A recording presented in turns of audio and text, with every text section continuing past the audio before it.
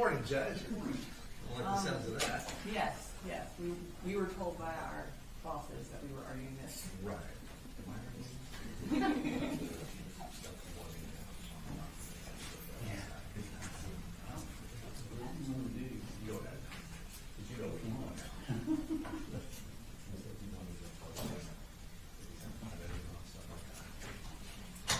It's actually going to be Mr. Barry, Judge.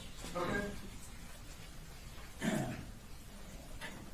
We looked through it a lot last night. There are a number of things that we have concerns about, and are these ones of you. No, that's not. I don't know where that packet is, but we're going to put in.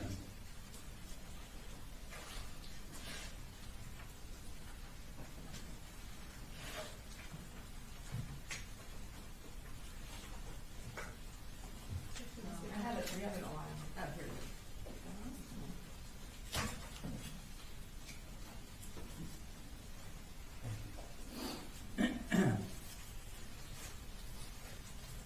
It's okay to close this, Ray.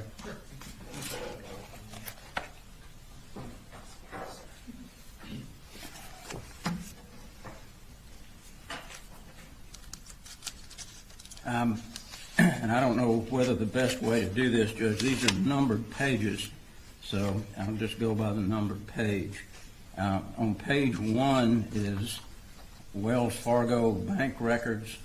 I don't know what they're other than what was purchased at Mike's gun room. I don't know what the probity value would be for bank records. I don't know what they plan to show by that. It doesn't. Is it one page or are there several pages?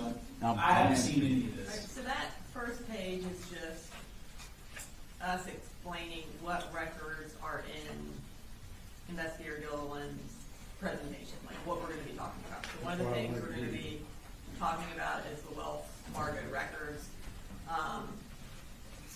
So during the course of the defendant's interview with Investigator Smith, he talked a lot about how he didn't have enough money to buy a gun safe. He just needed $78 more. He indicates in multiple text messages about needing money for doctors for Colt. So his bank records are important to show. One, he, in the month of August, made $9,000. So needing $78 more for a gun safe is inaccurate if you make $9,000 that month. Additionally, he buys accessories for Colt's gun. He buys ammunition for Colt. He buys numerous items from Elite Pawn. The records for the actual gun purchase from Mike's gun room are on there. So we're going to go through relevant purchases in the records, not the entirety of the records. And we've outlined which purchases we're going through in there, and I think they line up with what I just said, essentially. And are the Wells Fargo records, what's the time frame of the records you're going through? I believe they start November of 2023 when he purchased the firearm for Colt, and they go through September 4th. And certainly I understand if there's a specific thing on the records, like a purchase of a gun, a purchase of a laser, then that's one thing. But just put in the whole bank record. As I understand what the state's saying is they believe it's relevant to show that he, in his interview that we haven't heard yet, said he didn't have money to buy a gun safe or for counseling. Is that Correct. Well, the counseling was in a text message. He needed like co-pays for doctor's visits for Colt. The $78 was in his interview. so? Are we going to go? I mean, the state. Are you going to go by line for 10 months of transactions? No.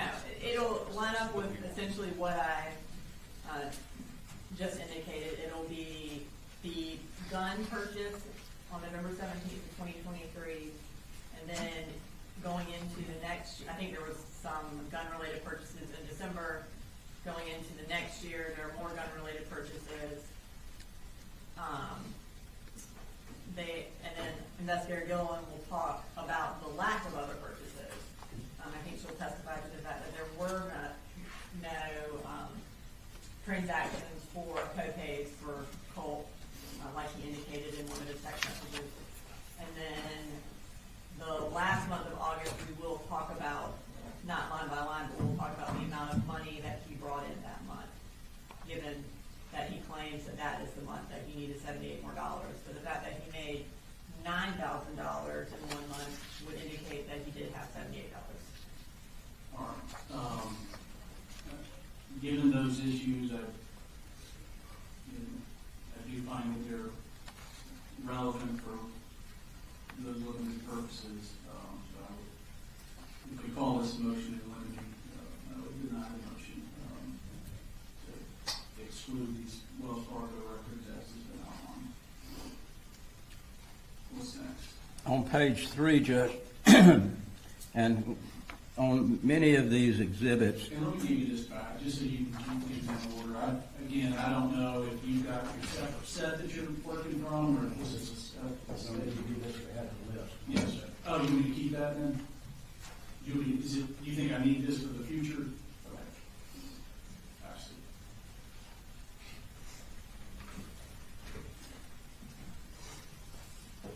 on page 3, and all through these, I noticed yesterday there are, the exhibit is spoken to by the state. It's not just the exhibit, but they put on there, like on page 3, purchase of laser sight from Amazon.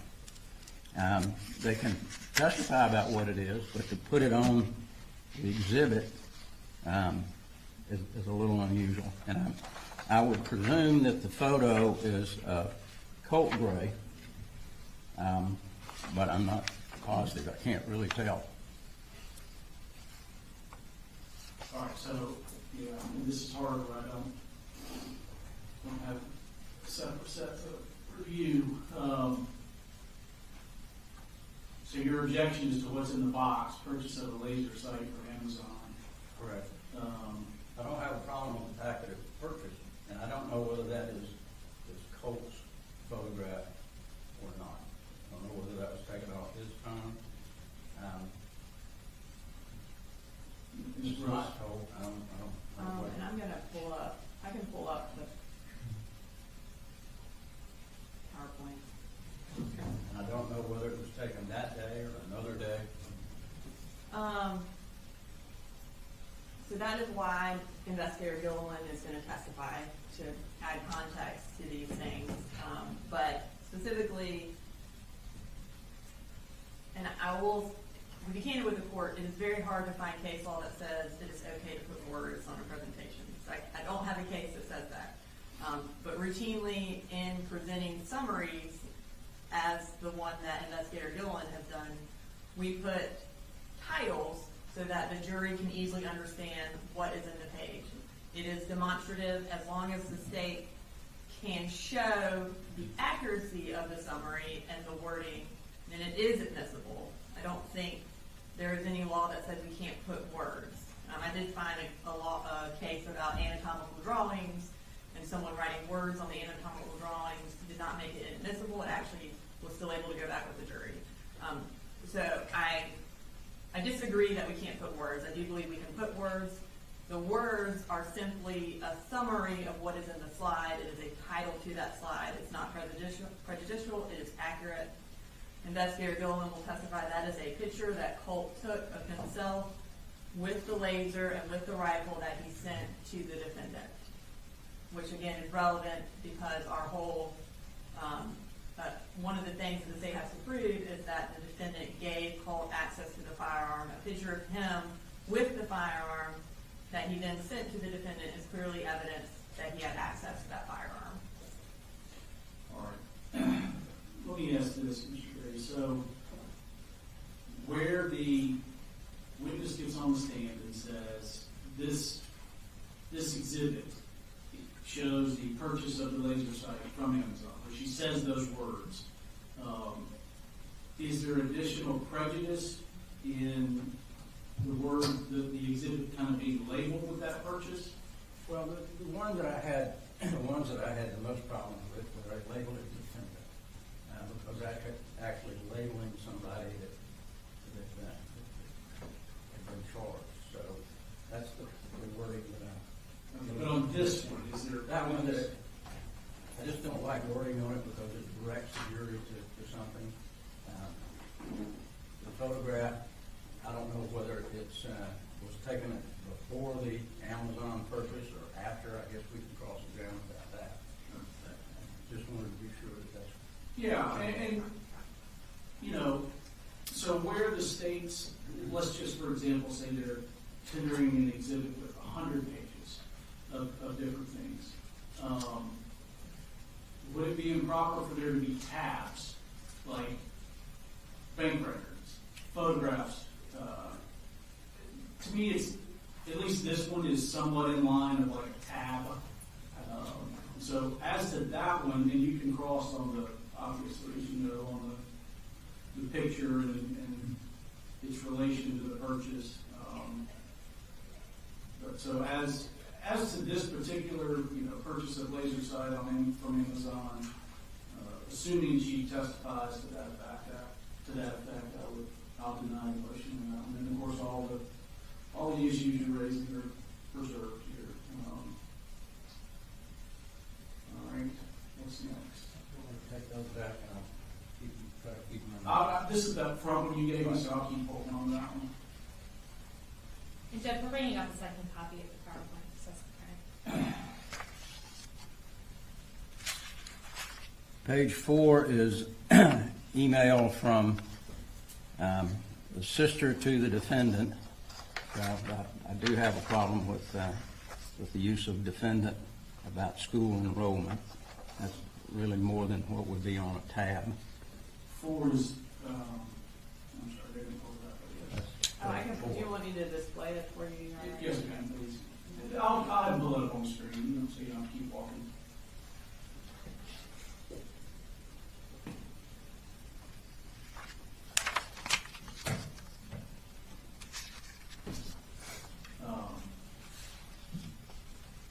All right, so here, this is the question. Your objection is the use of word defendant. Defendant's sister emails defendant as opposed to whatever her name is, emails Colin Gray. Correct. Anything, Ms. Brooks?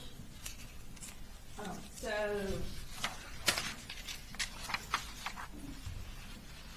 again, finding a case that talks about whether or not the state can use the word defendant was also attacked. I did find a case that says that we can call the defendant a predator.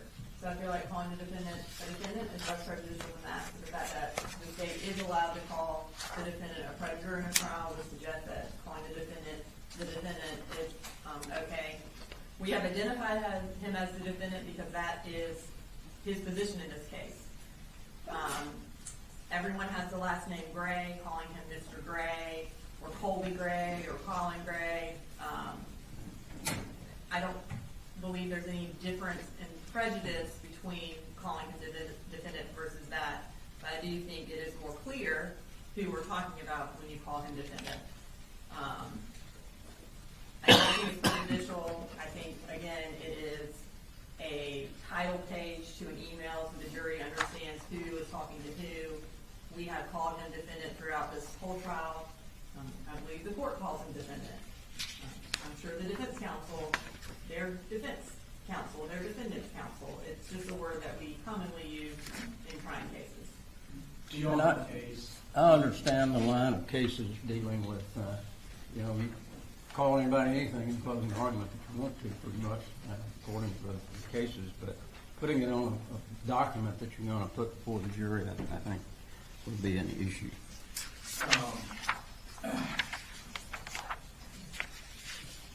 I can't specifically find that it's prejudicial to refer to him as defendant. I mean, at various points, I think everybody involved is calling Colin Gray, but also calling the defendant. can't think of any particular harm. You know, I've had cases where somebody files a motion in limine to prevent the state from using the word rape, which is certainly a prejudicial attachment to it, and case law said you can use the word rape. You can use the word, I'm pretty sure this case law says you can use the word victim.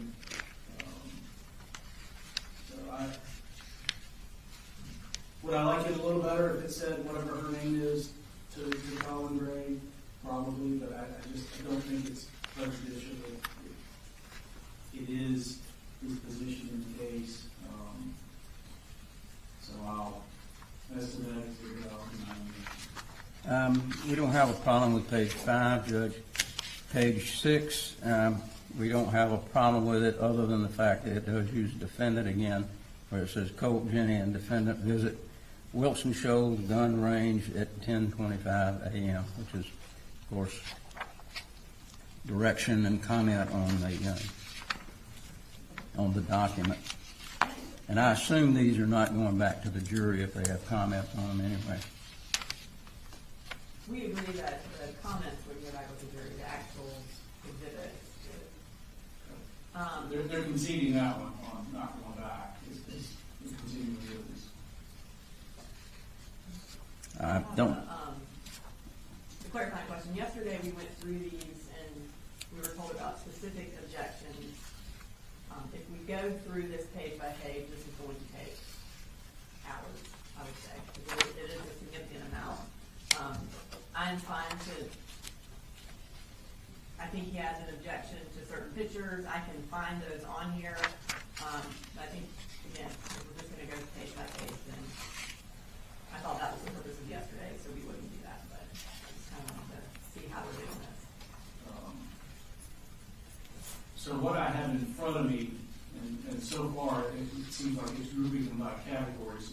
Number 1, Wells Fargo bank accounts. Number 3, it was non-purchase records. There's 13 on this page.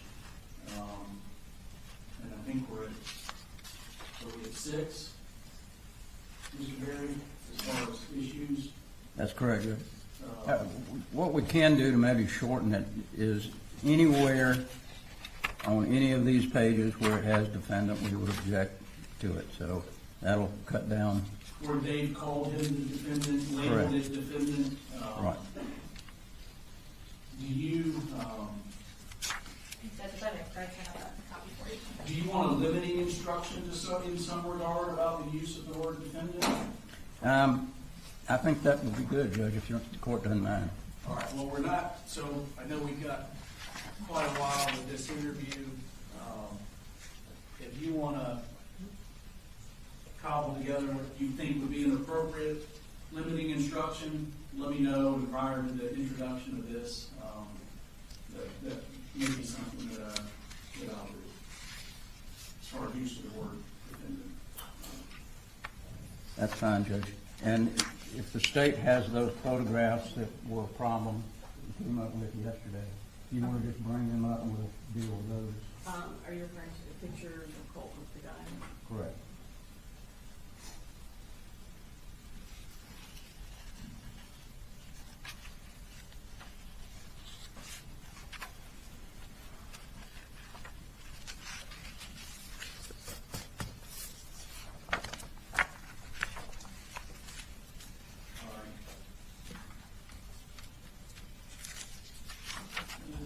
This is just the first grouping of pictures of Colt with the gun at the gun range with the defendant.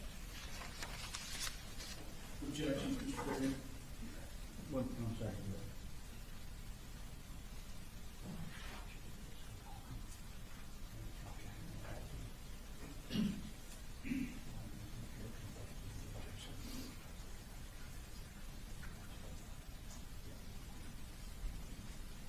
I don't think, Judge, those were the ones we talked about yesterday that we had an objection to. There are some here. I'm sure the state will know what page they're on. where, And also, my objection to the school shooter. where Colt is putting the gun to his head and in his mouth and that sort of thing. And we do have, like on page 23, there are photographs of children, which is not something that we talked about displaying. There's an email there, but there's also a photograph which they've blown up. And I was just gonna go through the PowerPoint meeting, and, I know y'all also had some objections to the school shooter sign pictures, so I was just going through it and displaying it if you wanna. That would be great if you don't mind doing it, to make it much quicker. I'm just gonna go, I'm just gonna kind of go straight through the PowerPoint. So this is the first picture of the school shooter shrine from April 15th of 2024. How many pages are we about to go through? So my understanding is we're gonna go through, pictures of guns, and the school shooter pictures. I think it's like 10 to 15, if we do it that way. All right, Mr. Gray, let's just address each one they put up. Objections to this particular one, I'll call it a slide, this particular slide. That's correct, Judge. I I'll think zoom that, in on the picture, Your Honor. I'm sorry. I was gonna zoom in on the picture Okay. so that the court can see what it is of.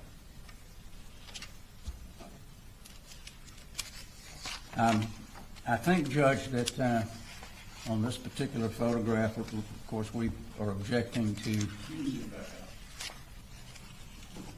all of the photos that show Colt Gray. And I think we would object to this picture. That shows the picture itself that shows Colt Gray with the photographs on the wall behind him. That's correct. What's the First objection? picture of the school shooter shrine. That may not be. That's directing the jury to think that's the first picture. It may not be. It may be. We don't know. But the photograph, from what I could see yesterday, is not in the same position as the one that the officers took when they came to the home. So it's changed positions. So I don't think putting that wording on their first picture of the school shooter would be proper. As far as the relevance of the picture, again, in the interview that we haven't heard yet, the defendant denies knowing who is on the wall. In his initial interview, he indicated that he did know it was the last school shooter, and when he talked to Investigator Smith, he said he doesn't know. He also said it was only one picture and that Colt took it down. So the state, in order to prove its case, needs to prove that this shooter has been on the wall for a significant period of time, and that would also corroborate Jenny's testimony that had been there. This is the first picture that Investigator Gilliland found in Colt's phone, and of course she'll be able to testify to that. She'll be able to testify that there are two pictures that are identified as Nicholas Cruz on the wall. And so we believe it is relevant and admissible. I don't have an issue, and I do think it's relevant. The image, the date, the time. I do think that calling it the picture of school shooter shrine, that's proper for argument. Calling it a school shooter shrine.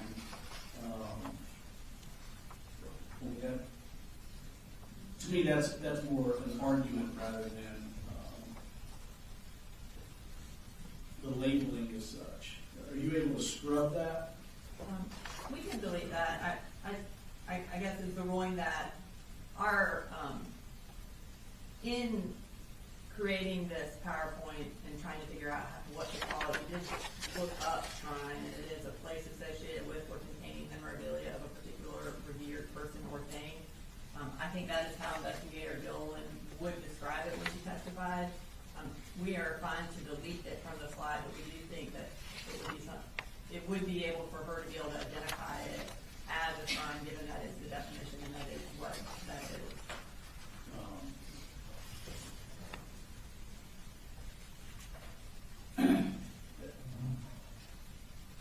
Mr. Berry, what's your response to that? As long as that's taken off there, Judge, we don't have a problem with it. We just don't like that wording. All right, so my understanding is they're going to scrub that from the exhibit. We wouldn't have an objection to it at that point. And basically the same thing on 34. It's a second photo of school shooter shrine. The first photograph, I can understand why they would want to put that in there. It has the date. It shows some photographs, which are not in the same order that the police found them. But there are 3 other photographs that don't really show anything other than Colt Gray, and especially the last one where Colt Gray has a gun in his mouth. That has the prejudicial effect certainly outweighs any probative value that photograph would have. And it was not sent to his father. I will show them that.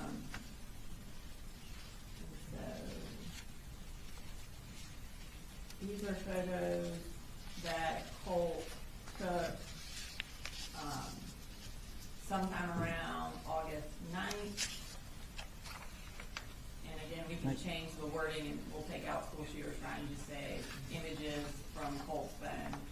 But again, they are relevant and is in the exact same configuration as it was on September 4th. It goes to disprove the defendant's statement that he hadn't seen all the pictures before. When Investigator Smith is interviewing him, he actually shows him a picture of the shrine, and he denies having ever seen the entirety of the pictures. He said he only saw one picture and denies knowing who it is. Yeah, I think they're admissible. But we can change it to just say images from Colt's phone.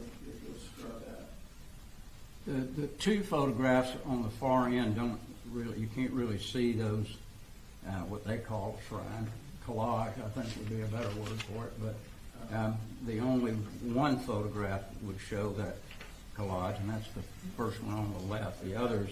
Yeah, I don't think there's any harm in showing the other 2. They seem to be sequential photos. There's nothing else prejudicial in the picture.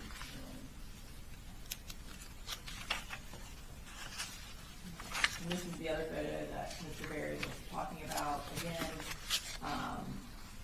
this is a picture from Colt's room. It is in the time frame after he had dyed his hair, which would have been in August of 2024. And he just had the rifle in his room, which would be evidence that he had unfettered access to that rifle. And what's your position, Mr. Berry? As I said, Judge, the prejudicial effects was he's got the gun in his mouth. The prejudicial effect of that photo certainly outweighs any probative value. What probative value does it have? They've already got the other 2 photographs showing that, the kid. And I think they've got others showing Colt with the gun around that same time period. So it really does not have any value other than disturbing. In as much as Colt's access to the gun is an issue in the trial, it is something that's squarely before the jury that they have to make some determinations about. While it's prejudicial, unfair and prejudicial, it's a probative matter, issue in the case. So I deny the motion.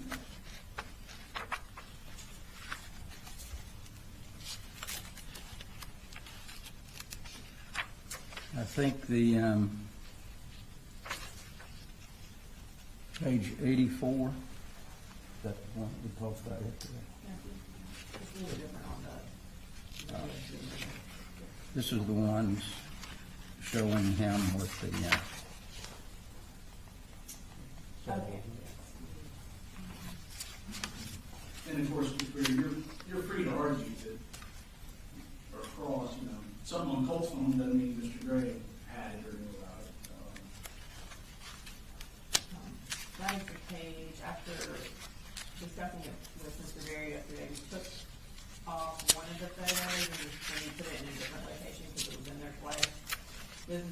picture after the defendant purchased, Colt a half mask. It's him wearing that half mask, showing that the half mask was in fact for Colt, and that he provided it to him. And then the other picture that Mr. Berry had on there, I'll pull that up.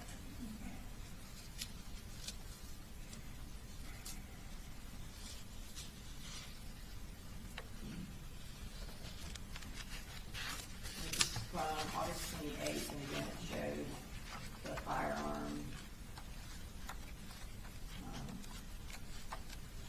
that Colt has access to that firearm, and then it's also wearing the half mask, so it shows that that photo was taken, after that was purchased for him. I believe it was purchased on the 27th, so this would have been evidence that later on in the month of August, he still was having unfettered access to a firearm.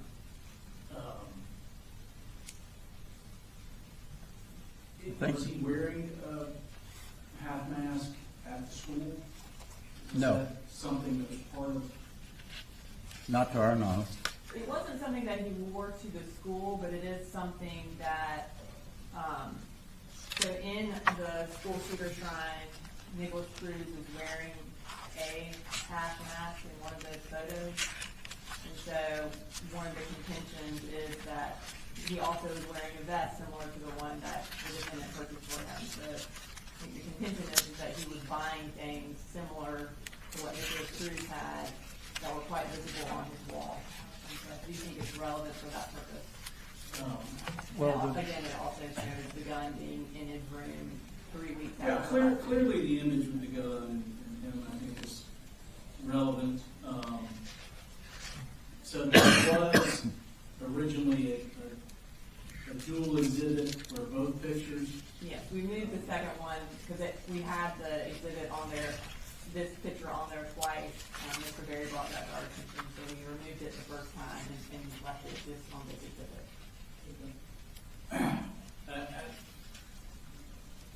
I don't see the prejudice in the image where he has the half mask now. I think I know they say relevance is binary. I guess there's relevance to some degree. It's pretty low appropriate value as far as the mask goes, but I really still don't see the prejudice in it. But let's do this. I think the jury actually got here early, so they've been here a while. So let's just pick this up on the back end of one or something. That'd be fine, Judge.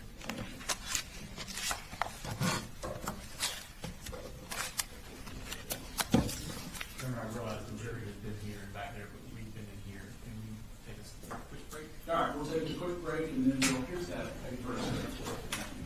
We'll take a quick break. And then we're going to go and just kind of get them ready. Don't put them in the hole. They're ready.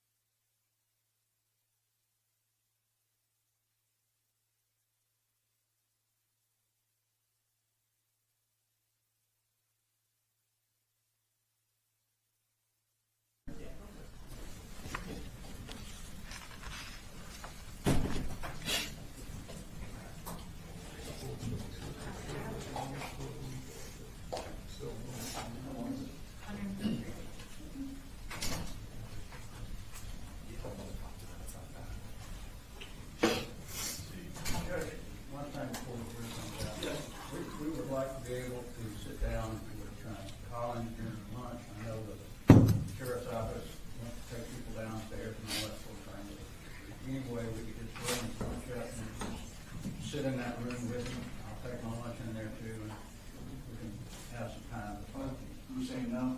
No, we're gonna be bringing him down so we can have our break as well. And if they wanna visit him, they can go down and visit him down there.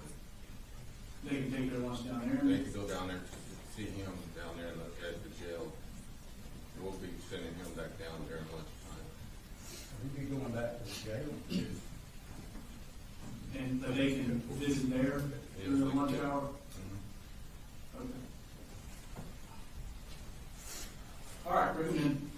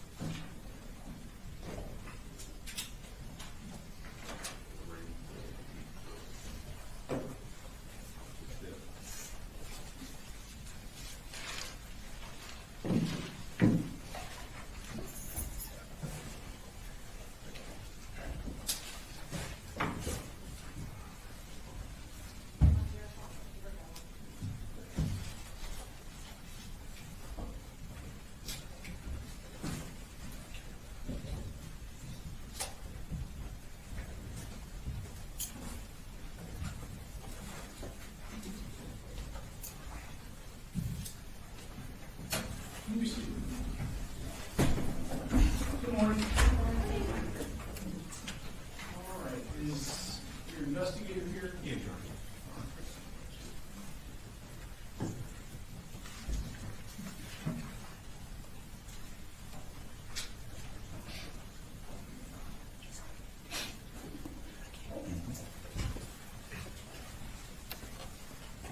Yeah, see?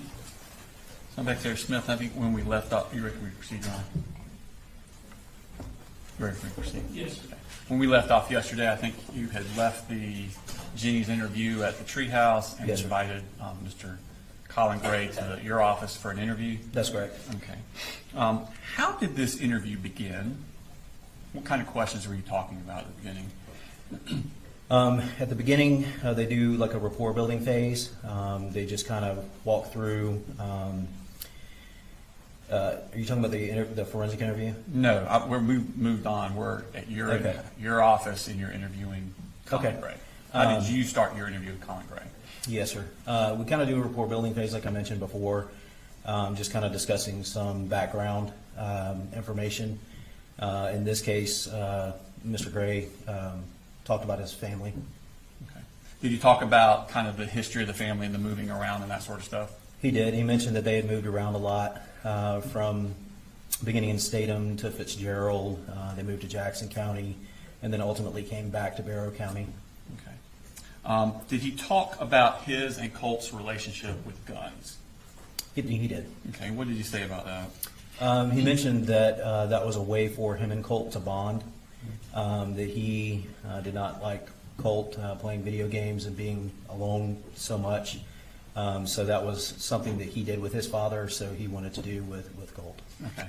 And you talk about kind of the history of the specific guns with him He and did. Colt. Tell me about that. So he mentioned that he first purchased Colt a Bushmaster rifle. And I think that they had gone hunting, if I'm recalling this correctly, in his 7th grade year, to around 2022 was his first hunt. And then he talked about that rifle specifically jamming on Colt, and then it kind of scared him. So ultimately, Colin returns that firearm to Mike's gun room, and then purchases another firearm, which is the firearm that was used in the shooting. Did he say what time period he purchased that second firearm?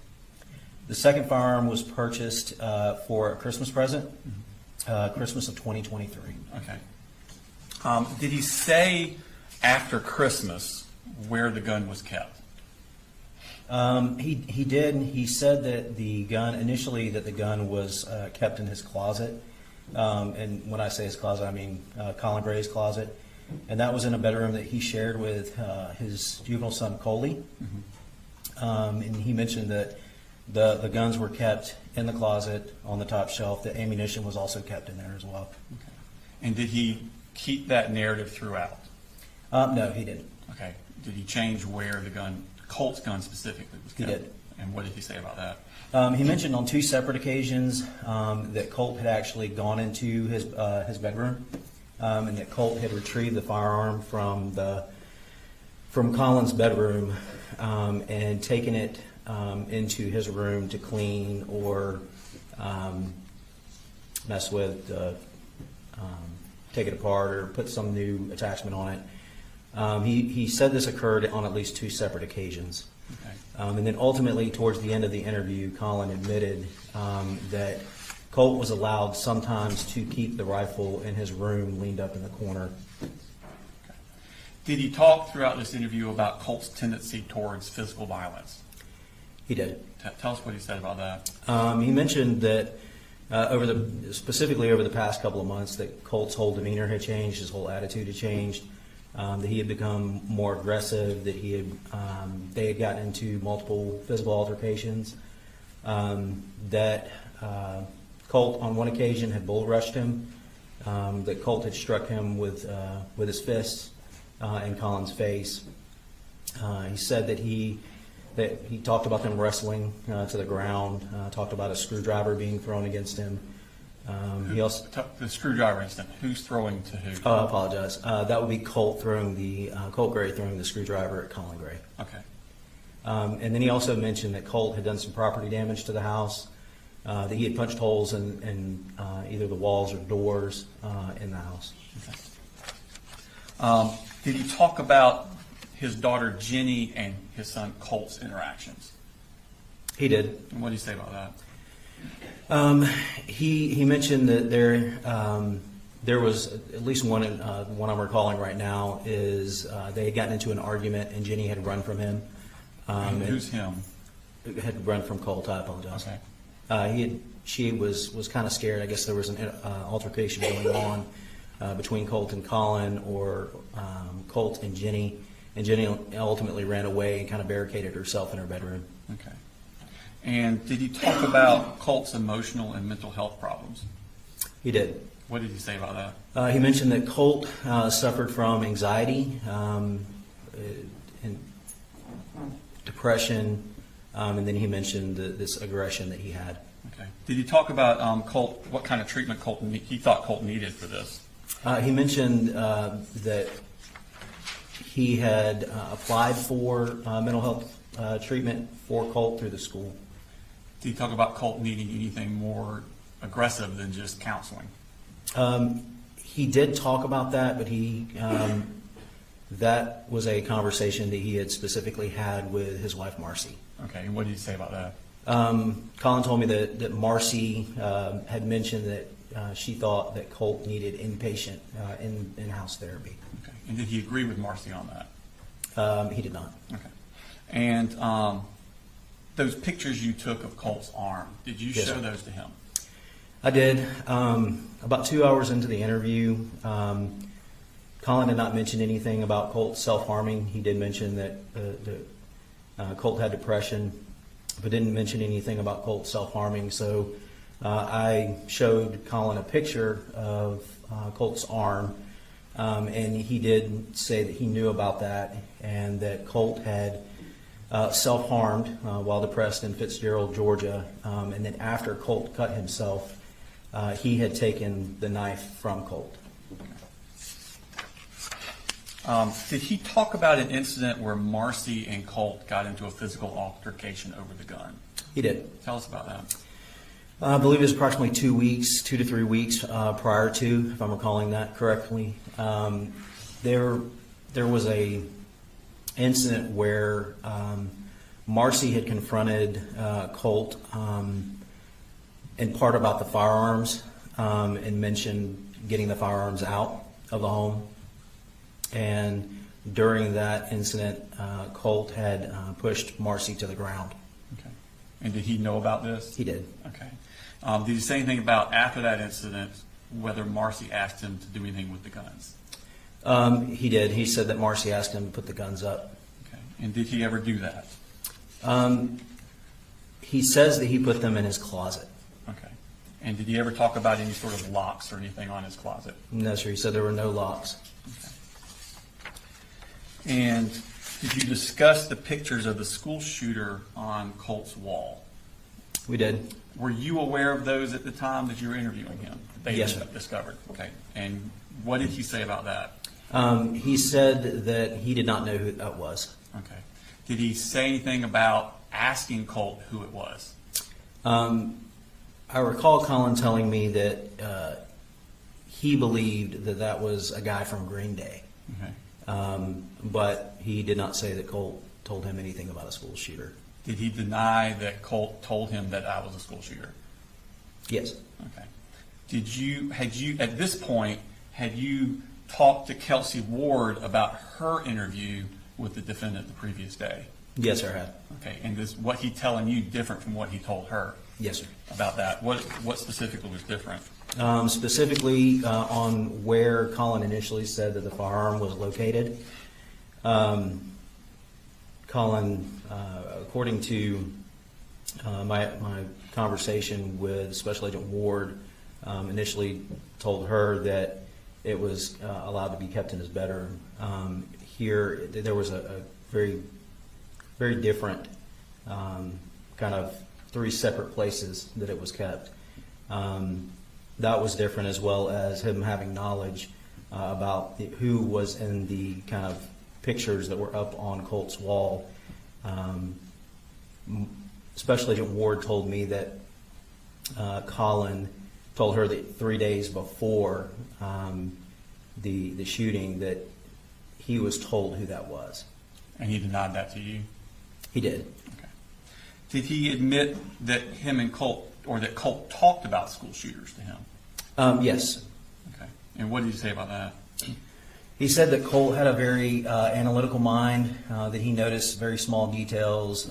He talked about him looking into researching school shooters or different trials that were going on. Okay. At this point in your investigation, had you seen anything on Colt's phone? No, sir.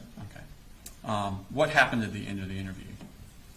At the end of the interview, I did confront Colin about the inconsistencies in his statement, and ultimately I placed Colin under arrest. Okay. Have you had a chance to watch the video of your interview with Colin Gray? Yes, sir, I have. And does it accurately reflect the interview and the totality that you had with him? Yes, sir, it does. Your Honor, this time I tender State Exhibit number 185.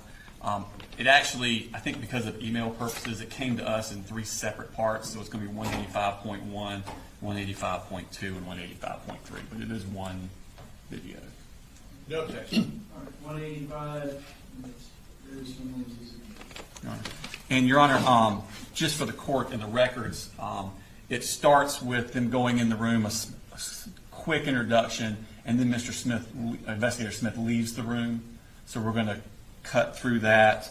That is going to be, he leaves the room at 0040, comes back 10 minutes later at 11:00.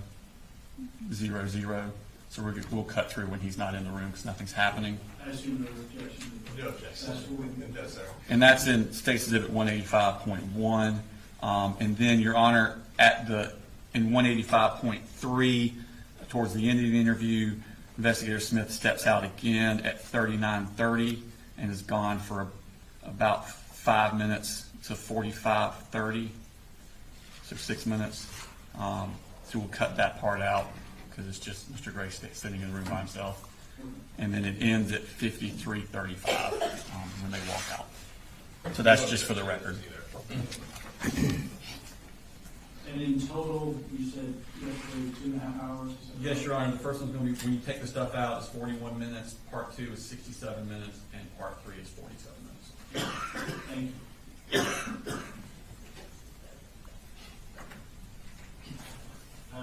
then I'm gonna let you sit next door for a second.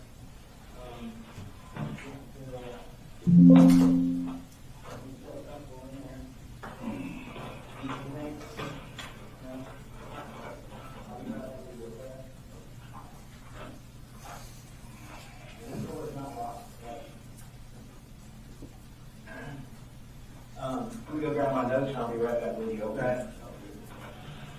You need anything? No, something good to go. Okay. I will be right back. I'm not gonna lock the door until six. It's all long time staring at you. Yeah, it's all good.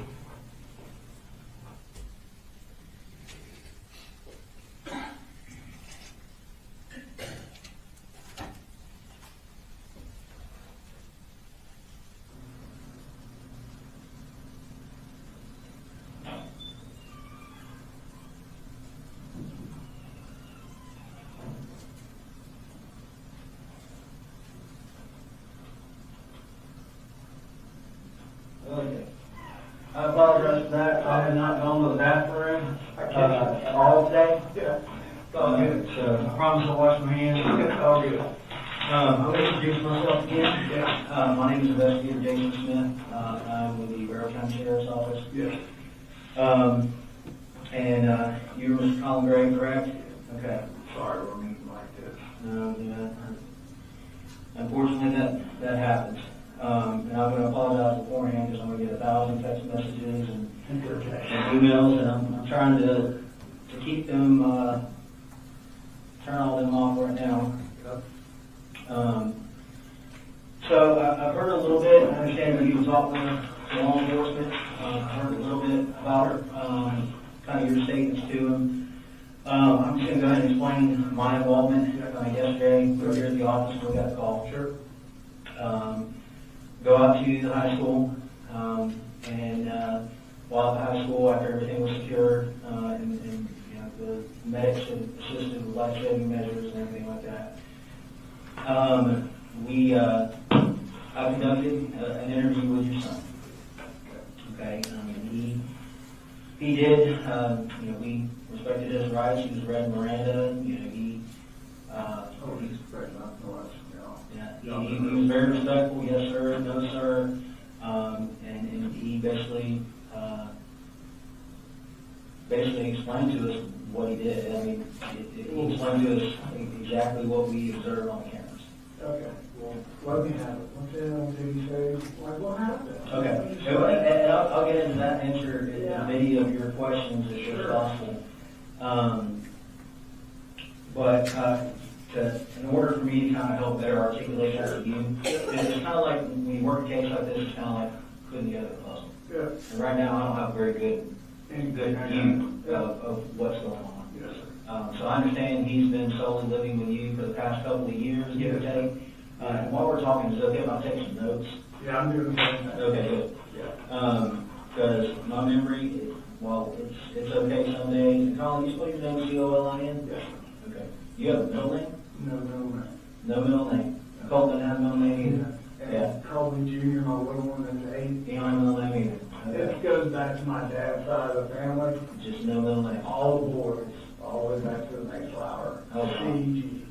Wow. And I was married when I was young, like. I was wondering why everybody had that CG, like. Yeah. So I was married when you're about to be 20 or whatever, you know everything, and moved out, got married. Had 2 older daughters, Brittany and Brooke. And you said Brittany and Brooke? Brittany and Brooke. Yeah. And where do they live? They live over in Woodstock with their mom. Okay. How old are they? They are 26 and 25. Oh, okay. So yeah. Who's 26? The older one is Brittany. Okay. Brooke is the younger one. Well, why don't they have CG in their names? Is it boys that? That was just girls. Yeah. So I told my dad, I said it ended with me, Pops. I'm like, I'm really sorry. I have a lot of history. And he laughed. I'm like, I said something funny.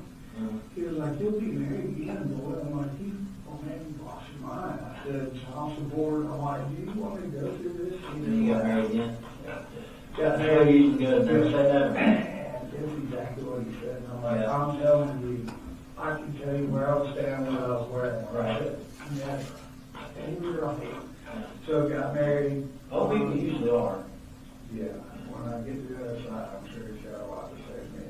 we found out she was having a baby. I'm like, Who's name, baby? I'll see the ex-wife. Colt. Is he getting Colt. Oh, okay. And I said, oh my God, I said, first word, sure it's mine. Just break the ice. Mhm. Second was like, God, that was a boy. She's like, what do you mean? I'm like, no pressure. I said, I just said it's a boy. She's like, no, tell me. So I gave her the back. She's like, I didn't find out until later. She was like, I felt so much pressure to make a boy.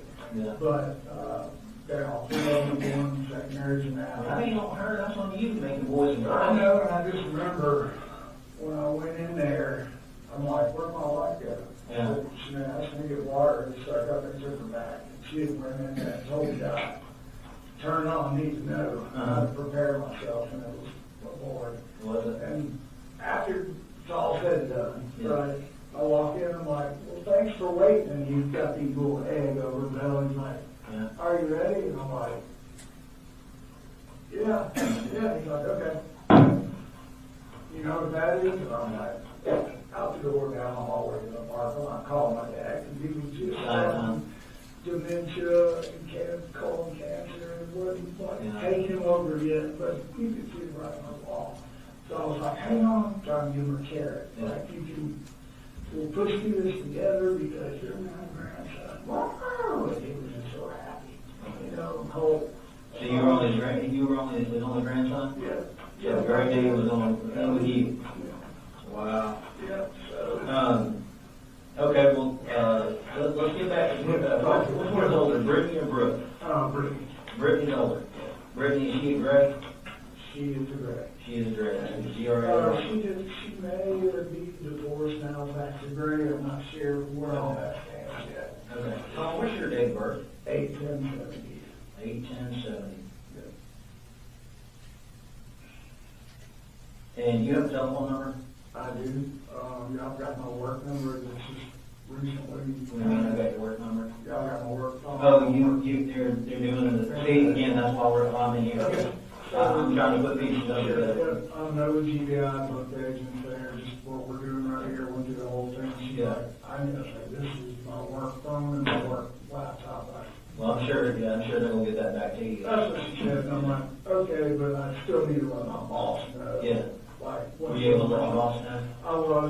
I have a Gmail account. And Okay. I just sent him an email and said, hey, I'll get back to you. Yeah. And like, he's Kevin Price, he's out of Athens, like, he knows everything. What's that name sound? Because he's in the area, he's good to go to church going, man.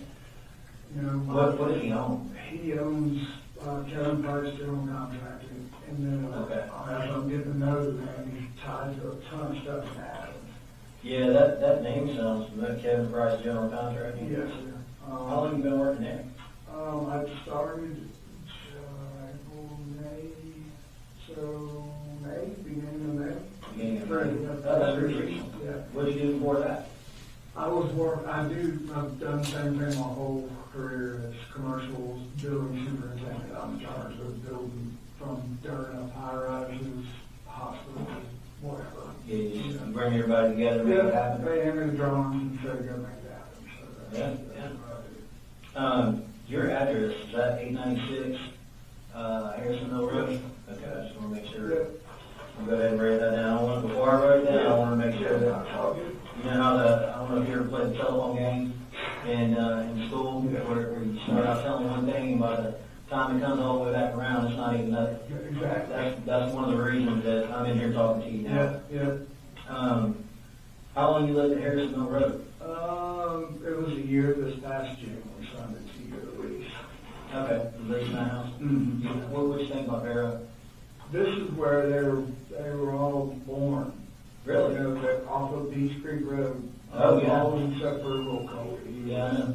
We moved from Beach Creek, we bought a farm in Statham, and that's really where we lived for the majority of our life. Okay. How long did you live out at Beach Creek? Oh, man, probably 10 years or so. Okay. 8, 9, something like that. It was a long time. Okay. All the kids they started off at State Elementary, and Helping Hands used to be right there, so it was for us. Yeah. Well, Helping Hands. It was the daycare that was. Oh, okay. Like a pathway from the Yeah. school to the daycare. Oh, yeah. It was really great for us. Yeah, that's perfect. Yeah. So did you live at B Street before you moved to Bethlehem? So yeah, we sold everything right about the start of COVID. I had a spine fusion, had 2 back surgeries, and it Wow. ruptured a disc, slowed the guy on the job working late on my feet. I said, it's just me. I said, well, I'll put the door on the hinges, you screw up 4 high doors. Like, okay, this is 07, and much younger, much better shape. I grabbed that door, and I'm like, as soon as I picked up that door, it was like, it's what it sounded like a knuckle popped into my back. I'm like, wasn't immediate. I set the door down, I'm like, All right. yeah, I sat down for a second, I'm like, man. As soon as I was straight up, I'm like, wow, on the floor. Take to the emergency room, couldn't talk, couldn't nothing. Like, I've never felt anything like that. I've never been stitched up, never been in the hospital, like nothing. So what they do for you? He gave me a big old shot of morphine. I'm like, I'm good. Yeah. I'm like, yep, I'll just take that. You feel good. He got the stretch morphine. I'm like, oh, perfect. So I can get that to go. He was like, I'll show you a picture. He's like, Yeah. like, what is that? He goes, he said, I call it crap. He said, you have ruptured your disc and blown out everything on the inside and gone down your nerve channels and back your legs, and it's pretty hard. So what, he said, use everything you got? He said, I can fix it. I've done a bunch of them. Basically, it was a laminectomy. And I was 9 months to go. So he did everything happened again. I was on the table 10 months later, stitched up everything, cut a piece of my vertebrae off, packed it behind the disc, keep it in place, and I was supposed to get it fixed. And it did for 5 or 6 years, right? And just pain, more and more and more pain. So I go see a specialist, give him a rundown. Here's all my medical stuff. Like, we need to do a quick MRI. Like, no problem. Get the MRI. It's like, oh, I'm like, well, that doesn't sound good. He said, your disc is leaking fluid into your spinal cord and spinal canal. I'm like, I can't, like, have another surgery. Like, I can't do this and recover. It was sort of pain in the ass. I'm like, this is totally different. They go through the front instead of I said, you go through the front of my belly, you go through my spine. I'm like, it kind of feels like you're going around the mountain there to get to the real top. Hey, man, they do some weird surgery. You know? Yeah, so I like anything, I verified who he was, like, oh, shit, this guy's like, he rewrote the book, he really did for this surgery, the fusion that he was telling me he's going to give me. And so he went through the front, and the bracket is on this side of my spine, not on my back. So it's on this one, yeah, so sore, like every kid, I can't like, oh, rub it because it's hurting, I can't get to it. How long think you recover from that? A year, probably rushed it back because I can't. You can crawl it down? Oh, yeah. The second MRI bracket's supposed to be in there just like this. It's in there at about 11 o'clock. And this through is like just rubs against the nerves. Like the only thing. How do you work? Just work. For a very, very long At least they time. give you pain medication when that pops off and hits your nerves? Correct. And I'm like, I don't really take any of that. I'm afraid. So you're going to be up to speed here really fast. And I'm like, I'm good. I said, I have so many people I'm responsible for in the job. I don't like that shit. I said, I don't drink or nothing like that. I'm good. Try to tough it out. Advil. This is not, working. And it's like, so we'll start you on some low grade hydrocodone basically. I'm like, okay, never had it. What to do? So that was 08, and start taking that to be able to get to work and, handle everything. So as time went along, Where were you at Defendant? I was working for a weekly construction out of Marietta. I was there for almost 10 years and built a big railroad job downtown. And just a big $100 million project. I just was bullshitting with the CEO of the railroad. I didn't know who got me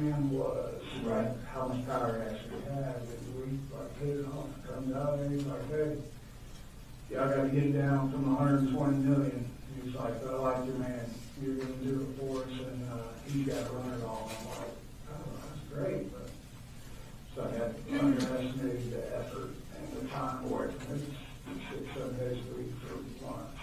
You know, but it was, me build my career, and this was my stable job. You know, I've been working my whole life to get there, so. Is that a normal work week for you, or was it just that? Yeah, that project, it was cameras and all that, so that led to, you know, really just looking, COVID started, I had that second back surgery, like I kept pushing it, going back early, more pain pills, like, didn't know it at the time, it's like, man, it's like taking these pain medications, it's not working. So I go to the doctor, I'm like, look, I ain't taking this stuff, and there's nothing happening. So, fast forward for, I don't know, a couple years, I guess, and as it has turned out, I don't know when she started, I just know that she started. And basically going in, taking my pain meds, and putting like, if you look at a heat wave Tylenol, you can't, you have to look. I don't look, I just take them, you know? So I didn't know that was going on. And like, kind of had an idea, started paying attention to what I was thinking, like the numbers were all different, so it was like, all right, so I just kind of set a trap in the kitchen to see who or what was happening, and it was her. Right. So that's where that initial kind of breach of our marriage started right there. And it's like, Okay, we'll get there. yeah, We'll get there. That's kind of where, how we end up moving and all that stuff. So, Okay. So you moved from B Street, and then you said you went to, Statham, Ball Farm, Statham? yeah, exactly. Okay. How long, where were you at in Statham? Bear Creek Road. Right on Bear Creek Road? Yes. How long do you guys live there? Oh, man, so I said about 8-9 years or so, long enough that my parents are part of their ashes are buried on that farm. Are they really? Was that supposed to be the forever home? That was supposed to be the forever home. What happened with that? She kind of started going really downhill. Like she and Marcy? Yeah, just like, had a real good job, engineer. I'm like feeling pressure to carry all the bills, and it's a lot to run all of that. Paying bills, boats, all that stuff, to be honest, never made that much money a year of my life, and really, like, fairly miserably controlling money. Yeah, never for me, our family, we never had more. You know, it was clear, I was buying, just make the kids happy, we buy campers, stuff like that, you know. So we made the decision that I was gonna kind of step back, and we could sell our farm and make a killer profit, which we did. And just step back. She had a death in the family. The grandmother's house down in Fitzgerald was just hidden. And she said, let's just, you go heal. She had a job lined up with Georgia Pacific down there. I'm like, okay, house is paid for, truck's paid for, everything's good. I can get into a little more involvement with the kids, which is what I was missing. So we went down there and Colt and I, you know, we started playing football. They won the little state title down there, doing everything that I thought that's what we So needed. you moved to Fitzgerald after the farm? Correct. Okay. And then the issue that we just discussed about followed us down there. And You talking about the substance abuse stuff? yes, so our parents were a block away, so we thought, well, How long have you down at Fitzgerald for? about 8, maybe 9 months, it wasn't long. And Where'd you go after that? I called back up here after, like, get her mom involved, like, you see what's happening, you need to get her help right now. And whatever that looks like, that's fine, I'm gonna take the kids, we're gonna go back home, I don't wanna be down here. I said, I have to make a call and get a job and come back up here, and she needs help. She needs to be put in place and helped. Like, I can't do this anymore, the kids, Is that when you moved up to Jefferson? yeah, so we came back, I made a phone call, like, yeah, come on, we'll hire you tomorrow. So I came back up here, lived up here for probably a month, just trying to save money, get everybody to move back up here. So best school area I thought would be Jefferson as far as rent. And I don't know what happened before and after COVID, but like rent is like stupid. So we found what we could afford in Jefferson, moved in there, and really, me and the kids were good, just doing our every day. And Marcy followed you back up here? She did. She came back up probably. How long ago was it? I'd say we were probably there about 7 or 8 months, same thing. She came up, and it was just a shit show, and no effort, no nothing, drinking all the time. I was there working when I was still in bed, so that wasn't going to work. So You stayed in that one house for those few months, and then you moved to, so I had her mom come over to take her, mhm. and I told Will Coley wanted to be with his mom. So the grandmother came up, so Marcy and Will Coley, and Jenny said she wanted to just go down there for a little while and come back and kind of flip-flop. She wasn't sure yet, but Cole and I were going to stay. Like, okay. Mhm. So we stayed. Colt was doing his everyday thing. You know, it was like 7th grade, good schools. Somewhere along the line, 7th grade, some bullying started. Went to the school and was like, hey, what's going on? My son is, coming home saying there's, people are like picking on him. And What were they doing to him? well, he's obviously he was just kind of a quiet kid. He doesn't know, he's not really going to walk up and be the center of the show. He said, told me, like, I was eating lunch at the end of the table by myself, and it's a group of guys and a couple of girls, and we're making fun of him for sitting down there by himself and just mocking him or whatever, which that was the original going to school before this. Yeah. He was going crazy, here's what we're going to do. Met with everybody at the school, told them this is what's going on. I said, I don't have exact names, I can give you what he's telling me. These people are, I don't even think you know. What school was this, you remember? Yeah, this was Jefferson Middle School. Jefferson Middle? Yes. How long did you go there? He was there for the time that we moved into that house. Okay. So we went to Statham and Statham schools for a little bit? yeah, we went to Statham, and then when we were Was he done, bullying in Statham? no, nothing like that. Okay, just started in Jefferson. Mm-hmm. Okay. So we went back, and I'm like, all right, so the things escalated. So now one of the kids, he's eating lunch will come by, while he's sitting there eating lunch, or flipping in the ear. So I said, so for me, now to making contact with him, like, can we just have a place in the school where Colt can come set up shop? And he's a really smart kid, like, he's really good at school. She's like, well, we don't operate that way, we'll get counselors involved, which they did, and it just never really, So, I don't know, we talked about different things. I'm like, you gotta, on this computer and just gaming and crap, and for me, I'm just, When did that start? as soon as he could just get to school, it seemed like it was gaming and PlayStations, and then when PlayStation. Did it happen before 7th grade or after 7th grade? Their gaming and stuff. Yeah. As soon as like middle school started, that's when it was PlayStations and Xboxes. And for me, I'm like, no. So he played football and all that in elementary school? Yeah. And for me, I'm like, I don't want you sitting in front of the screen up this all day. That's not how I was raised. I want to show you how I dealt with things growing up. It wasn't always easy. I said, I deer hunted for my first memory. And I thought that's how I could just bond with him one-on-one and just kind of work some stuff out with him. He'll maybe relax and tell him what's going on, and we can just build off of that. When did you guys start deer hunting? How old was it? Not last year, the year before that, the ending of that year. So once this 24, 22, so 22, I guess. 2022 is when you started deer hunting? Mm-hmm. How old was he 2 years ago? 12? Yeah, 12 growing I up. started about 7th grade. Yeah. So got my plumber I was working with, like, Colin, man, this is great. He said, come out to the house, got a big farm. He said, I'll set you guys up a blind.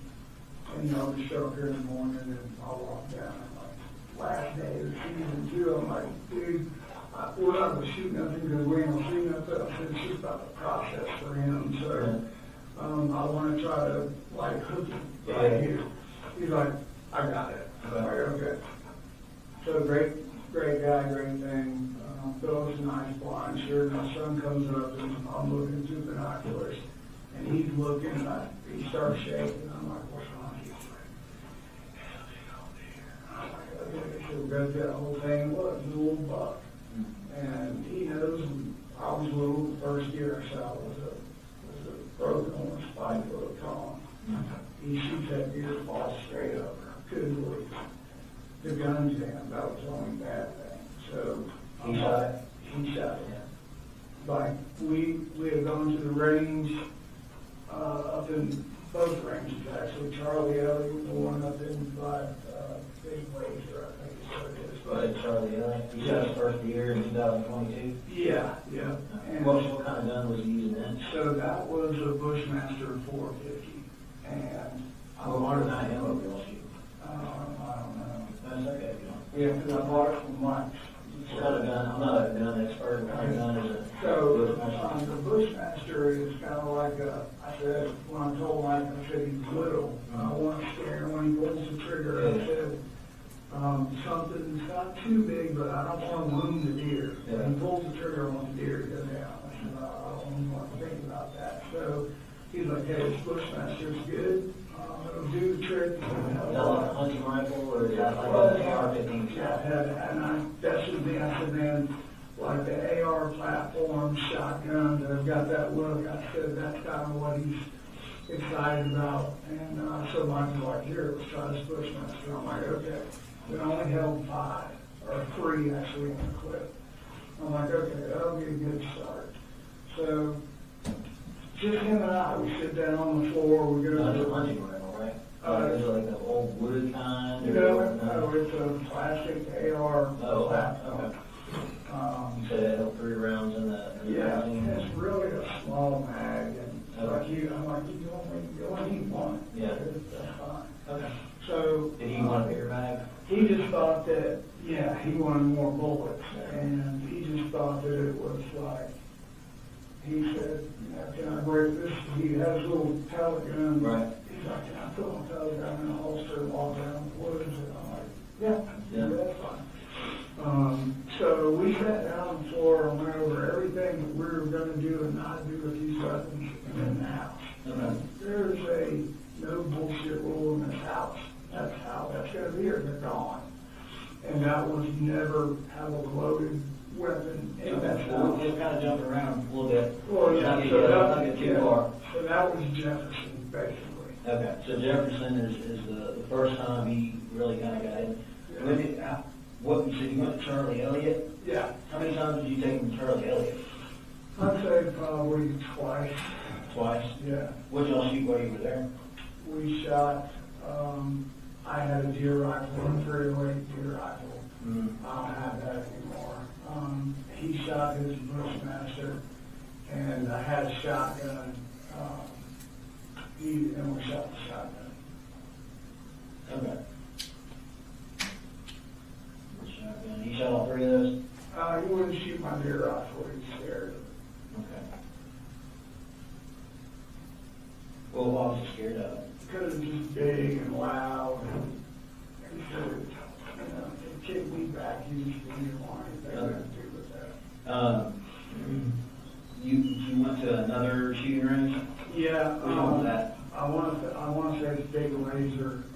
Big Laser. Yeah, up in Banks County. I think up there by the what's called the Tanger Outlets. Okay. How many times you guys go there? I think only twice there as well. Okay. Because once we moved, it's Did y'all shoot something different up there? no, Same guns? yeah, we got rid of the AR, the Bushmaster, because that's what I was trying to tell you, because it jammed. Yeah. Called Mike, and I'm like, I can't get the bullet out of here. So I literally had to took it apart, so it wouldn't, but I still had a round hung up there. Okay. Took it back to Mike, I'm like, hey, I can't, he's excited, he's hooked, this worked. And I said, I just need to size it down on something that's not gonna do this with him. Because now I got scared of it, I don't want him So to you see took that first gun, you got it set there, you took it back to, who did you buy that from? Mike's gun room. Oh, Mike, okay, yeah. Is that who you buy all your guns? Oh, yeah, yeah. I talked to the sheriff in there one day, it's like, dang, you are the biggest sheriff I've ever seen. I don't know about big, he's tall now. He's tall, you know what I mean? I'm like, God, Yeah. no. So you want Mike's gun room, what do you guys trade So on? what we talked about was like, the guy I was leasing land from, we were talking about, like, he really likes his hunting, the whole aspect of it. I said, we were talking about, I was telling him coyote hunting during the summertime is how we kind of keep track of the land, put the cameras, like, I'm going through the whole deal for him, right? Like, is this out the house, the farmland in Salem? Yeah, no, this is that he grew up and we worked at the shooting range, and I tell him all the hunting range to do as a kid. And I said, where you shot that deer, it's just run over with coyotes and killing these. Where's you guys hunt at?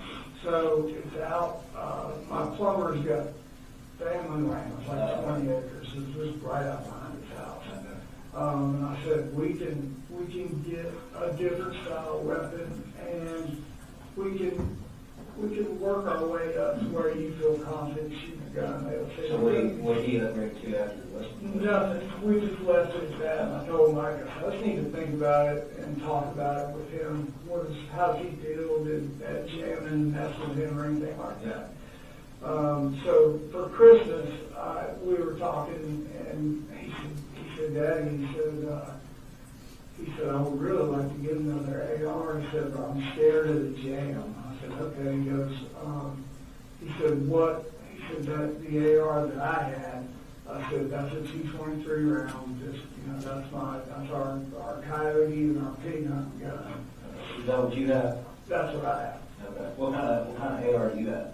I have, it's not a name brand, it's, I don't say it's a Franklin or a Johnson, it's just, like, And it's 223? yeah, 223.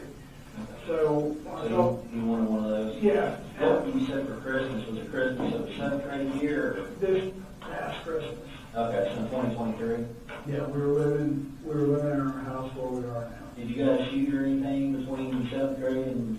Just at the ranges, those maybe one time. And once I started with school, I just was focused on getting into school, not really going and doing any shooting and everything. Then all that kind of stuff went down with his mom, and she got into a whole shitload of trouble, so I just kind of shelved all that, so we could get it calm. Okay. So after everything calmed down, Yeah. you got an AR for Christmas? Yeah, I said, Bought that from Mike's too? yeah, I said, the whole goal here was, even if you cared, like, he had so much fun, we bonded, like, I That was wanted, his gun, right? That was for him. it was for him, Yeah. but, like, it didn't say in his room or anything, it was all in my closet right there, but when we go shoot, that's when I let him shoot. Okay. So, So is that where you kept the guns in the house, in your closet? yeah, Was that where they were the other day? that's where I thought they were, yeah. A couple days before, I bought him just, like, I'm a single dad, like, time to pay for all this, so I can't, like, go do all this on a whim for him, so I'm like, hey, I'll try to upgrade your scope. I know it's shitty, but I said it's enough for us to go shooting in the range. You shot a deal with it, you're good, and when we're moving, he was worried about, I was explaining foresight, and just all of this in the effort for him to be safe with a weapon.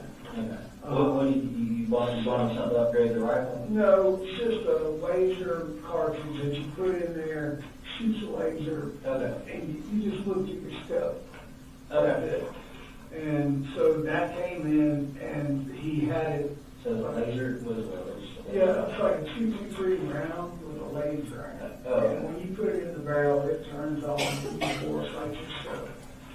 And I said, the whole effort with the hunting and the rifles and whatnot was, hey, bad boy, you keep doing good in school, doing these good things, making good grades, which you was, then this is something that we will do. I said, I like a carrot. Yeah. That's Kind of like the Bible. Correct. Hey, Correct. you do all this, you go to school, Correct. we can shoot. Yeah, and it's always been like us, our family, mama just totally shit canned us, and it's just us now. And we have to just be together. I can't go away and buy things like that, you know? So where, I've been out to your house. Where's your house, or where's your room in relation to Colt?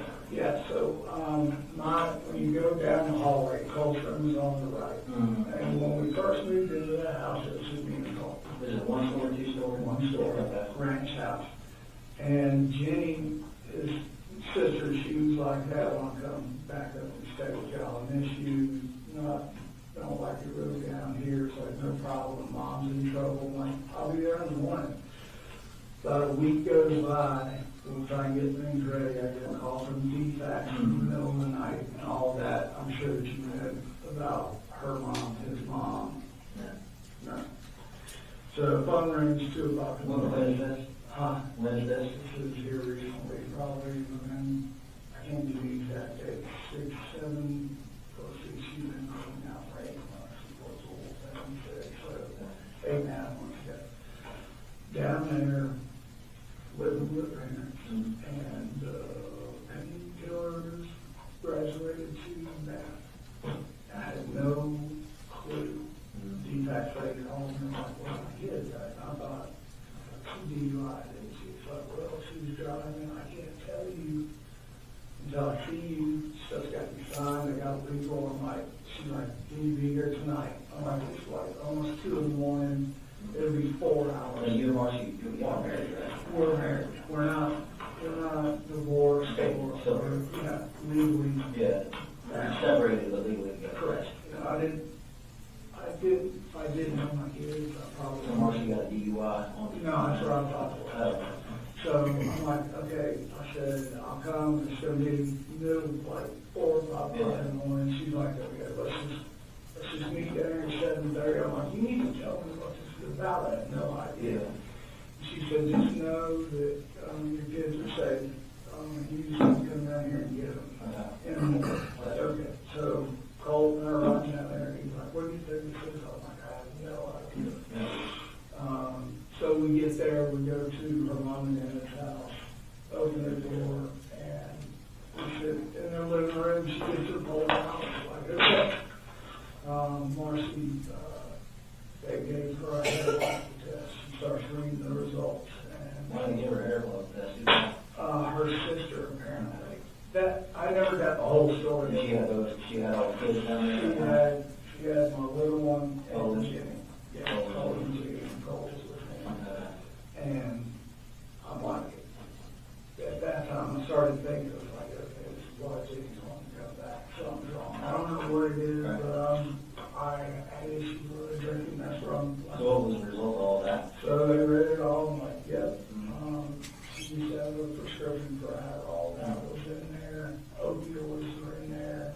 And the high wine or high alcohol content. Like, I'm just like, golly, I know all this. And she said, "I've been doing this for the rest of my years. And I've never seen a level come back this high for that." And I'm like, "What did you just say?" We're sitting in the mom's living room. And she's like, she is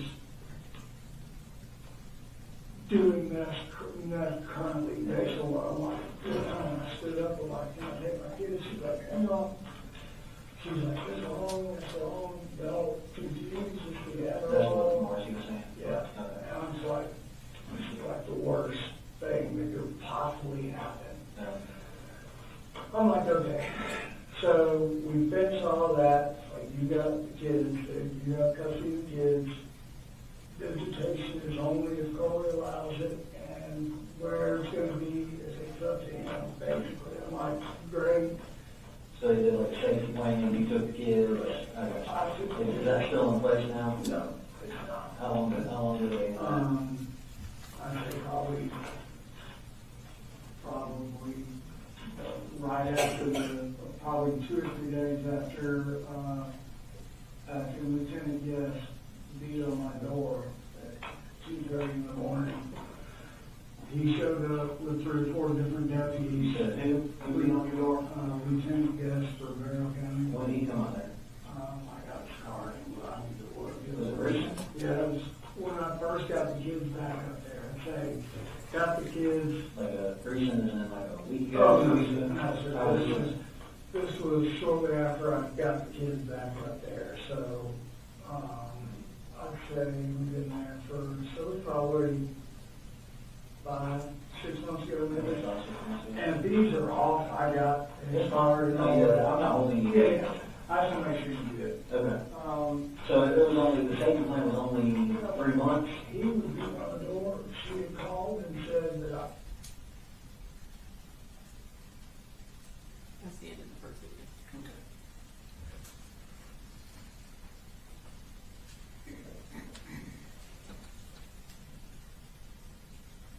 I took the kids for a fall break and never came back. And I went, no.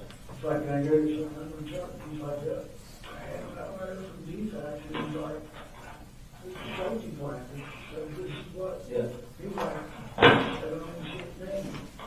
And I'm like, well, it should, because that's why I want to give kids. Well, to kind of explain that better, Lieutenant Guest was, I was like, we don't get involved in that. And I'm sure that was probably that statement he made that to you. I was like, Unless it's signed by a judge, we can't enforce that.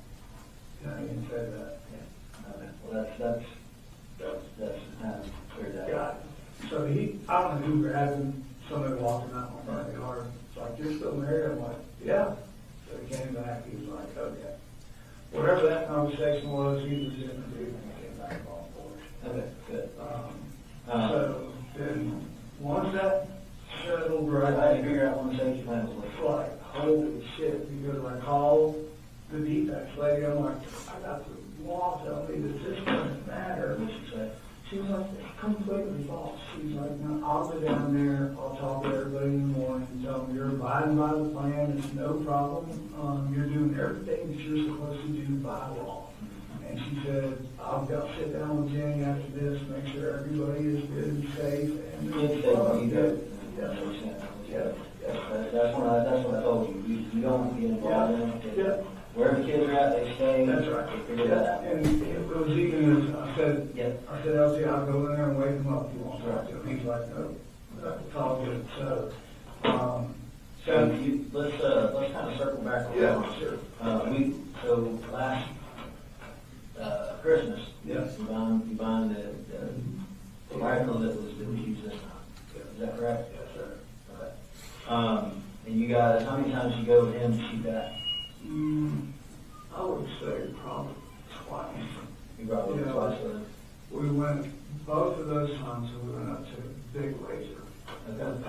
That's it. So with that rifle, you went to Big Lady Yeah, twice? yeah. And the goal was to What, you said you bought him the bore scope? Yeah. Attachment? yeah, it's just a little Laser? Yeah, I know what you're talking about. Did you buy any other attachments for it? No, I had a bunch of stuff through the years of different parts and pieces or whatever. Did you give him any of that, like if you did Yeah. something good? Or? No, I just had, when I bought him, the rifle was just kind of stripped down. I said, he doesn't have very big hands. I said, we need to put just a normal, like, deer hunt scope on there and a little, Full grip? yeah, a grip on there because for whatever reason, that weapon has got a solid, Yeah. it's hot. Like, Oh, it's yeah, hot. yeah. So I said, we'll just put that on there and laser, and that's all, that's, the scope, it'll use a laser, bore sighter, Yeah. you'll hit these pigs that go straight down. Yeah. That's all that was. That was supposed big, to right? be. Yeah. That one was not bigger. That's what, really, no, I would say. It was 2-3, right? Where all of that was going was because Jimmy wants to mow hunt in a bad way. Who does? My little girl. So I was trying to, like, hey, this is probably how I should have started this. Yeah. Was we need to mow hunt. Like, they've got pictures of me bow hunting and just through the years, Jenny was wanting to do it. So the overall goal here was, hey, like, I need you to start going to school, do what you're supposed to do. I said, we're gonna get back into the woods this fall. I said, look, I want us to get into bow hunting and just go from there, enjoy the outdoors for what it's worth. Did he ever ask you for any parts, like any upgrades to the rifle? He would ask me like, hey, he said, he asked me for an extended clip. And I said, he said, the one that we have, she holds 20 or whatever. And I'm like, that's plenty. I said, I've got one in there. I said, it's not going He to. wanted more help. Yeah, this was way back. He said, I had one that held like 50 or so. And you could see in it, like see how many rounds were in it. And that was just something that was like, the only problem about these in the original gift was you don't know how many you got left till it stops, you know. I showed him that clip. He was like, can I use that on mine? That way I know. I'm like, sure. But, you know, anything weapon-wise, when the only time he ever touched that thing to go shoot it was when we were walking out. Did he ever touch it? You mentioned that's the only time he ever touched it, shoot it. Did he ever touch it, do anything with it, clean it? No, we sat down on the floor and I took everything apart. And just, I said, I'm not smart enough to take springs and all that shit out. I said, take this back. I just do this. I oil all the parts, clean the barrel with the brush. I said, spray it with the rust. And I said, and then we put it back up. How often did y'all do that with rifles? After we would shoot, I tried to do the next day or a couple days after. I was just kind of hard. The whole original thing was just for us to bond, because the things they had gone through with their mom, it's like I'm just trying to save everybody and keep our family together. Yeah. And he knows that. Like, he knows that. So, he just had a lot of just. Yeah, so we can go ahead and kind of transition into that. So, I kind of heard that, you know, from the, and again, this is the telephone game through the grapevine, that you've kind of been involved with the school, in some ways trying to get help for it. How long is that? Can I just say this? Yeah. Do you know where I'm at? Yeah. Like, I'm not like just, like, I named my children, like, I need to just one more day, and I think this would just change everything, because I could feel it. I could Feel what? just his whole attitude changing. How long could you kind of feel that? So we had an argument, I don't know dates or time, when everybody was at the house, and Just like last week or? no, it was a few months ago, when we originally came down with his mama, and we had the discussion of your mama is on there. They saw all the pictures of the bus, her getting arrested, and just, I'm like, hey, we'll get the right people involved and get through this together, but we can't go hell raising. Was it shortly after the lieutenant got? Yes. And I said, he's like, she's causing that. We can't even, we're looking out the windows now, they're gonna come arrest us, they think we have something to do with this. I'm like, no. And so talking to her mom, their grandmother, like, hey, I need help. I said, the anxiety for him is increasing and he's getting more bold towards me. And that's where he would say something off the cuff and go in his room, slam the door. I would just let that go because I don't want any bullshit starting from my little kids with them. Right. And as time went along, he became more and more like confrontational. I said, all right, listen, I said, I want to get What right would you guys get arguments about? about him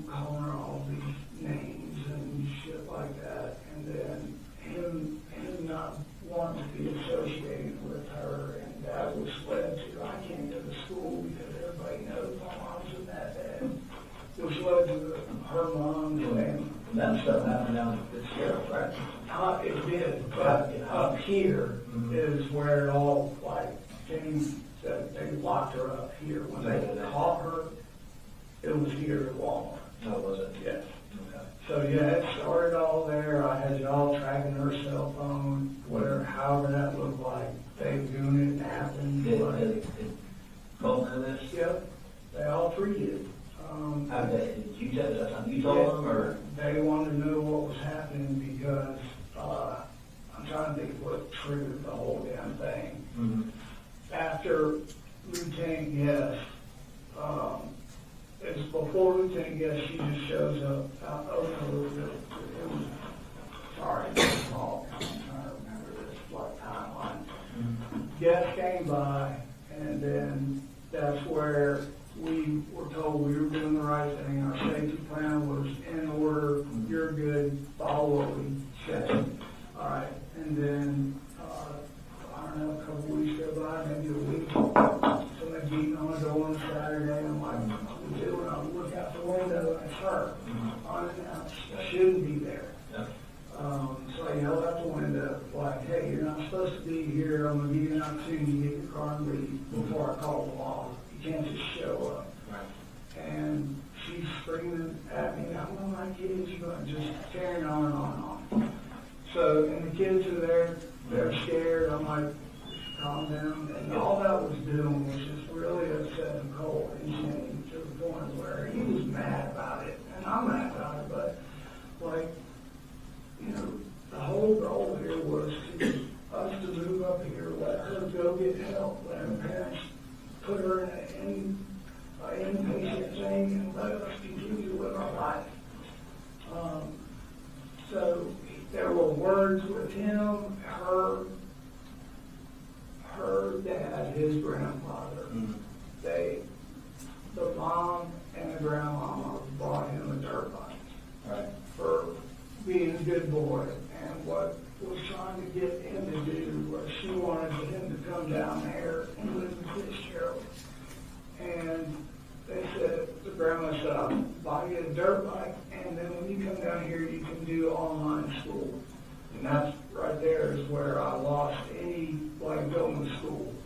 You know, he was like, well, you know, man, is what they call her. It's like, man, they said we could do online school, and I didn't have to do Is that what you did last year? Because he was out of school for a long time. Yeah.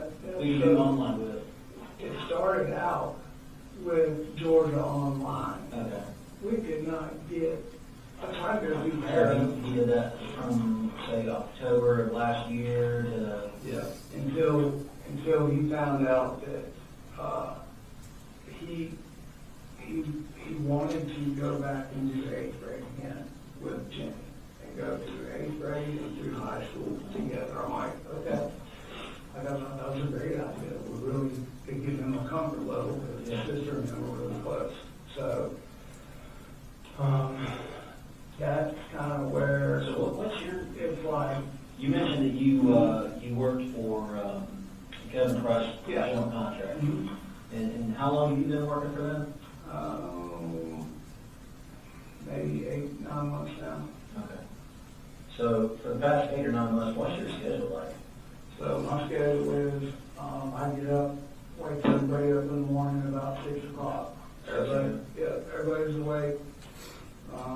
Make sure everybody's got their clothes, everything they need for school. I get little Coley dressed, and I take him to school every day. Where does he go to school? He goes to Austin Road Elementary.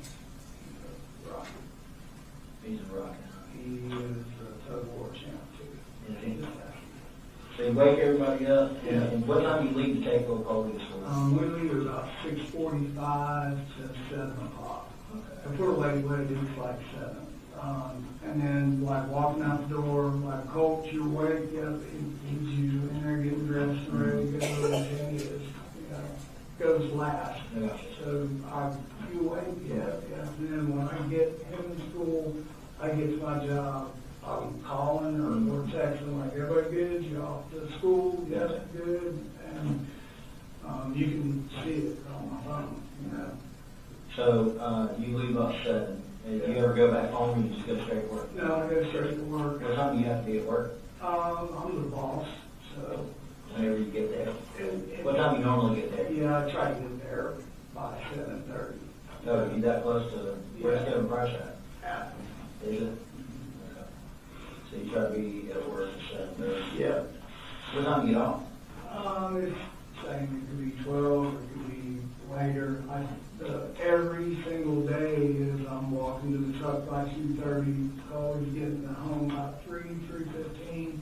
And I'm trying to be in my driveway every day by 3:30 at the latest. Okay, so sometimes you can leave at 12, Yeah. and then the latest, 2:30 to 3? Yeah, I mean, if we have something for them, a doctor's appointment or somewhere, they've got to go, then, I just make my arrangements with the guys that work for me. And you work I would, Monday through Friday, you work on the weekends? if I've got a project, that I have to do Saturday, I'll. So you get to be at home with the kids a lot? Yeah, and they go with me. They've all drove cranes and podcasts and like. How often does Colt go with you?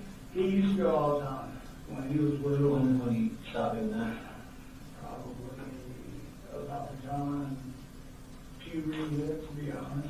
About 7th grade? Okay. So he doesn't go anymore? He hasn't been going? No, he hasn't. So that's good, you get to be home that much. Yeah. What's a typical, like, when you get, what time do you normally get home? About 3:30, 4, something like that? Yep. And then what's your afternoon like? What do y'all do? The afternoon is, we usually go to the park.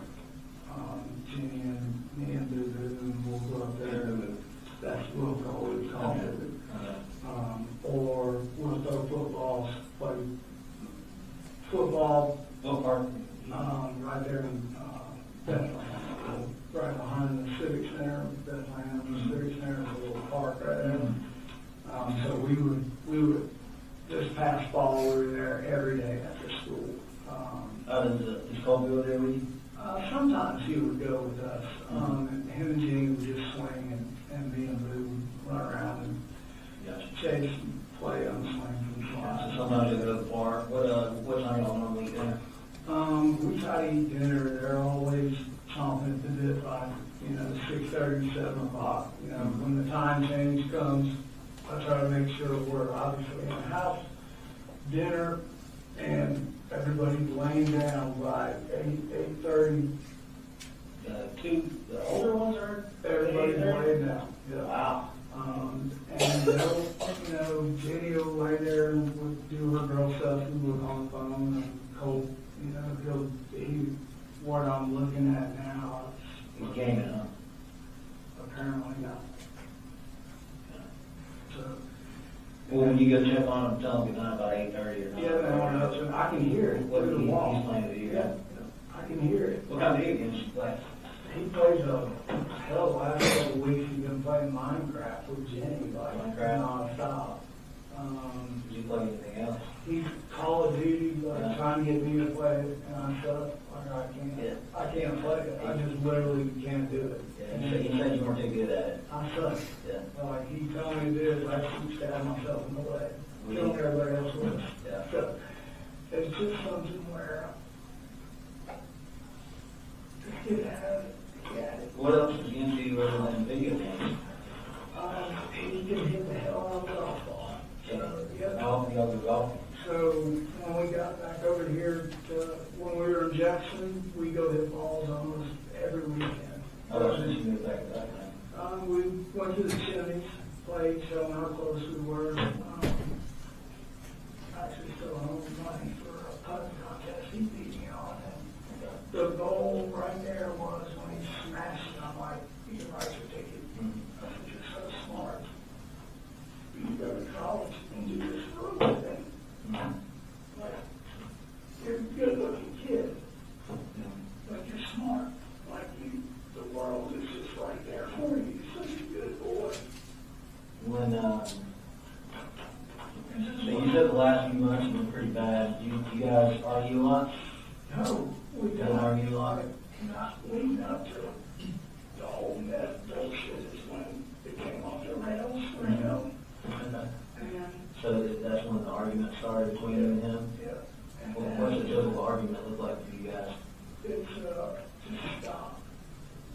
What's he doing? He just cutting, slamming doors, and it's just like, I need you to stop, or I'm gonna take the kids on the lead till you calm down.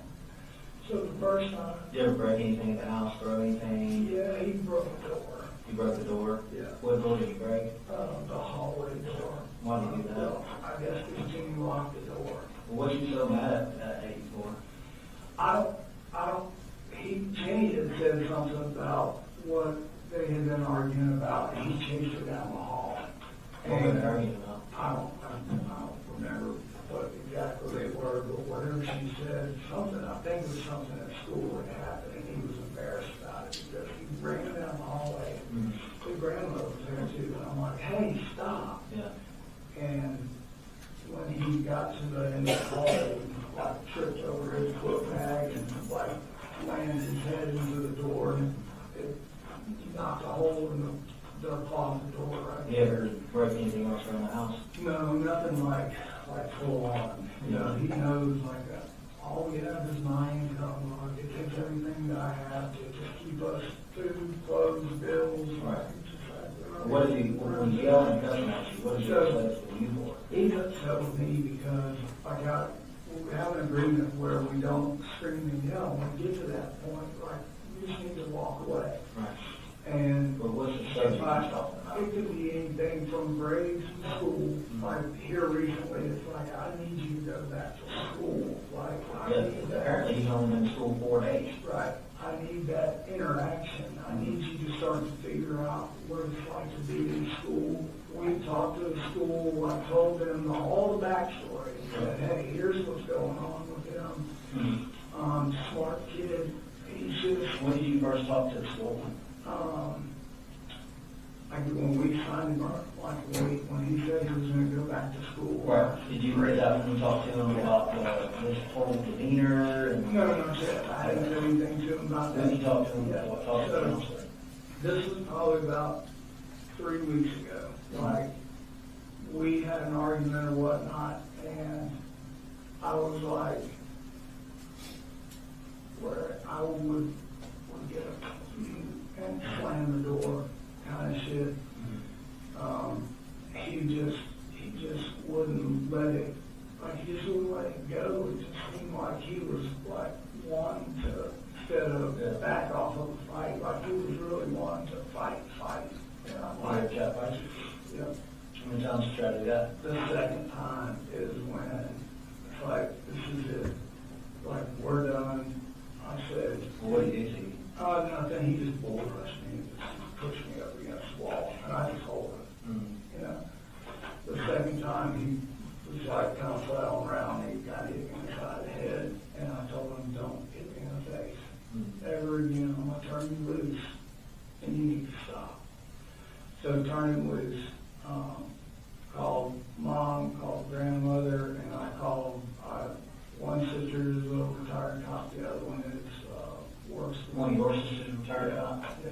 For where? Long Beach, and What'd she say? she's been guiding through all of this. Has she? You know, she's like, What's her name? Marion Gray. She retired and then she actually moved back here Did she? to Georgia. So, How long was she got out there? oh man, they can't get any more longer. She was, last time I went on the ride along, she was a sergeant. When she retired, she said, I retired as a lieutenant. So that was good. So what do you, in the afternoons of when you come home, and you said you gotta come home, what do you do when you first get home? So when I first get home, I'll go around and tell everybody how's your day, talk to everybody, for, you know, how was it, what happened, what's good, bad, and the ugly, and then what do you want for dinner? This is what we have. And then. On the days that is, you get home before him, don't you? Yeah, well, sometimes, it just depends. Yeah, I mean, if you get out 3:30, and what is it, his bus down about 4:45? I haven't like nailed down hit the high school time yet. It's kind of like all over the map. You know, it's like I've got the other two's time. So what do you do when you come home and he's there? And So, you know, the buses? Yeah. So, like when he's not going to school and he's there, or Yeah, so, and that's kind of where we're at, right? I'm like, what, I don't understand, like, we had this conversation, like, this is what we were gonna do. And he went the first day, and then, it's like the second day, he said, I don't feel like, my math teacher likes me. I'm like, what the hell is that supposed to mean? Who's his math teacher? I don't even know, he hasn't been there that long, like, I haven't even know. Yeah, school started with all this.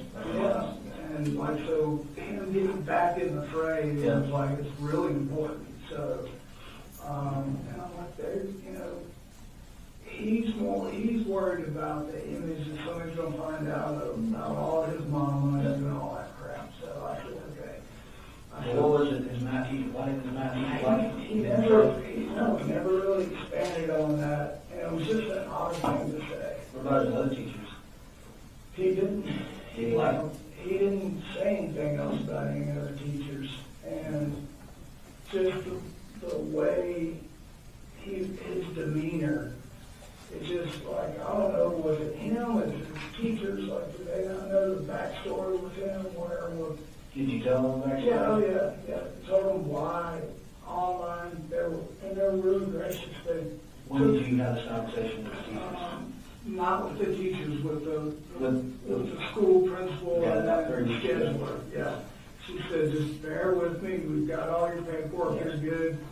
And I'm like, I want him to fail. Yeah. She said, look, nobody fails. I'm like, how's that? And she said, we just push them on, and we give them, schoolwork that brings them from what they're missing up to where they need to be, sprinkled in with what they should be doing. Yeah. I'm like, okay.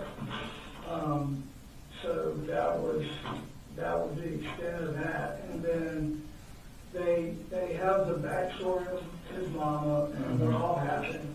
And I was clear in the very beginning, like, this is what happened.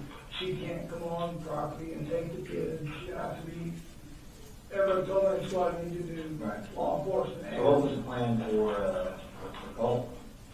Well, so that's what we were working towards. I said, hey, look, I want to get him into a counselor, like, you know, now. Had he ever made threats to harm himself, want to make harm anybody? No, not anybody else, but he Yeah. made the comment here and there, or when he found out about the mess and him and his mom would have an argument, just like, you know, what a fucked up life I have. I'm like, you know, hey, this is her life, not we're doing our thing. Don't let what she's done define you. Right. That's kind of what I'm doing. So, I could not convince him to go back to school after he came back that second time. And I don't know what to do at this point. So I called up there and said, I want him to see the in-house counselor. Can we do this and set it up? What's the counselor's name? Lisa, I need to look at my phone. Lisa Hughes, I think she sent me an email and said, hey, they made contact at the school, and she said we would like to bring in a third party, be aware. Bring in like a third-party therapist or psychologist or something? Yeah, but the awareness is the count. Okay. When were they going to do that? This week. I had to fill out all the paperwork, which I did Thursday and Friday. So you had an appointment this week? Give them all permission, like, bring everybody, bring a specialized person, like, And what were they specifically like treating for? Like, they were gonna talk to him about coming to school, not worrying about what people are saying, don't be a loner, you know, come on, get back in the swing, take it to school. and try to about what find- people were saying, it was that the stuff about his mom Yeah. being bad, busted, and being arrested. Exactly. And then he was more worried about everybody knowing that he, you know, mom was a meth head, and that his biggest fear was failing and falling behind once he was in high So the appointment this week, I'm assuming it was like today or tomorrow? Yes, so they needed me to give permission, I filled out all the paperwork online, sent it, and said, thank you so much for Have this. you been in communication with Ms. Marcy about any kind of stuff for him, any kind of like mental health? Yeah, so, Tell me about that. yeah, her and I had talked about that, and she was like, you know, he needs help at another level. And I'm What like, does she mean by that? she means like checked into a place. And I'm like, When she made that comment?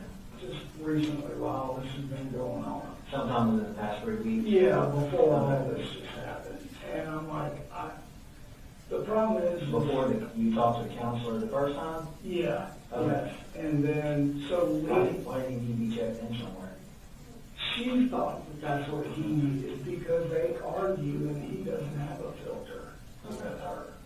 What, did you make threats for his mom? Not threats, but come at it, you crack it, and just like shit like that. And, just no, Okay. it's just things I don't want to even hear and say to her, let alone my brother and sister. So I'm trying to navigate and manage all that, and that's very hard. Yeah. So once that kind of, well, I told you I could feel it. So, yeah. Like, okay, this isn't, we need to do something. So I reached back out and said, Was that before or after his mom suggested inpatient therapy? what was When you said you felt it? Oh, this is after. This is after her and I had that conversation. I said, you can't be the one to tell him that. He's not gonna take it from you. I said, I don't. Did you reach out to anybody at that time? No, I didn't read out professionally to anybody. I thought that, like, he'll go to his grandmother and he'll talk to her about anything. So I Do you have called a her. relationship with Yeah, her? she was a school teacher for 4 years. And I'm like, hey, Yeah. like, Jenny will go and we're in church every Sunday. We go to Baptist church every Sunday. I've been trying to get him to go with us. He went one time.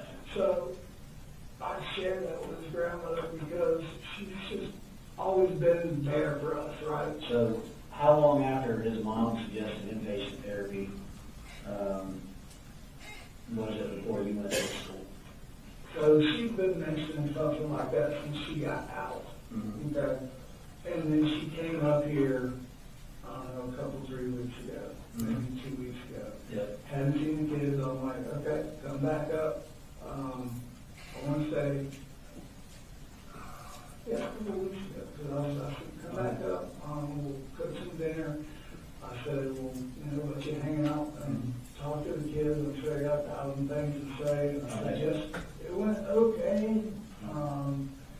And the day she was leaving, I went to work and normal stuff. It was like, hey, said I'll take Boo-Boo, and I said just make sure Colt can get on the bus. Apparently Colt and his mom had a huge fight, so they had a call at work.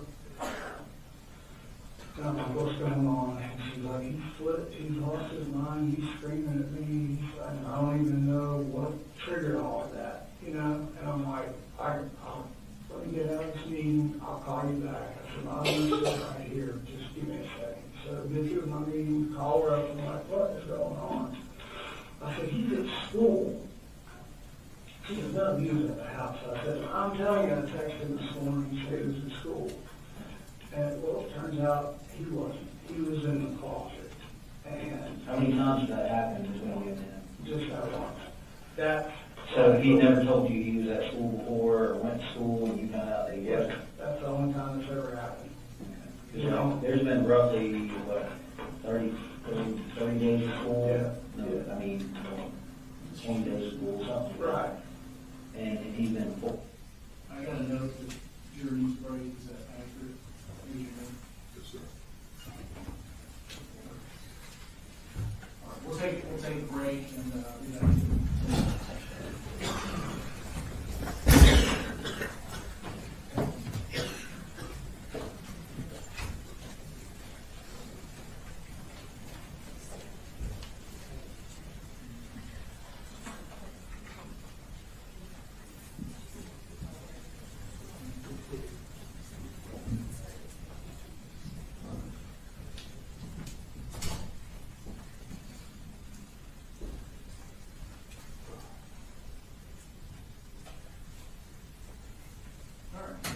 take a short recess.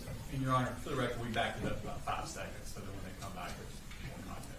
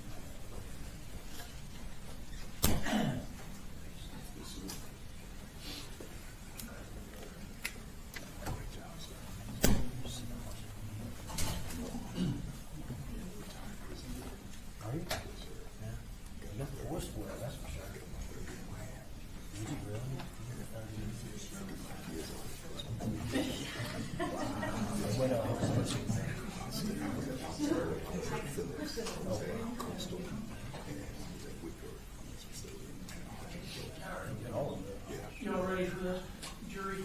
Yes.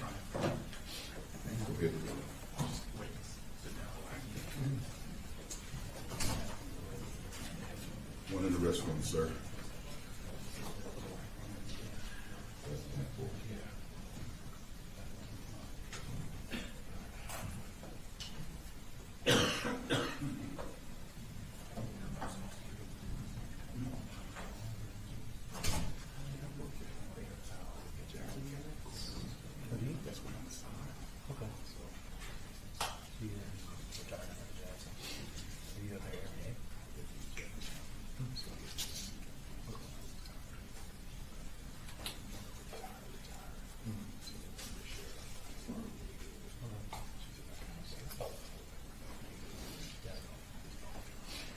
That's good. Keeps you doing something. Kind of keeps you sharp. Retirement is not good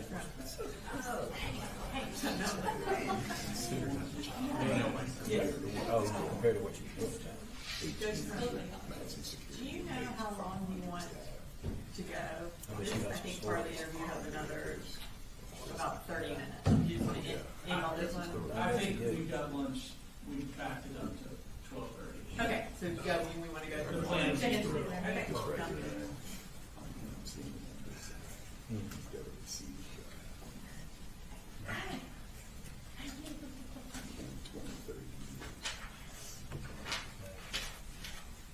Yeah, we're gonna do it at 16. I'm gonna do another.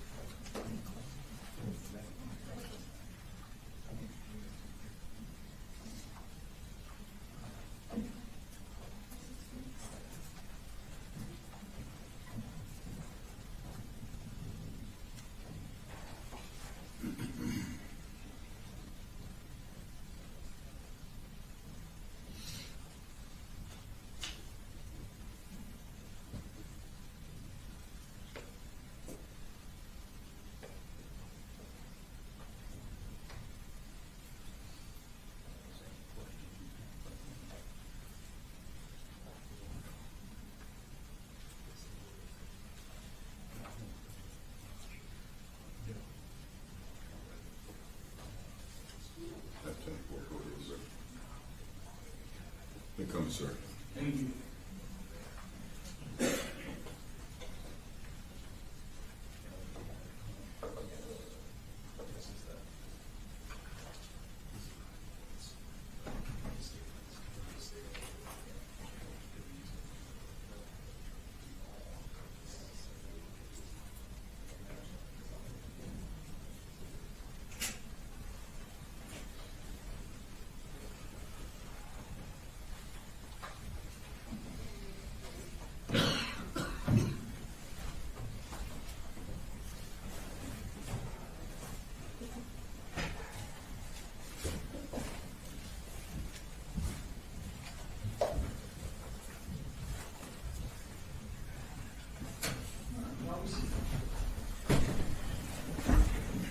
We're gonna resume with the interview.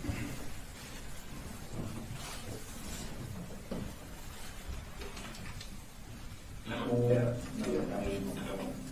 20 days of school, something. Right. And he's in 4 days. Exactly, yeah. So, we come home and see him there. Yeah, so that's what I was saying, the first few days, like of school, like, okay, he's getting back into it, and it was just, his mom came up, how was school, everything's good, and it's just that little rift that they had about her and what she did and our family, and, you know, he knows we're just taking everything I have to keep us together, and So he threatened his mom during that blow up? I don't know like threatened, I don't think so, it's just a bunch of name calling, and what he said when he called me was, she came down the hallway and, threatened him, and said something about, the way you're acting, I'm gonna talk to you, Daddy, and we're gonna have to take these guns and get them out of the house. I think that comment was made. Yeah. What she said is he flew off the bed. I was worried about guns.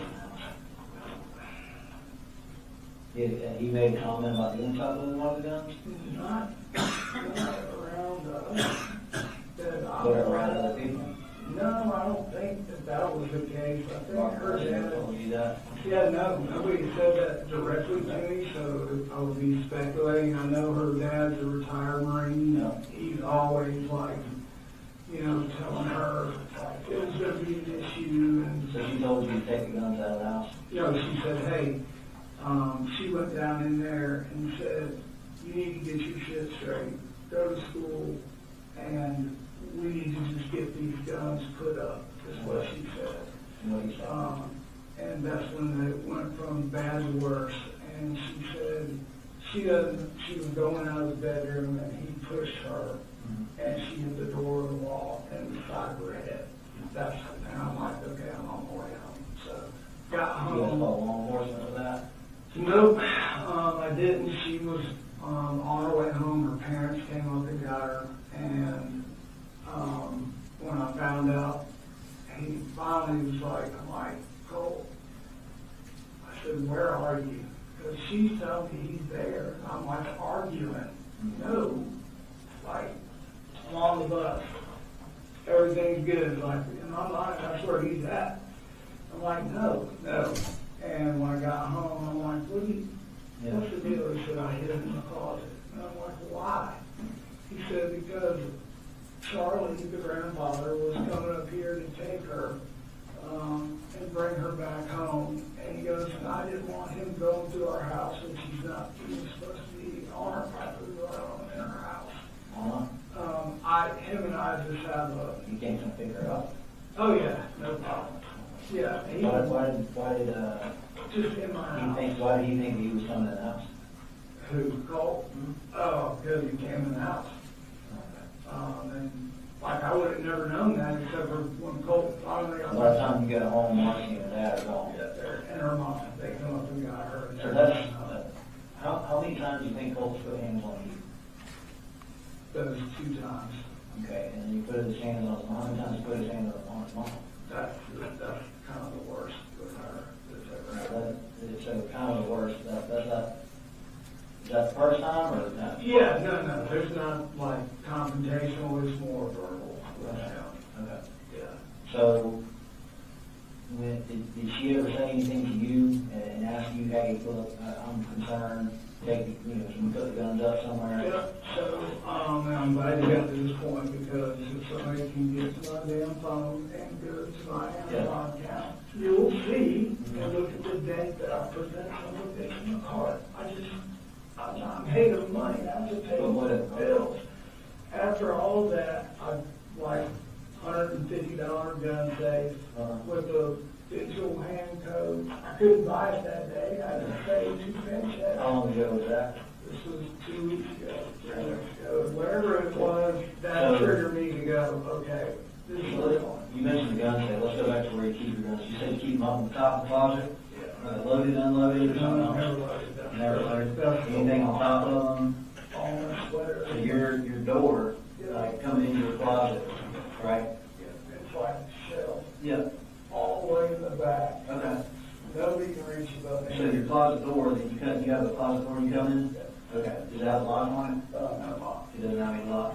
That has like that roll through. Like that. But, Did you ever think of maybe putting a lock on the closet door? well, really, nobody, like my little one, he didn't even know we had guns in the house. Because we Did he call me you have guns in the house? Yeah, he knew. We put him up there and know. So he knew where they were at? Mhm. And he's been in there to put them on, after you clean them, Whatever slide I them, do, whatever. I take them, I set them up right there. But he's been in there with you. He put them up there with the understanding of don't, Just keep them unloaded. Where do you keep your ammo and magazines and all that good stuff? and empty magazines are on the right or in the shelf. I had In the a, closet? yeah, I had an ammo box, like What does that box look like? green, like old, like World War II. Like canteen? Yeah. Okay. How many magazines do you have? We probably had maybe 6, 7, 8 of them, something like that. Now, do you keep ammunition in those magazines? Keep them unloaded? Yeah, we keep them unloaded, and, hell, half of the ones that are in there, we bought, like some surplus place, and they didn't even fit the rifle we got for, so. So you keep guns in the top of the closet, Yeah, and that's your AR, that's right. his AR. Yeah. And then as far as, what else do you have in there? In the closet. That's it? Yeah. Okay, you have any handguns I in there? have, not in there. I have a Glock that I carry with me. You got a lot on you now? Now. Okay. I was going to say that, I mentioned that out there, I just want to make sure you didn't have I it don't there. know, I would never put that on. So, you have a Glock, what kind of Glock do you have? It's a Glock 43. 43, okay. Where do you carry it? Yeah. Where do you carry that at? I put it in my book bag. In your book bag? Yeah, for work, Okay. on my laptop, all my work stuff's in there. We have, you'd be surprised what's happening on jobs. Yeah, I get it. Do you have any other guns? That's it, I've got, So your ammunition, where's your ammunition kept in the house? and I don't really have a whole lot of ammunition. What I did have was in that box. In the canteen box? Yeah, it's in that box, and then like all my miscellaneous scraps. So you keep the ammunition in like the box itself? Yeah. In like the paper box? Correct. And all in boxes, like, and if you walk into our house, Okay. like, we're still not even unpacked from all of our stuff. And how often do you go out there and check on where those rifles are at? You said you kind of had to put it over stuff. What did you have to put it over? Like pillow? I know what's up there, and all my big sweatshirts and all my Jordan You stuff put it right. is right there, and I have it sitting, like, so outside out of mine. Okay. But how often? You go in every day and you check, say, okay, both my guns are there? I can tell by what her mom has done through the years going through my stuff. The way I have things stacked up there, I would know if something. So you don't physically go eyes on them every day? Not every day. Okay. And,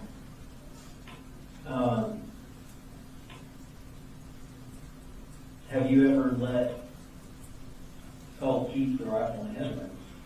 No. After Christmas, he was super excited about it. And I said, no clips, no nothing. I said, you can lay it up in here, in his bedroom. And he's got his golf clubs and his guitars and everything. How many guitars do you have? 2. He gets two. Okay. Well, actually 2.5 ones, kind of a speeder. Yeah. So you let him keep it in there, when did you stop letting him keep it in there? There's no real set time or, like, not to have it in there. Really, once we. So he had a gun in his room? No, not all the time. We would have it in there, we'd shoot, he had it in there after Christmas here and there, but the majority of the time it was in my closet, not really out for anybody. Once Little Man and Jenny moved in. You ever come home and you say he'd gone in there, get it done, clean it, doing something with it? If he did, maybe 1 or 2 times, but it was always back. When I come home or whatever. Would he text you or call you and say, hey, Dad, can I go get your gun? When I came home, it only happened like a couple of times, and when I got home from work, he said, hey, I cleaned the gun, and he said, and I put it back up there. I'm like, for what? He said, I just want to see if I can do it. I'm like, okay. I'm like, well, don't do that until I'm here. He said, that's something, every time we get near the guns, I have to Do do you it. always do everything you tell him to? Yeah, always. You always watch? Always. That's the thing. That's like When you told him to go to school, Yep. he didn't go to school. Yeah. And that's where it's like, okay, like I was telling you, I can feel like something's not, we need to get more people involved here. So, it's no way of knowing that this shit right here is gonna happen. So, So when did When did you first hear about his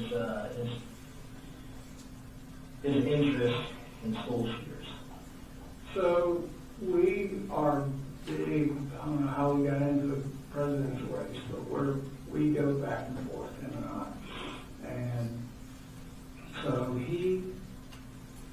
I don't know if it was an interest in school shooters, like he never came to me and said, hey, Yeah.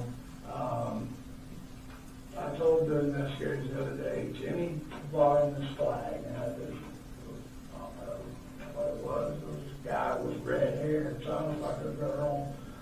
It's a weird, funny flag. She bought him off that Amazon. I was looking, I'm like, what is that? I thought it was Weird Al Yankovic. And he's like, who's that one? Never mind. I'm like, that's the craziest flag I've ever seen. Just in passing. Mm-hmm.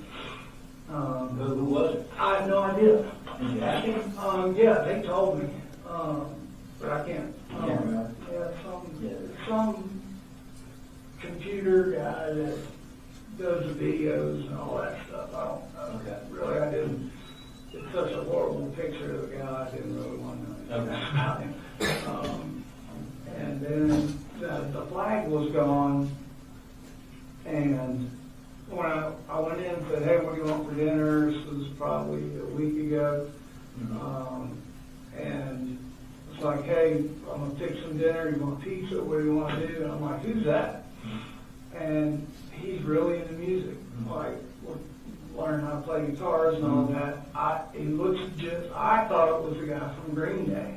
Like, I'm like, oh, I said, that's that old man from Green Day that his son, I told you, has a band. He's like, no, that's not who that is. I'm like, Who was it? he never did tell me. He never told you? He goes, you don't know who that is?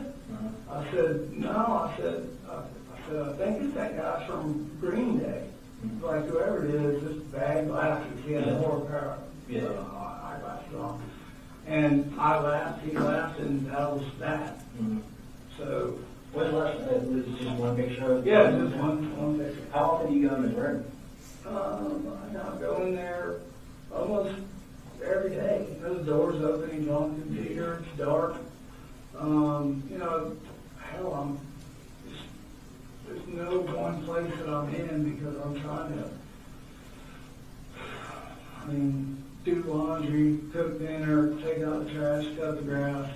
So you go in there every night, tell me good night, you go in there every morning, wake up, go in there to, like me or my wife, sometimes we go, I'll go in there and just sit down and hang out because my kids like studying. Yeah, so he does that, and I go in there, and what? Just that one picture of lashes. Yeah, just that one right there by his computer, that was the only thing on his wall. That was all it was. Yeah, and then, Can I take a picture real quick? yeah.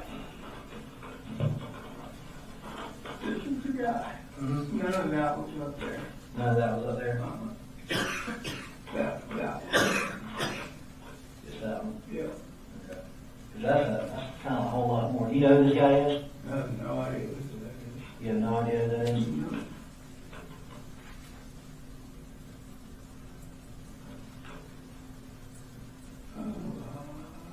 Can you see what that says I right think there? that's it. Yeah, the deadly toll 17. He's like the guy that shot the gay bar.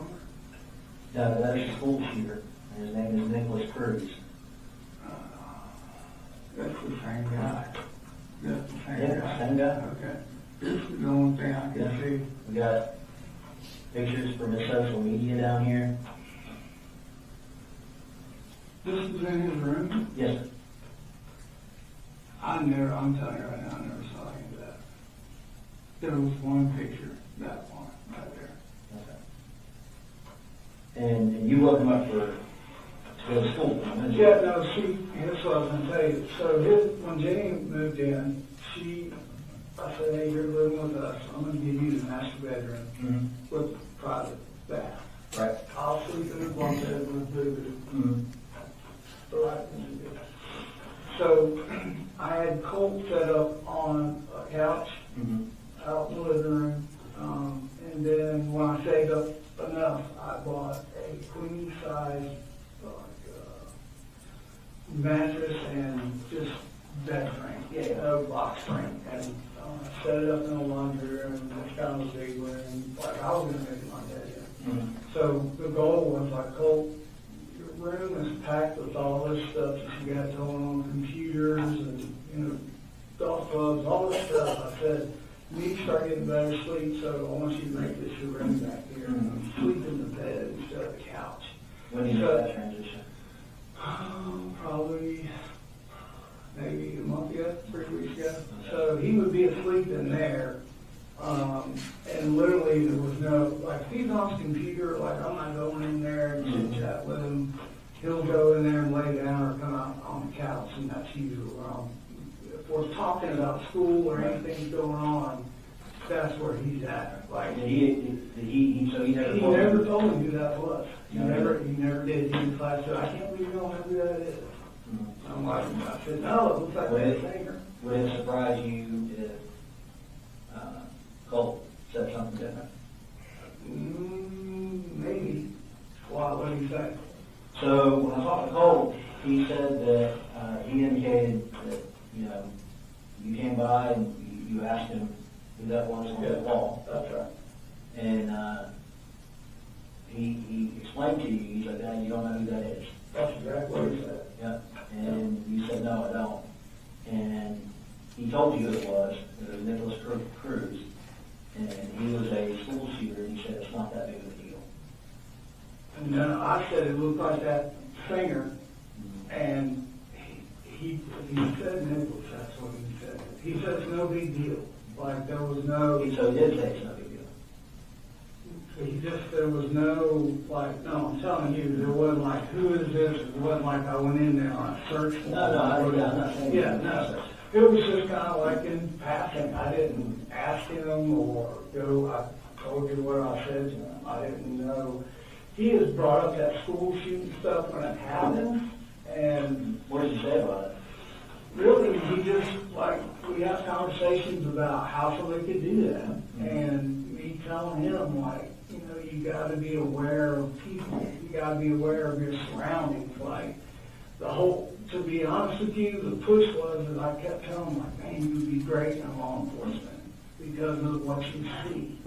One time, What do you mean, what you see? Give me an example. like Fox News will show all that, you know, blurred out stuff right there, and he's like, yeah, I looked that up online, and I'm like, for what? He was like, because it could have been stopped. Like, he showed me like how that guy for the gay nightclub, how he got in there. You know, he's like, they should have stopped him right there. You know. When was the gay nightclub shooting? I don't know, a couple of years ago. I mean, So it's he's not kind of like. been into the true crime, like just looking up stuff a lot. I guess, like, as far as looking into it, I'm not. Did he ever tell you that he looked up to him? No. You never did? No, that would not fly in my house. How often do you, like, go get his cell phone and go through it? I just bought him a pay-as-you-go cell phone, so I haven't never gone through You it. never. When did you buy him a cell phone? I guess it was right before he was gonna start back school up here, 7th grade, so. Okay, so in Jefferson. Yeah. Okay. The 7th grade, Either it was Jefferson or right when we moved here. It was, okay. yeah, it was before. So he's had let's say, you know, he's a 9th grade, so that's 2 years. So he's had a phone for about 2 years. Yeah, it doesn't seem like it's that long. Do you know what kind of social media profiles he has? No, because when we lived in Jefferson, one day, like, hey, I'll do it. We'll get dressed, go play golf. Two law enforcement from Jefferson guys like, is your son here? I'm like, yep. Like, he's in bedroom, get dressed. Like, what's wrong? So I knew he got all the information.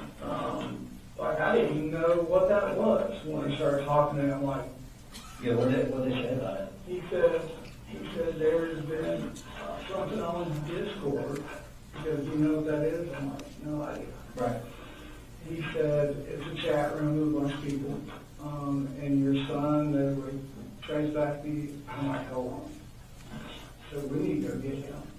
He's like, well, let me just tell you. So we traced back the IP because that threat was made for against the school shooting. I'm like, we need to go get him now. Went back, got him. I'm like, you come out here and whatever you do, do not lie. You tell these people exactly what they're asking right now. So I'm watching them ask him, like, he's like, hey, I was gaming, there was a bunch of people, and he wasn't even sure if he could tell me who or when the comment was made. He just swore to me that he didn't. About What was the comment? something about shooting up a school. That was the only thing that was said to me or So him. in seventh grade, Yes, in the Jefferson. FBI comes up, You know, just two Jefferson law enforcement detectives and. because so two Jefferson men came out there. Right. But did you know the tip came from the FBI? Yeah, I followed up with him, like card, checking in with him, and he did tell me, he said, hey, the FBI's involved, and I'm like, oh shit, okay. I said, well, as soon as I hear or think I hear, I'm just gonna call you direct, so we can, you know, he said, if you hear back from me, then we need more information. We never heard anything. I called about a week later, he was like, nope, you're good. He said, and he told Colt, he said, I do this every day, I can tell you the truth. Like, I know you are. So when they left, I'm like, So they got a human lie detector test? right. And I said, you got to be aware of, if the chat boxes, I don't know anything about all that. They'll tell you. Yeah. All I know is I told them is you don't get in these chat box rooms where you don't know who the hell's in there because this is what can happen. And I said, Did he say you saw that comment, or he said you denied it? he totally said no. He said I don't even use Discord a whole lot. And that was after you gave him the phone? No. That was before you gave Yeah, him the phone? before I get How much longer after that incident did you give him the phone? I think the phone was like once we got settled over here in Bethlehem as a carry. I'm kind of confused. I want to go back and revisit that, because I asked you about the phone. You said that you think that it happened. Yeah. I'm in trying to. seventh grade when he got the phone. I'm trying to put the timeline. There's so many things. Seventh grade, or is it last year that he got the phone? So I'll have to go look and tell you exactly what I'm trying to think of where I went, what wall. Before we talk about the whole stuff with the FBI, it was he had a phone before that. No, he did not have a phone when we lived in Jefferson. Okay, he didn't have a phone. No, I couldn't afford He it. didn't have a phone when he lived over here in Bear Creek. Bear Creek, no. That was just little. So he got a phone. In So after the FBI comes to your house and tells you about, or I'm sorry, I believe it was what they call, Jefferson. It's what they call a TFO agent, and it's like they can get Jefferson PD. They have a task force, and they work with the FBI. They explain that to you. He did. Yeah, he gave me his card and said, anyhow. So after that Discord account, I'm assuming you believed Colt. Oh, yeah, because he shut everything down. There was no computers or anything like that. There was no, it literally scared him to the point where he's like, I don't want to be involved in anything like that. So now, and I'm telling you, if I was looking at his computer and he said he shut it down, like I could not go in there and then go, no, you didn't. I'm not going to protect that. So you give him a phone and The phone, I'm trying to think timing-wise, was part of That's okay, we can look at it later. Yeah, it's just, I think this one came to Bethlehem. Because he's only had that one phone, right? That's it. Right. So we can look in that phone. We can find that phone. Yeah, it was more of a, hey, we're gonna get through this together, you're a good boy. I'm gonna show you I believe in you. That's how the phone showed up. Okay. So, after that, he does get a phone. Yeah. With no time, let's say he's had that phone, let's just say for argument's sake right now, and again, I'm not holding you to time, that he's had it for roughly a year. Do you think he had it when y'all moved here in October last year? No, he didn't have it. I don't know, I know it wasn't because I didn't have the money to do that. There's no way. Okay. I didn't borrow money to move. At least a few months. Yes. Okay, so we'll say a few months, but Yeah. you've never gone through his phone? No. Have you ever, we don't know what social media accounts he has. You know? I was told none. Okay, who told you that? Him. Like, you don't have any of that, right? It's like, no. I go When ahead. did you ask him that? We constantly, because when little man's in the house and he's on his computer, I'm like, I just don't want, you got Facebook? No. Like, I don't know what other platforms are out there to ask other than Facebook. Like, that's legit. Like, you do anything like I Did you ever think about, after hearing about this board, about signing up on it, to see what it was like? No, sir. Just check it out? No, I didn't. You didn't? No. And then, have you ever gone through his computer? You ever looked on it, sit down, log? And I know it's like horrible thing to say, I'm just not tech savvy to sit down and go through anything. You know, I know it sounds terrible, but that's the truth.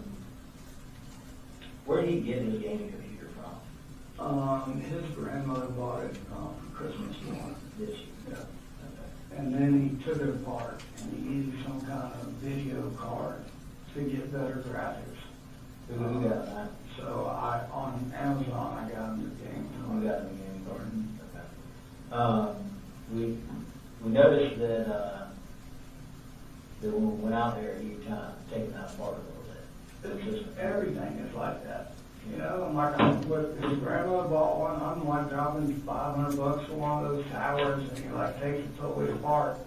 And I'm like, what are you doing? Like, I just bought, he's like, I'm just upgrading the fan overheats. Like, How did he get these parts to upgrade them?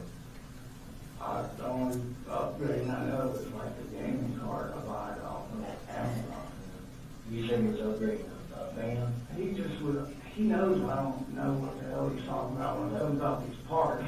I'm like, just, what's wrong? It overheats. When I play games or whatever, it overheats. I need a bigger fan and some kind of specialized, like, Other than the graphics cards, you buying any other parts for the computer? nothing to where, like, Now, you said you dropped $500 for a tower. Yeah. Did you buy another computer? no, one that, like the tower he had, just was slow in body. He showed me, like, I can't game. I'm like, okay, what do you need? So he showed me online, he's like, this is the best in the boxes and everything still at the house. So the one that grandma got wasn't really good. It's better than the one I had. She upgraded him. Okay, so you bought a tower, Yeah. and he said, look, I can't do it. Yeah, it's good. He used it for a while. I didn't bitch and complain, and then he just wanted more power and speed. He So the said, grandma upgraded him. I got you, I'm tracking you. yeah. And all those parts and shit, that's what it looks like. How often did you, have you ever had a reason, or has he ever given you a reason to go through his room and look, make sure he wasn't? Nothing, never like, Because when we were kind of talking to Jenny, she mentioned, because there were, and she mentioned that he's like in his room all the time. yeah, What's he doing in there? he's on his computer How often do you go check on him? every day. I talk to him every day, dinner, go in there, you're gonna go to church with us, like, we talk all day long. What when you try to get him out of his room, he'll put up a fight? No, he doesn't put up a fight, but he just, come the weekends, I'm like midnight off in bed. So that's kind of our standing rule. But like I said, over the last couple of weeks here, he's just been more on the defensive, I would say, more kind of like Yeah. anxiety filled, being short with me, being short with his little brother. So, I just tell him, like, look, instead of screaming, and getting upset, I can't have little brother and Jenny seeing this. So when he would go in his room, he would shut the door, and I would open the door like, are we good? And I could see gaming, like every time. That's what I would see. So, what does Jenny do when she's there? Same thing. She helps do the laundry, cook. She's a really good cook. She'll cook. She does her own laundry, and then she'll chill out in her room. What do you do for fun? Play games. What do you do for fun? I'm at the house, not for fun. I'm there to cook, pay bills, do laundry, try to keep everybody Don't sit down and watch TV. motivated. I mean, we will here and there, we watch the Masters, some of the Olympics, but we're not, If you're watching TV, what are you watching? probably the Weather Channel. Really? Yeah. Why? God, why can't we say that? Yeah, so, because it's like real. Like, I have to plan around. Everybody says that to you. You come in your house and like, what are you watching this weird stuff? Like, you call my sisters, any of them, like, what's your brother watch? They're upset. Wow, okay. Do you have any other hobbies other than? We're deer hunting, outdoors, golf, like, you know, just trying to get them in that way. Every time you go out, does Colt always go out with you? He, 9 times out of 10, yeah, but now that Jimmy and Little Man are back, you know, he's a little more reserved because, you know, And they've been back how long? I would say, coming up on about 8 months now, maybe for Christmas. So I just need to look, but whenever you see that Lieutenant Guest visited me, that's when that came. So, kind of to go over a little bit with you, first I'd like to kind of discuss what I talked to him about. What did he look like? What kind of shape was he in? I mean, you please tell me he was remorseful. Okay, well, You want to coach? Yes.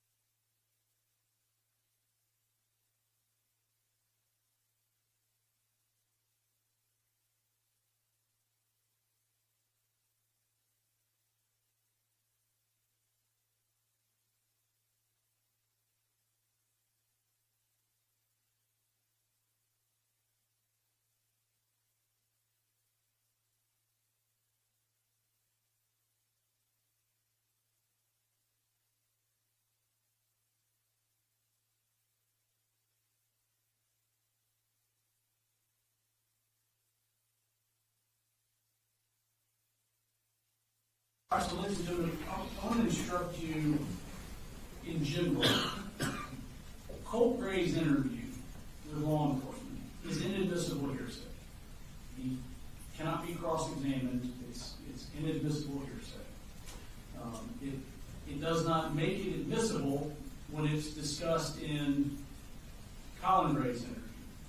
So a little while earlier, Investigator Smith said, well, Colt told me that he told you that was Nicholas Cruz, the school shooter. That's inadmissible hearsay. So understand, I want you to disregard that. It does not prove that Colt said that. Okay? That's inadmissible hearsay. Do not consider that. All right? And we're going to pitch back up. We've got a little while left for maybe 1 minute. You kind of mentioned that. I do have a picture I'd like to show you. So I talked to him yesterday afternoon, all right? And this is what he looked like when I talked to him. Okay, so I took a picture of him. Okay? One thing that I noticed when I was sitting here talking to him was that it looked like he had some cuts on his arm. And that's kind of one of the things I wanted to... Have you seen those before? Yeah. Have you seen those before? Yeah, I think these were in Fitzgerald. Those are in Fitzgerald. What caused this? Him? He was a cutter? Yeah, and we talked about that. How long ago did he do that? It's been close to a year. It's been a long time. That's what he said. Well, he said he cut himself. Yeah, he has, and it's been a while. And like when I saw those, it's So like he says, when I talked to him yesterday, again, I'm not gonna go, I can't go line by line by line yet. I haven't gone through and listened to everything, but just going off of them. That was the end of the second part of the interview, Your Honor.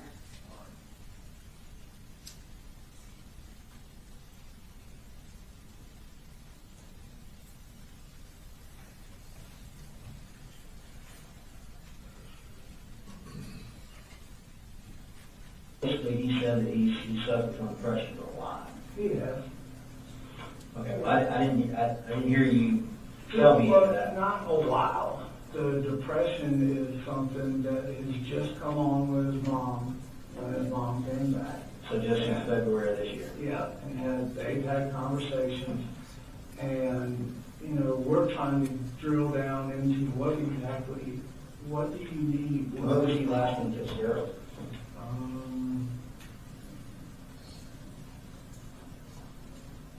I guess when I went down there to get everybody. Yeah, that's a good bit more than a year ago. Yeah. But yeah, the original. Did you ask him like that? Oh yeah. Like I said, I'm just upset. I took all his knives. He had a pocket knife I gave him for beer, and I took them all. I'm like, that's not what we do. I'm like, I don't understand. I'm like, what? And he said, I'm just sitting here clicking with the knife, thinking, and I'm like, but you did that on purpose. Mm-hmm. And I'm like, Why do you think somebody cut themselves? I tried to just talk to him about that multiple times. He just said it was just something that happened. He would say it was just he was upset and it happened. I can't, it's been a while. I can't remember exactly what he said and what I said back and forth about it. I just told him it's not a normal thing. So kind of going back a little bit to revisit that earlier timeline where we talked about where he lived. You've been here in Barrow since October last year, correct? And I moved in June into Bethlehem. Okay. Where did you live between Bethlehem and, because I thought when I talked to Colt, you mentioned that he was here in Barrow. And that you guys moved back here in October of last year.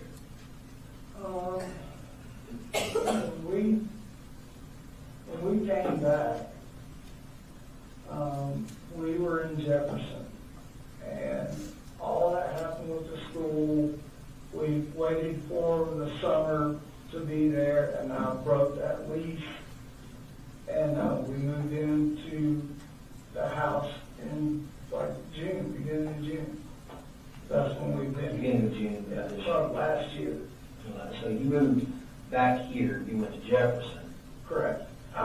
drove back to So Jefferson, when did they come and, Jefferson to here. okay, because when I talked to you, we talked about you being in Jefferson for 7 to 8 months. Yeah, that's right. Okay. So they came to visit you in May in Jefferson. So maybe about a year in Jefferson. Maybe. Did you lease the house up there? You normally sign a year A lease? year's lease, but I was a little short on that lease, but she was gracious. Okay. And we were good. Okay. And no one came here. Okay. And then Fitzgerald, so let's say roughly June of last year, so at least a year and a half. You kind of had y'all kind of had an idea that he was self-harming. That's what people do that. And usually it's depression. I mean, I think that this wasn't something, that happened and it wasn't like I had to worry about it happening if we had a disagreement. Like, it wasn't. You were worried enough to take the knives. Well, when I first did, it's like, you did what? Mm-hmm. And then as we kind of just went through, it's like, hey, we're good, we started back being normal, you know, day in, day out, doing our normal stuff, and it's like, you know, like, we only had a little pocket knife for that. I didn't say, like, here's your knife. Did Colt ever come to you and tell you that he was suffering from mania? No, this is what just came up, and with his mama. This is a hot one on the Since roughly June. No, this just happened, like, this just happened.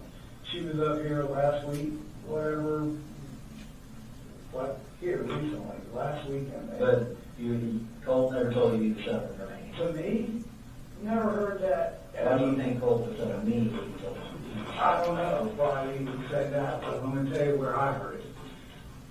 Marcy comes up, or she's going home, one of the two. We start having a conversation about Colt. I'm like, when I got that kind of said to me, we were talking about counselors in school, and she's like, well, this is what he asked me. And I'm like, okay. He said, she said, I was talking to him. He said, do you think I need to be, what is it? Do you think I need to be, or how do you get into anything about it? When did he say that? Here recently, to his mama. And she said that to me. And I'm like, what is that? So that's kind of like another thing where, like I'm telling you, I can feel something is off. Like this is not getting better. But for you, that all feeling's only been in the past month or so. Like we need to do something immediately. Like, yeah. You know?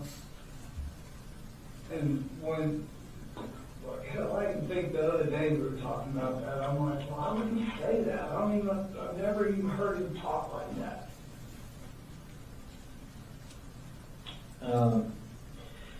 So I'm just kind of going back to refresh my memory some of the notes and stuff that I took with Colt, and you know, he tells me that he told you that he was suffering from depression and that he was suffering from mania and that he was going to kill himself.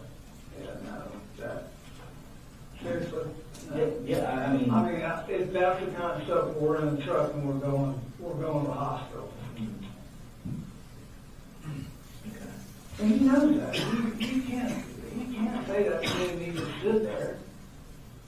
Judge, just to be consistent, we would ask the court to give another limited instruction after that last statement. So, again, ladies and gentlemen, in general, there are exceptions, but in general, things Colt has said to an investigator are hearsay. His statement that he's been considering killing himself or has mania is not offered to prove that that is in fact true. Does that satisfy or do you need? Yes, sir, that's fine. Thank you, Judge. Thank you. I think we broke.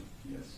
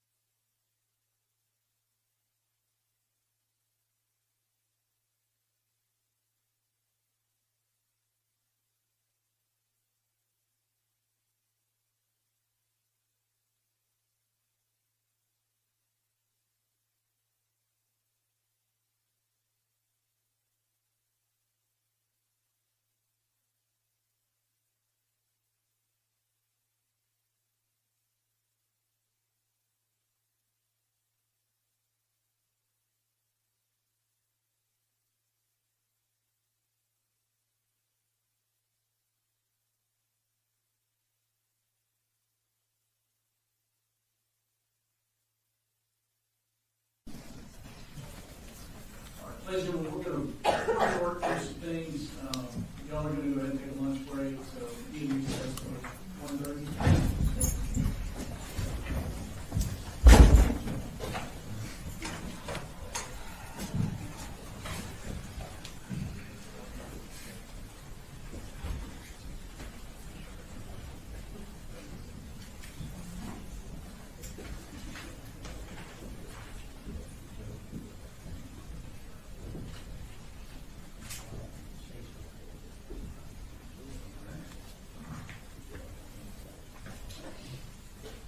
Don't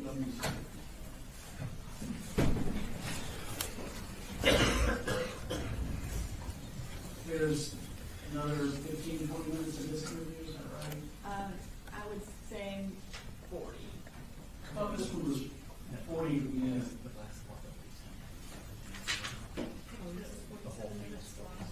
Okay, sorry. The whole thing was 47 minutes, this particular clip. It goes to 53:35. We are at 18 minutes. 6:47.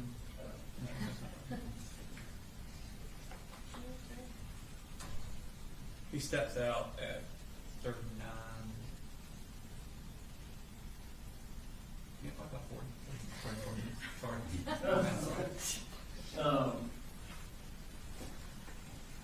All right. Is what the state approached to show me, is that the last of the?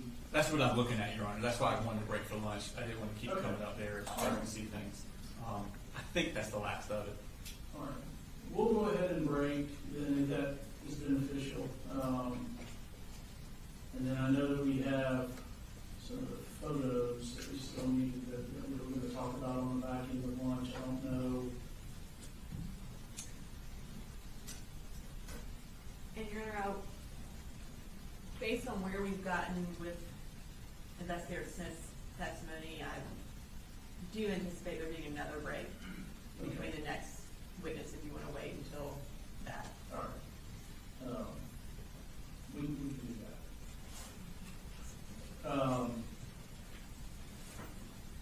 Do y'all want to resume at 1:15 or do you want to just take the, I mean, I don't know how y'all want to handle that.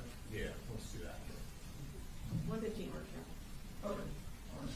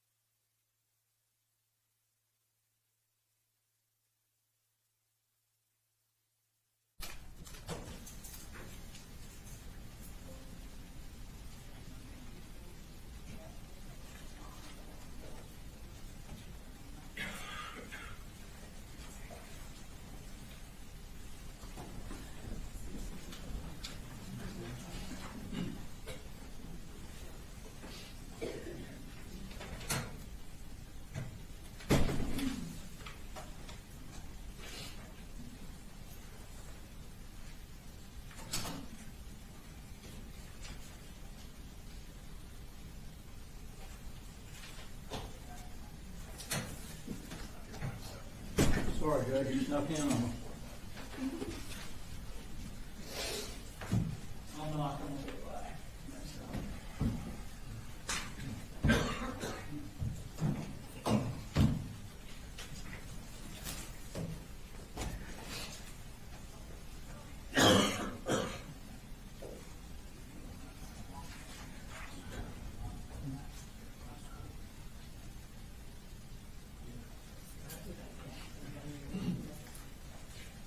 So currently, we're in this area. I'm gonna have her skip through all this to this, where we start talking about it. Yeah. Okay, so that skips over. Yeah, they're all different. Okay. This is coming off this side.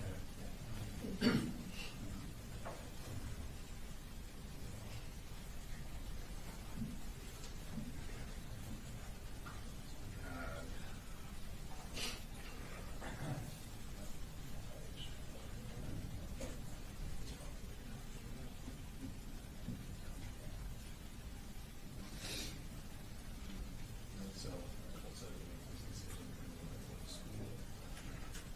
Oh, you're ahead of me. Okay. We're getting to that, so Gotcha. it's just kind of finishing up what we were just talking about. Okay. So we'll start here, Okay. and then that kicks in here, or hold up, there's something here, what's this? Okay, so this is Jenny. Yes. I would argue that since she testified to this. We're okay with Jimmy. Excellent. Because we're trying to play her safe. So the next part, Colt, is when he goes through what Colt said happened. Yes. At school, and I don't think that's beneficial. He's just describing what happened at school. Well, we gotta be consistent. Well, the reason we're asking for it is because then it leads into this conversation that he says, the only thing I know about it is the law, and it kind of just gives the context of it. And then, And after that, I believe it's just 10 years. well, there's this thing where Colt describes how he did it. That's what I'm talking Okay, so you're trying to get into that. about. I mean, I think, No, it's okay. I don't think Yes. it's, I don't think it's prejudicial. He's describing what happened at school. So no one's arguing with what happened at school. But it leads into, I think the last thing he says is, on voices are we want to do. He asks, any kind of mental disorders. And he had so that's kind of why.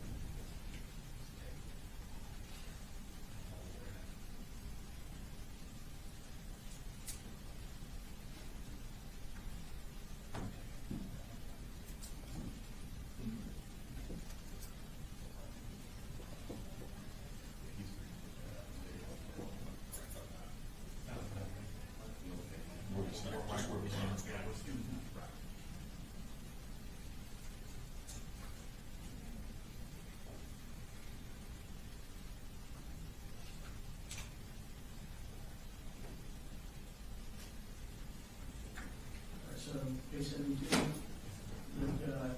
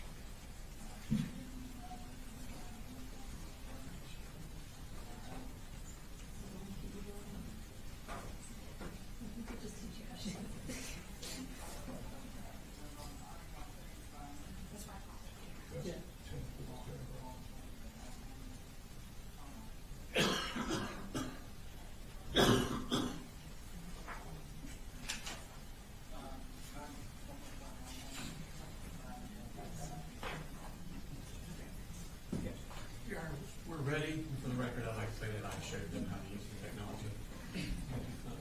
There you go. For the record, I would like you to know I that did that's why they something. need me. I did something. You did computer. I did computer stuff. Julie, did you get that one? I did, every word. All right, bring it in.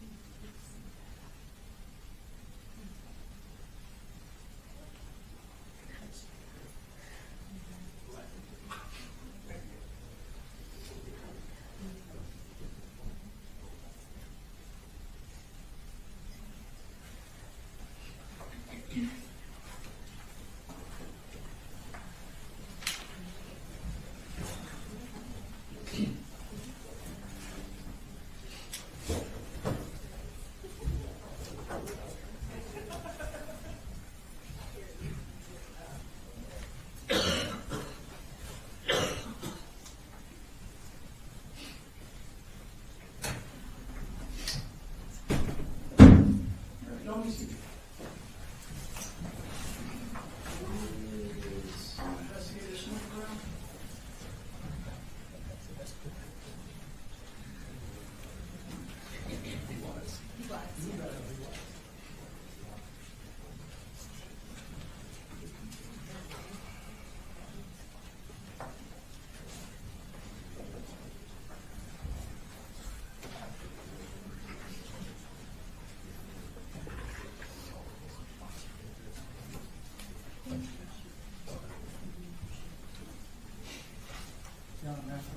Yes.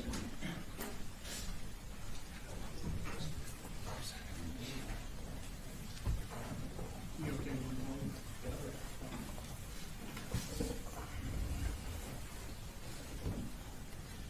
All right, ladies and gentlemen, we are going to resume with the interview.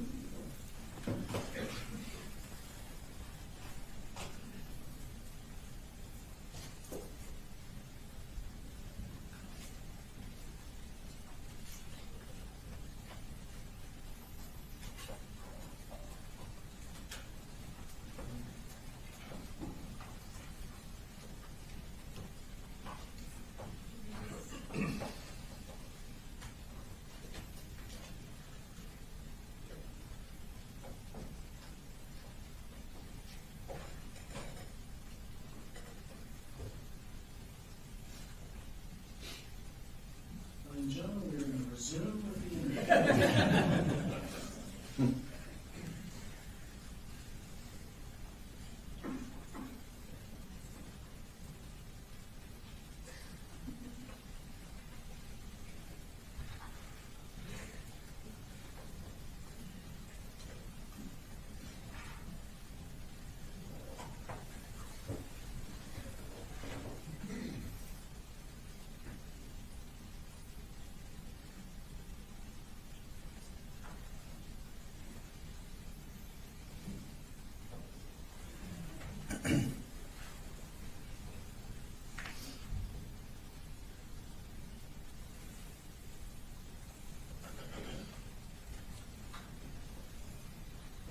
A year and a half, well, not even quite a year and a half, but a year and a few months ago, you got the FBI coming out here, or TFO agent from the FBI coming out to your house, and saying your son's starting to shoot up school.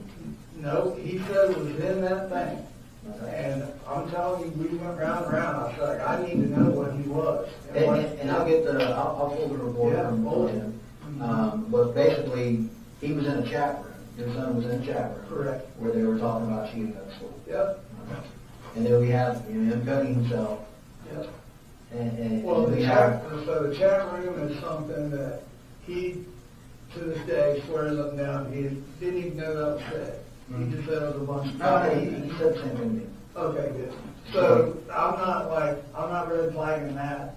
Like, okay, well, you learned your lesson is a hammer for me. I just know, you know, what I try to do to help me better understand cases is I try to put myself in someone else's shoes. Sure, yeah, I have kids, yeah. and again, you just say I didn't work in law enforcement. To me, as a regular dad, if the law enforcement comes, no matter who they are, law enforcement comes to my house and tells me that my son Oh, yeah, was in a room where they were talking about committing a school shooting, yeah. that is going to be a giant red flag. Oh, and it was. No matter what my kid says, because kids can lie, right? That's right. That's right. Yeah. And it was.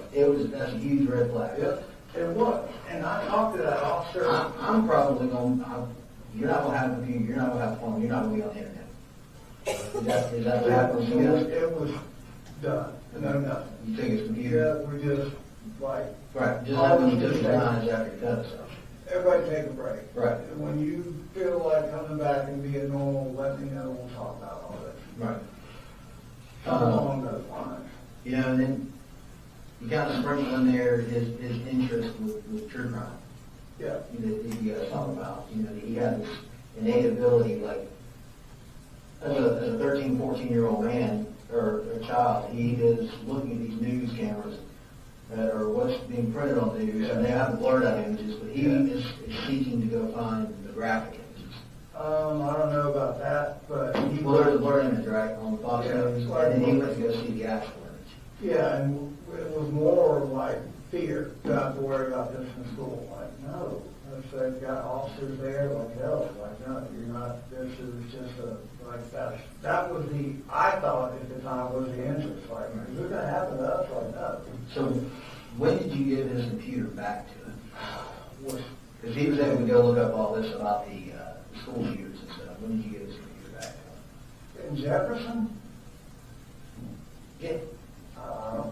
I have no idea when I gave it back in because that was towards the end of school and then we started moving. Okay. When did you buy him a computer? I bought him a tower, I guess right before we left Jefferson. Like just a gaming, low budget gaming tower. Okay. Like a GT40 or something, a big gaming computer. But never, let me be exceptionally clear, right now.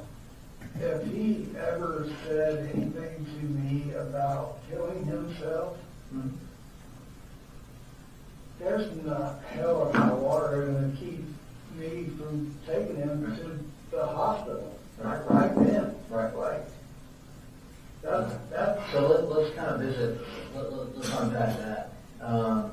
Did Miss Marcy and Miss Debbie come to you and talk about having him go to Athens Behavioral Health? yeah, that's what we're working on. That's what we're working on? That's that kind of stuff. When were you supposed to take him to Athens Behavioral Health? Was I? You or who was supposed to take him to Athens Behavioral Health? I didn't have an appointment with him there. Well, I know you didn't have an appointment, but I think the reason that there was no appointment made is because they said on Saturdays you didn't need to make an appointment because it's not a busy day. I didn't talk to anybody there. I don't know. No, I'm not saying you did. Oh, I don't know. I don't know But anything did you about talk to that. Marcy About and Debbie about taking him to Athens and having him? No. You never had a conversation with them Not about about Athens.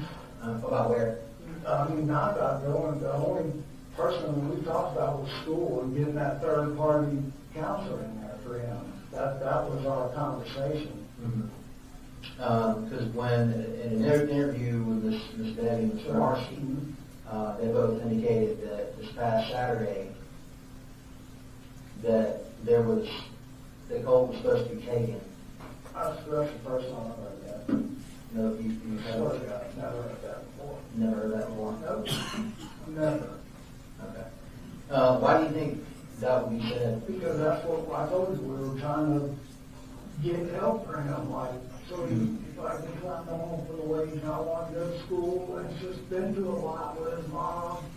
Like he's voiced, like he's having trouble, he's telling me he's having trouble, it's just a lot. Do you think it would have been a bad idea to take him or a good idea to take him? I didn't even know, it would be a great idea. that's what we're trying to do, is decide as a family if we want to check him in somewhere and we, like, admit him, or just get. And that was, I remember you saying that Marcy first had the idea of checking in somewhere months ago. When you pushed her and you came home. No, that was just like last week. Okay. What was the incident you were telling me about? Was that? That was, that's what I'm talking about. with him. Last week or- Yeah, when his dad came up here and all that, it's that kind of stuff that he went through down there living with them that kind of. Did Marcy ever ask you to take the guns out of the house? Or put them up or hide them somewhere? No, yeah, we've always been like that, like our guns have always been. But what did Marcy ask you about the guns? What did she say to you? She just said after the confrontation she had with Colt was like, you just need to put them up or get rid of them. And I said, okay. Did you put them up or get rid of them? They're up. And my goal, my thought was, is I'm having a conversation with Colt about all this, and Did you have a conversation with Colt about it? yeah, like he told me exactly what happened, that his mama kind of bore, it was a different story than what she said. As she kind of came charging in there, calling an MFer and got in his face and like, okay, that's what happened. I'm like, okay. But this acting thing, I was not swearing out of where he was supposed to go. Like, for Christ's sake, I would have taken him there. That would have been great. But no, that was never, nobody ever said there is a set appointment for him anywhere. So we've all been Right, worried. yeah, I mean, there wasn't an appointment made, no. I mean, like, it's all my insurance, I would have to know about it. Nobody ever said, hey, go. Like, we're set up to bring, like, I didn't know that they talked to Athens, like. Okay. So tell me about Jenny. How is Jenny? They're really close, right? They're close, she's super quiet. She is? Yep, real reserved and, Is she a pretty truthful kid? yeah, she's pretty good, she is. You Have you know, ever taught her a lot before? Jenny, nothing major that I can think What of. does she lie about? Something, I can't think of anything like major. Have you ever caught Colton a lie? I'm sure I have. I can't, Can't think of anything off the top of your head. no. Like, kind of a lot of trying to process here, and these questions are like, I don't know, like, I don't know. No. Like, I don't know, when I bought that tower, it was like around Christmas or something. Yeah, like I said, I'm not looking for an example. Yeah, I know you don't carry around receipts, but these are questions I get it. that we got to figure out, we got to find out. Yeah, I get it. Because, you know, a lot of people want answers to these questions. Yeah, I do too, Yeah. you know, like, I do too. So these are some things that, you know, you kind of need to be thinking about. But we did talk with Jenny today. Yeah. And she did very well today. And we kind of, when we talked to her, and she's very close with her brother. She goes in his room and they play video games together, and so on and so forth. One of the things that she stated was that was a Colt catch his firearm in his room. It's not all the time, though. Okay. So how often? There was never an inkling or a thought of anything like this ever happening. That's not like, Well, there was an inkling. well, I mean, Not not really for him. For him, this was our escape out into the wilderness kind of thing. That's all this was. Like, if we were getting guns down to clean them or stove or something like that, it was purely range or deer hunting. That's what this was. I thought, but apparently not. So,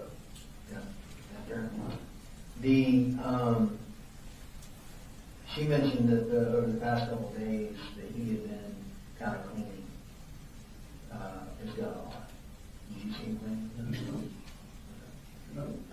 you don't know when he had it done, when he did it. You couldn't say on any given day. He's never just had it done, like in his room. That's not the rule.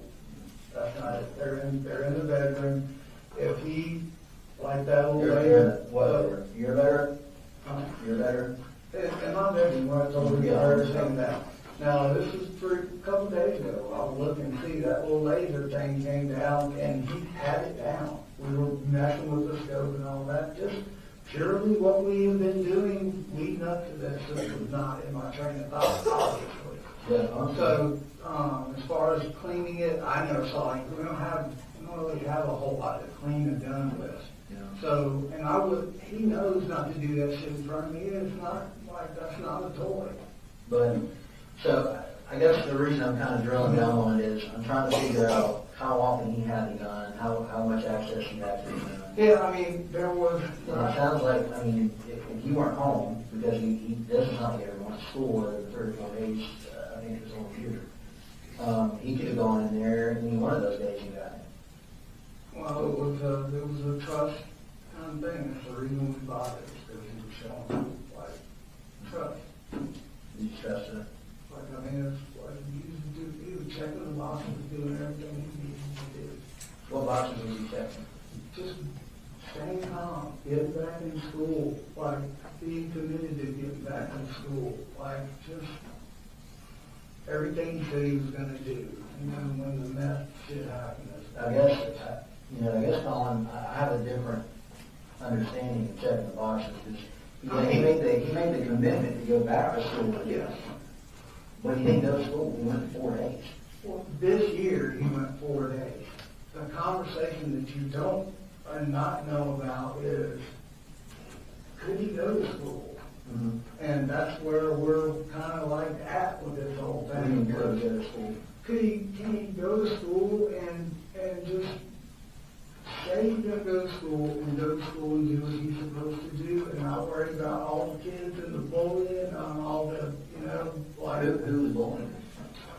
In Jefferson. Okay, but not here. Not here. Okay. No, when he came back here, he was. He did online school for a period of time too, right? How long did he? I don't know, man. He went through all of online till, I don't know, towards the end of this year. Mm-hmm. And then his grandmother said that we were going to just try to get him enrolled back in school. And if it didn't work, that, I was looking at sending him to different places for school, like not a military school, and there was just, this was his chance to get back into school and just have some normalcy, not worry about all of that. He got so far behind. Mm-hmm. I felt like he was like going to be picked on and looked at because he was so far behind. And he never was just a go-getter out being the life of the crowd. He just, he just would be by himself and would not want any crap started. What have you heard as far as the actual case? Have you been listening to the news? Have you been told about how many people were injured, hurt? When I came home, the TV was on when I got home. Mm-hmm. And I saw the overhead of the football field. I shut the TV off. And then talking to my family. So the news was calling everybody in my family, Mm-hmm. and I'm talking to them, and they're telling me what all that's happened and how many people. What did the news say to you? They just want in the house, They wanted what else? my house. They want to interview me and want to talk to me, and it's like, y'all need y'all's property. Mm-hmm. So that went on. What did the news say about the injured and the deceased? Nobody. I never had that conversation. I'm not going to have that conversation with the news media because what do you got on the property? What about law enforcement? I haven't talked to them since everybody left the house. You're it.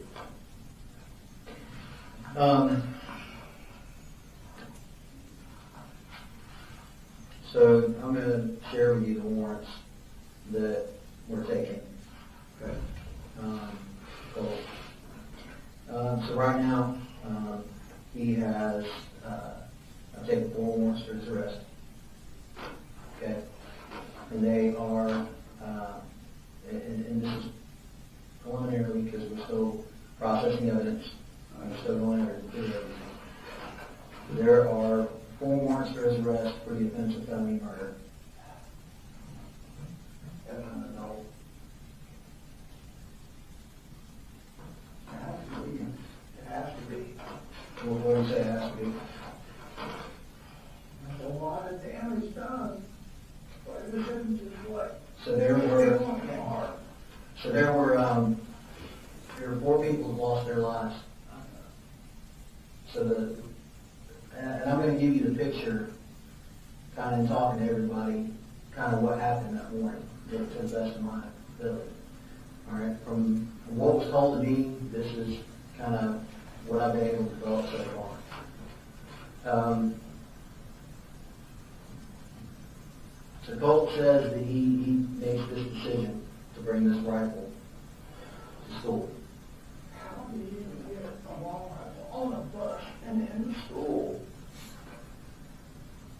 Like, I don't understand that. Well, he took some steps to do that, right?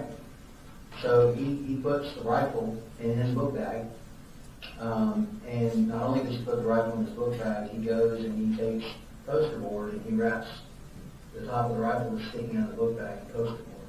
And then he takes on top of that and puts some kind of hat over the top of the top of the poster board. And he told everyone that it was a project. And the poster was a Happy Mother's Day poster that I had been made. How did you know that? Because it was in his room, like it was our thing to try to help her. Yeah. So he wraps this up in poster board, and he gets on the bus. And he tells everybody, it's a project. He goes to class. He tells them it's a project.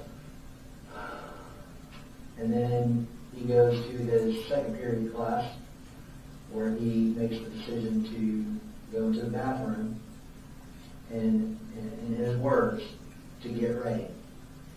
And asked what that meant.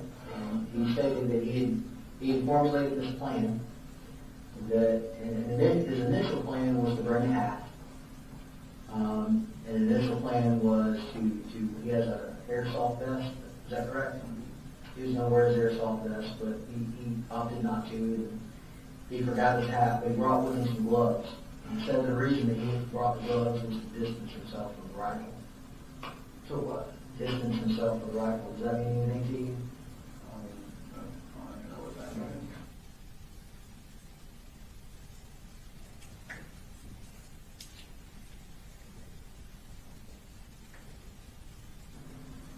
Has he ever been diagnosed with any kind of mental disorders whatsoever?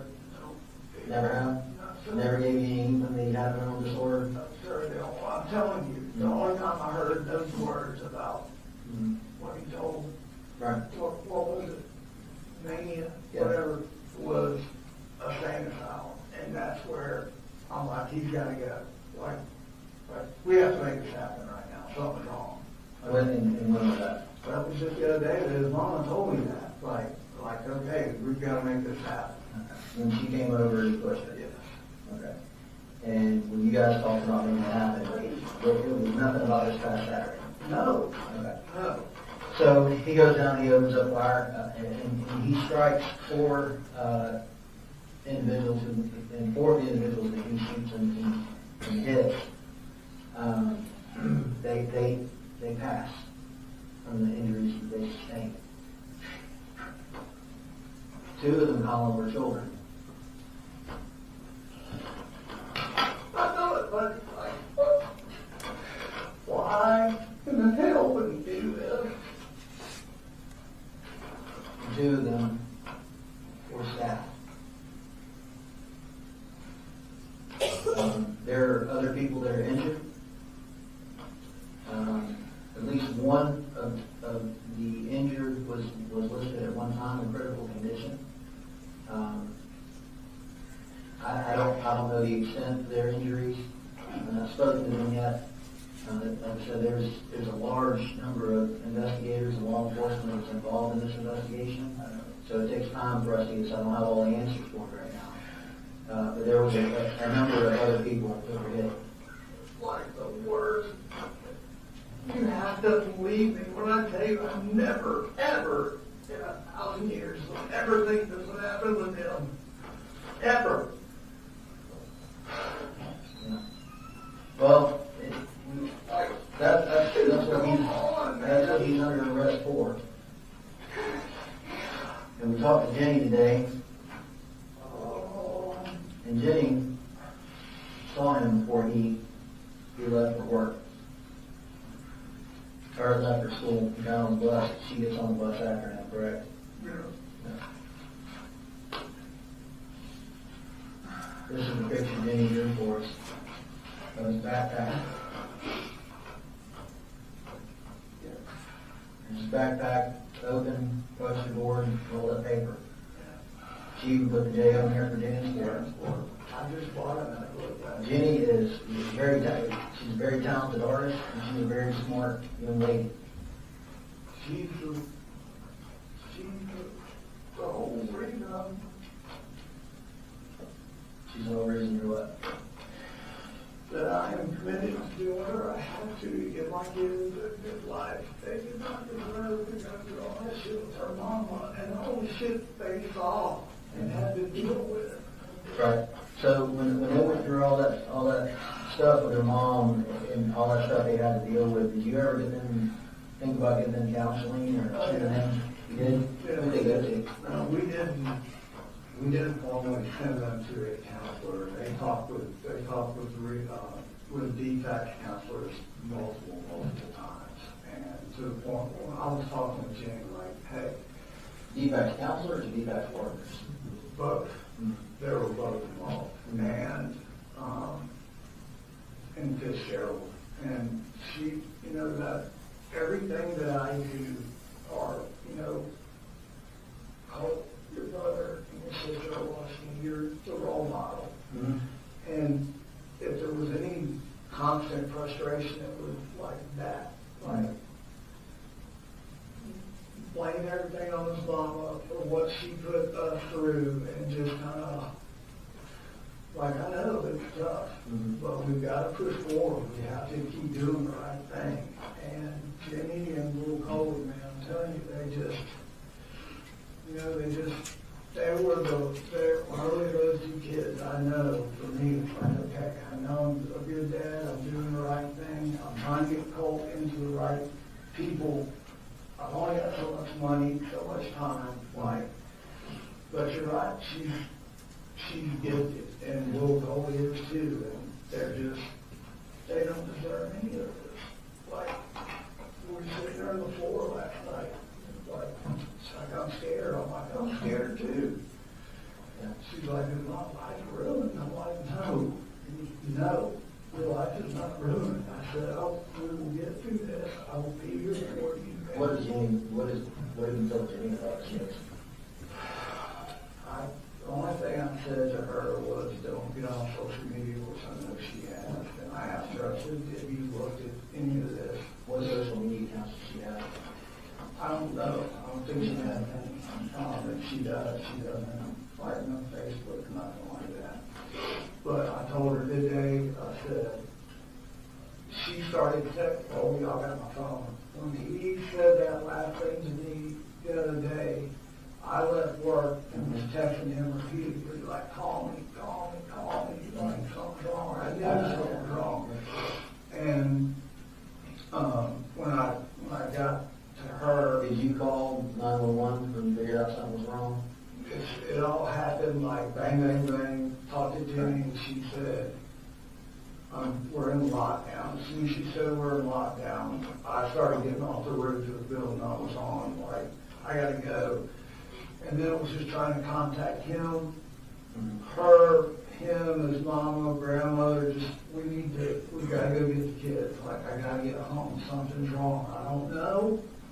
And Marcy's like, I got a bad feeling about this. And I'm like, I do too. I'm like, I pray God, you know.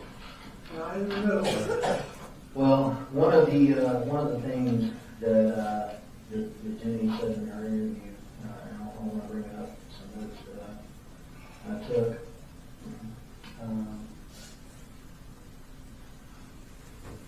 That she indicates that there's a lot more arguing going on than kind of what you have shared with us. The arguments are pretty frequent. Arguing, yeah.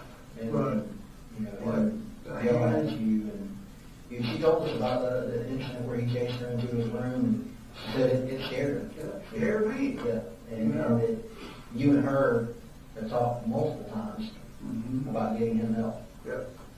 Going back for a while.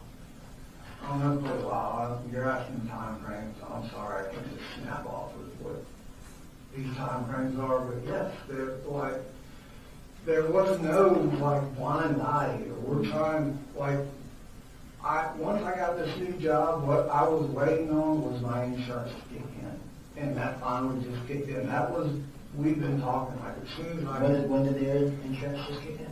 A week ago, week and a half ago, 2 weeks, maybe, I don't know. I don't know the exact date, because it all happened. I was waiting to get him into like, if it had to be clinical, I started going down the list. I even reached out to a psychologist in Bethlehem, like, do you take my insurance? Yes. Here's kind of the backstory I got with Colt, was talking about that. And then school. Has Colt kind of, to kind of stay on track with the argument, has he ever told you that he hated you during the argument? Yeah. Has he ever told you that he wanted to hurt you? He's always Threatened to hurt you? not like, more like, what are you going to do about it kind of stuff. And what I chose to do is just to leave him alone. And You and Jenny described seeing him kick you, and punch you, and hit you, that was the second time, and that was how long ago? probably a month and a half ago, before he started back to school. Yeah. And that's when I pulled in every, Did you ever throw anything? say, hey, to the screwdriver at me. What did he say to you before he did that? I didn't hear him say anything to me at all, but, when I picked up the screwdriver, I probably should have said, you're going, I said, I need to call the law. So Jenny knew that he had a lot of social media accounts. He actually had a lot of them. And he would create them, delete them, and create them, and delete them. When you're talking to Jenny, did she ever share that with you? She never told me, and like, I'm all about, social media, so Help me understand how the conversations with Jenny would go. When we wouldn't sit down and just sit there and have a long conversation about Colt. I mean, that's not, it was more about just, hey, we're getting him help, insurance kicks in, he's going, like, I'm trying to just see it coming and be neutral, and, I feel like he's gonna get that way, then we'll go to the park, and he'll calm down, and he'll give me a call and say, hey, I'm sorry, I just lost my temper, blah, blah, blah. And that's typically how it would go. But it was a lot of back and forth about his mom, and, what really started the whole thing of her coming back, he asked, he said, do you ever think that we'll be back together as a family and we can get mama some help? And I'm like, yeah. I said, I'm not doing that or bringing her back into our lives until everybody is ready to do that. He actually was the one that was like, yeah, let's try to get her some help. And, I don't want her to end up alone. And we had that conversation, just stand out in the backyard, and I'm like, okay. you didn't want to do it, that's all. He didn't want his mom to end up alone. And I said, well, I respect that. I said, so let's work on what it takes to get her back here, and us as a family. The mission was to keep our family together, all of us, and just turn the page and try to start over normal. Yeah. And that's something. Yeah. Hang on a second.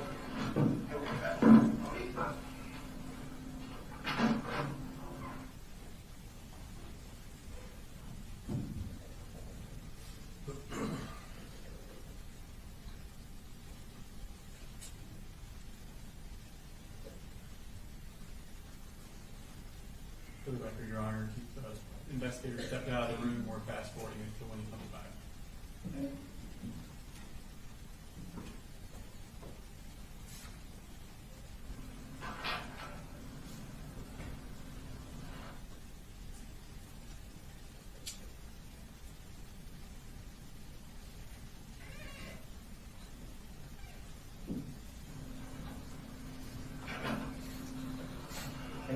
I'm sorry, man, I had to go to like 4 different spots, and none of my keys were in anybody's office. Yeah, we're almost done. One of the other things that, you know, kind of, in talking to the other investigator, I mentioned that Marcy, before that she had conversations about him being obsessed with shooters. And even that was a Colt's own admission, was that he was obsessed with him. I don't know about it. He shared with her that one that I was telling you about. That was the only case that we really talked about that day. Yeah. So, it's like in my mind, like, no, like I'm literally like having normal conversations with him. And even in my notes I got right here, I'm like, this happens, the April thing, like, nobody ever said that to me. Like, that is false, that's wrong. Nobody, or we would have been there. Yeah. Like, for real. But as far as that, him and her, ever since all that went down with all that damn meth and her getting locked up here and threatening to, did she bring up that she threatened to kill Colt and all that? You know, so that's where, when that happened, and her mother told him that, she should have never done that, like, she agrees, but looking back, hindsight, right? Once that statement was made, that's where the relationship between him and his mother was broken right there. So I don't, what was said back and forth, I don't know how much to take in stock into that, because he just is like, washed his hands with his mama, like there's no, like he wouldn't care if she walked up and throw away the key, basically. He couldn't get over that she had made that statement. Like that was a big, well, the way I understand it, she said the same thing about me too. But, So he knew that she was talking about putting in a no, this was her, he said that about, she said that about killing her son and me. That's what I'm talking about. And when her mom told him that was like, that just broke it with him. So it was just trying to give everybody space at first, her just take care of all of her issues, let everybody calm down too. Us doing the right thing. And then me telling him, like, she's not going to kill So you mentioned your own notes. Is there anything, I've asked you questions for a couple hours now. Is there something you want to ask me?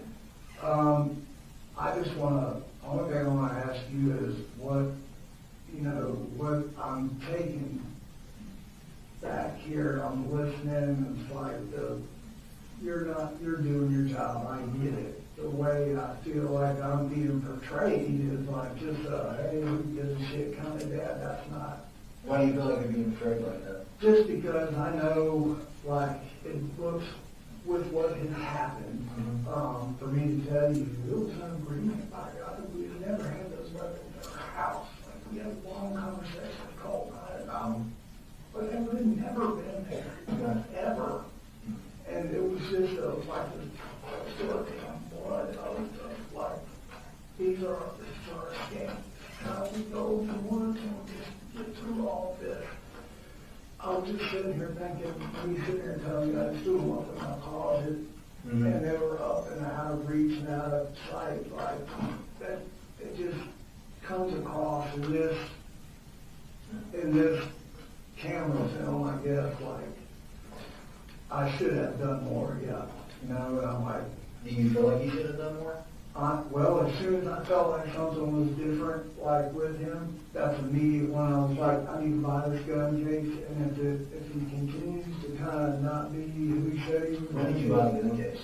It's sitting in my cart, and I couldn't afford it. Well, what was the catalyst for that?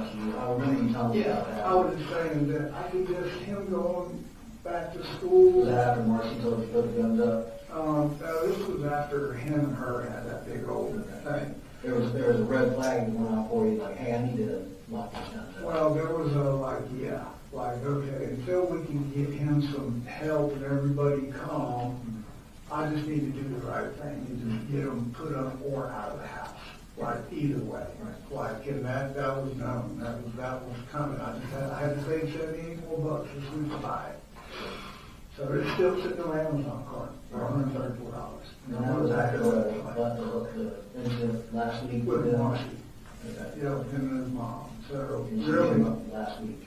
yeah, and really I was debating like this week, like, well, if he goes to school, then I may just come home and take everything up to Mike and just tell him to hold on to it for a while, just until I can make sure everybody's like, you know. Why didn't you do that last week? This is not on the radar. You know, him and his mother have gone.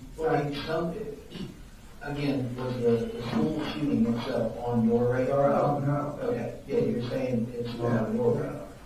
But something was on your radar because you put a gun safe in your Right. Amazon account. That was after Marcy and him had that argument. And you even said, you know, I should go ahead and put these guns up. I had the thoughts to take them to Mike's gun room. Yeah.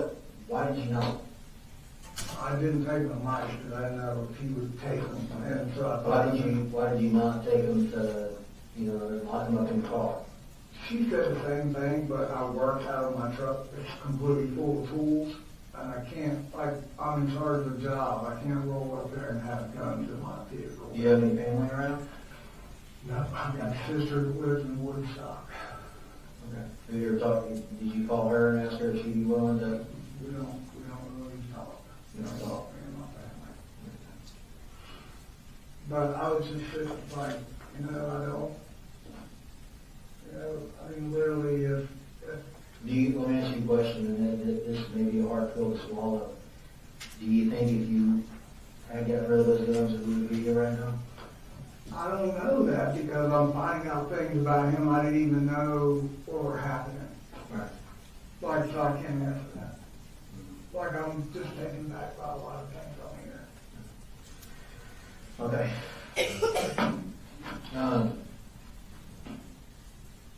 I think that's about all the questions I have for you. I'm so sorry. I don't even. Yeah, I know you are. Go ahead and set that spot down for him. Turn around, put your hands on back. Is that the point where you placed him under arrest? Yes, sir. I don't think I asked you before, what time of day did you start this interview? I believe it was later in the afternoon, around 4 o'clock, give or take. Okay, there was a timestamp on there. Do you think The that's timestamp accurate? will be more accurate than my memory, yes, sir. Okay, that's all. Nothing further.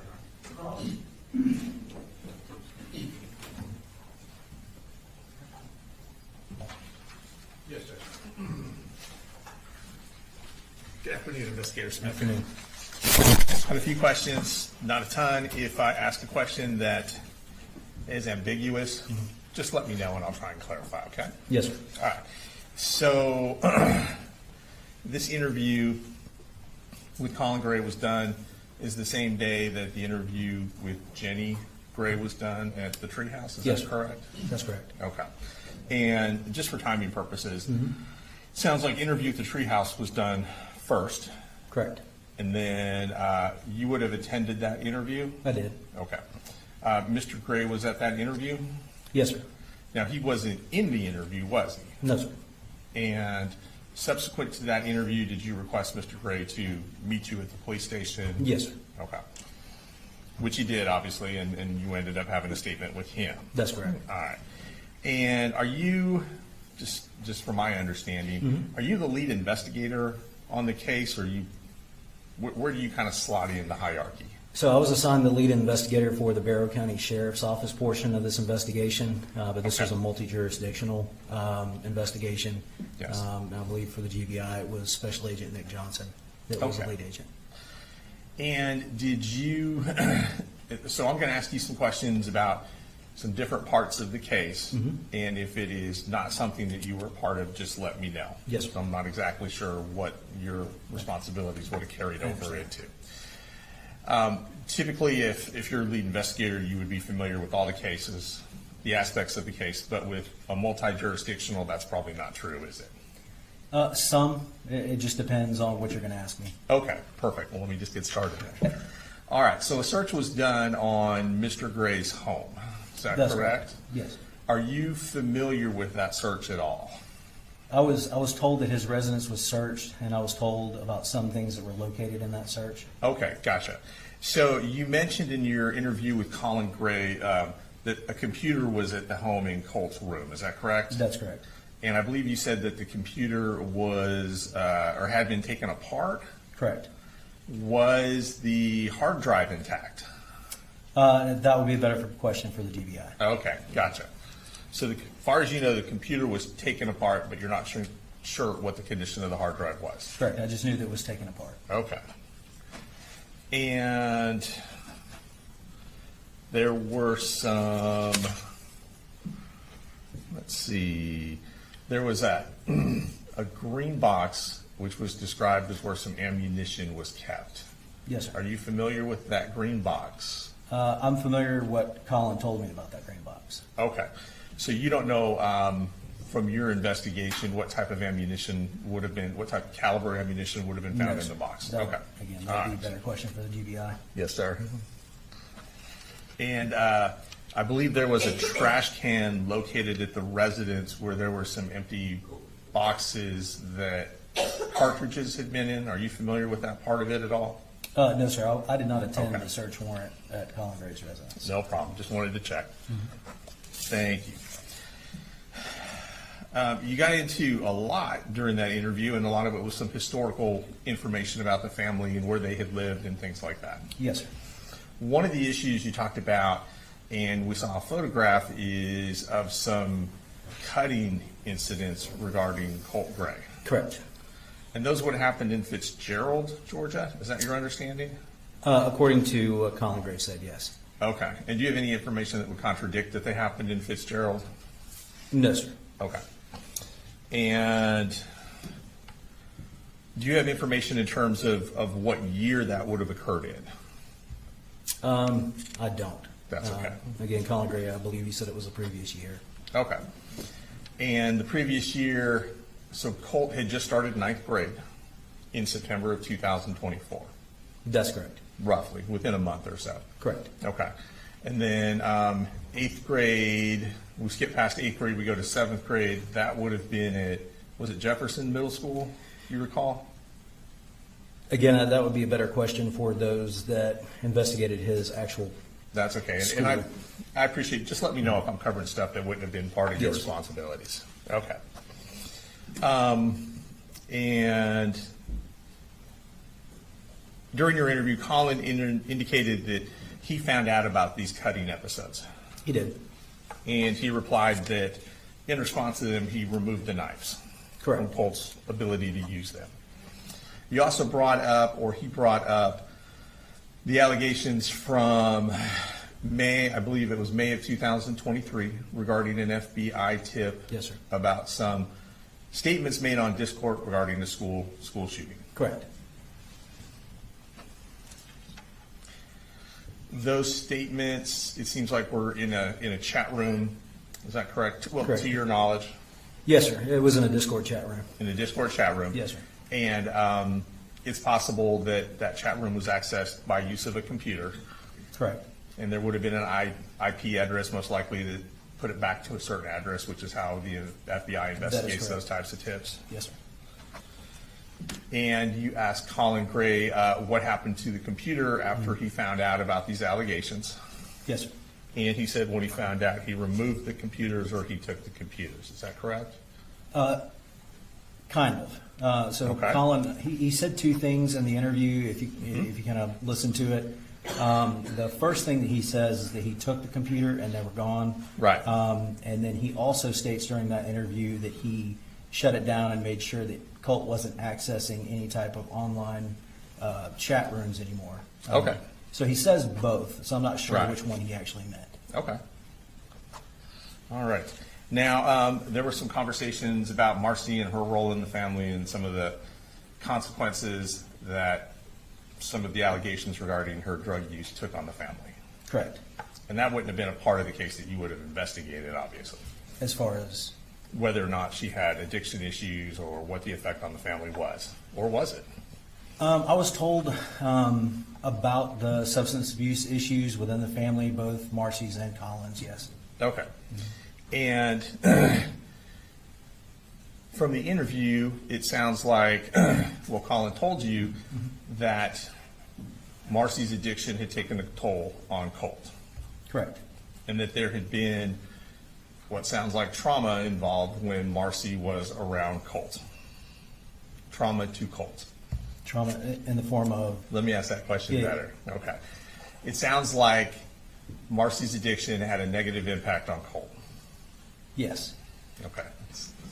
And Marcy had come up to stay with Colt and Colin in Winder in approximately mid-August, late July. What's your understanding of my when she understanding, came it up was here? about a month prior to this incident, and Okay. she stayed for a couple of weeks, so Right. she would have left, 2 or 3 weeks before this incident. Okay. Was my understanding from that interview. Just, right, and that's all I'm asking for is exactly what, so we're talking about the same thing. So in that time period, Marcy is staying at Colin's house with the kids. They're all Correct. staying at the same residence. Yeah, right? Marcy, Colin, they're all together. Okay. And we heard that there was this altercation or argument between Colt and Marcy. Correct. And there were, well, it sounds like Colin was not home when this altercation occurred. Correct. And Colin said he heard different stories about what actually had happened. Is that correct? He had. He had heard one version from Marcy and he had heard another version from Colt. That is correct. Okay. And he talked a lot about trying to instill a relationship of trust between he and his son, Colt.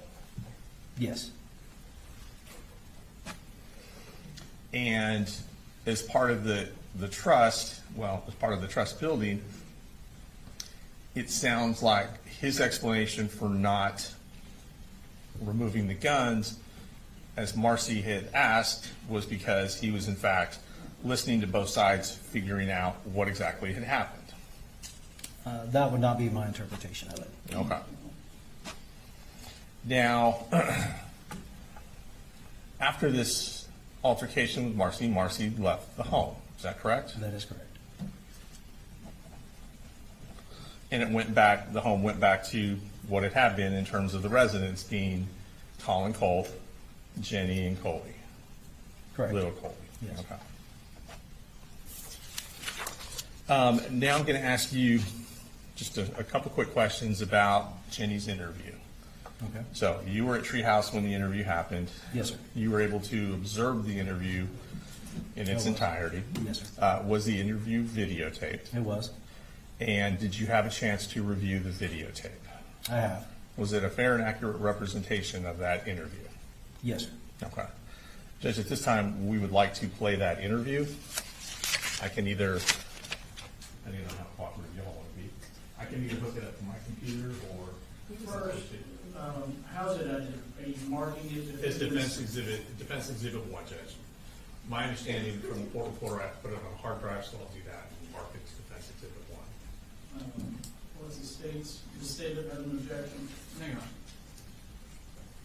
All right, defendant's one is admitted. And if you need access on your side, I need to switch to computer. Yes, sir. You need me to switch it to you? It sounds like I do, Judge. Okay. I will hook it up to momentarily.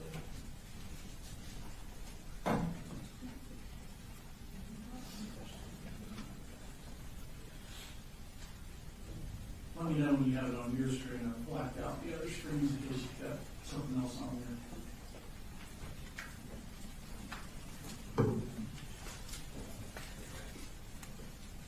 You guys okay?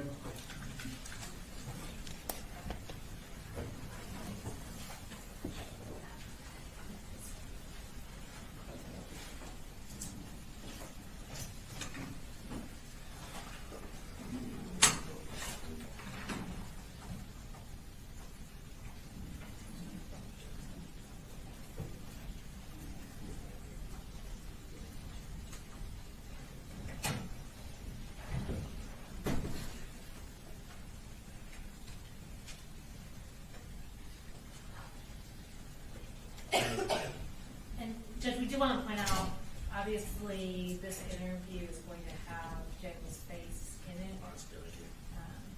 So I think maybe we need to proceed. So you're not with WSB, right? You're A&F. So WSB said they had basically a kill switch to not record what's on the TV. Are you familiar with that? Because the interview has the face of the minor here, you will make sure the kill switch is activated so that you're not recording the images that will be on the screen. You can have audio, but no video, same for any other media. Recording or photographing the images of the minor for broadcasting or dissemination. I guess I believe we're ready. All right. So I'm gonna, you want me to go live for the TV? Yes, sir.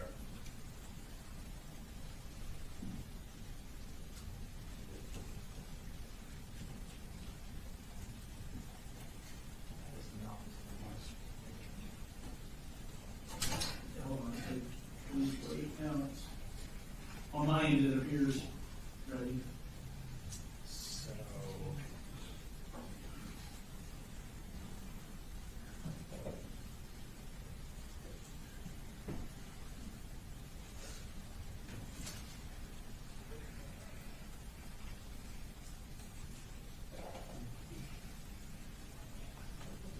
You plugged into a computer over there, is that right? yes, sir. Do you guys just hook up the HDMI? Yes.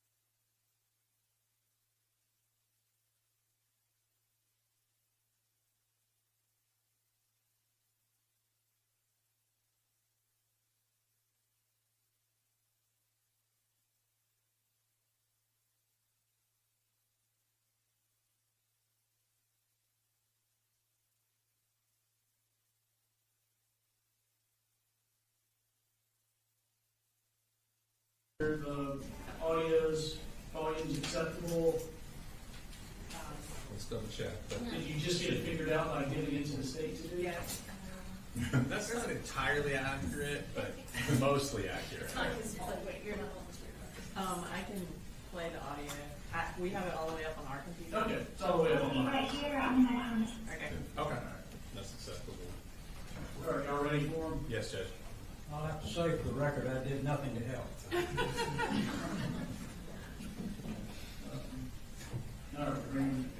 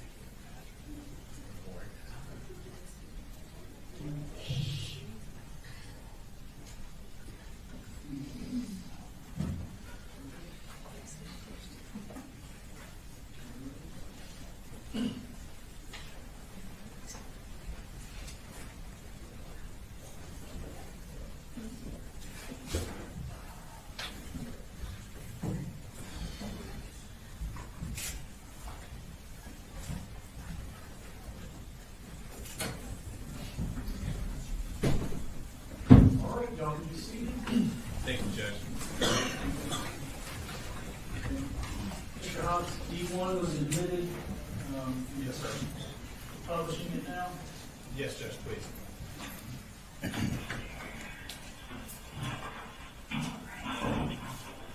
you tell me your name is Jenny, is that right?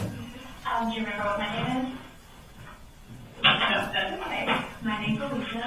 When we're talking today, if you don't know something and you don't remember, I would want you to guess. So just like you just told me you didn't know, that's perfectly fine, okay? When I talk, I like to kind of doodle with drawing stuff sometimes and take notes. You don't have to, but if you want to, you're absolutely welcome to, okay? And then I will write stuff down. So if you see me writing things down, it's just because I want to make sure I can remember it the right way, okay? So it's not like, oh, she said something right, something wrong, something crazy. I just don't trust my brain to remember things all the time. The other thing I wanted to let you know is this room looks obviously a little different.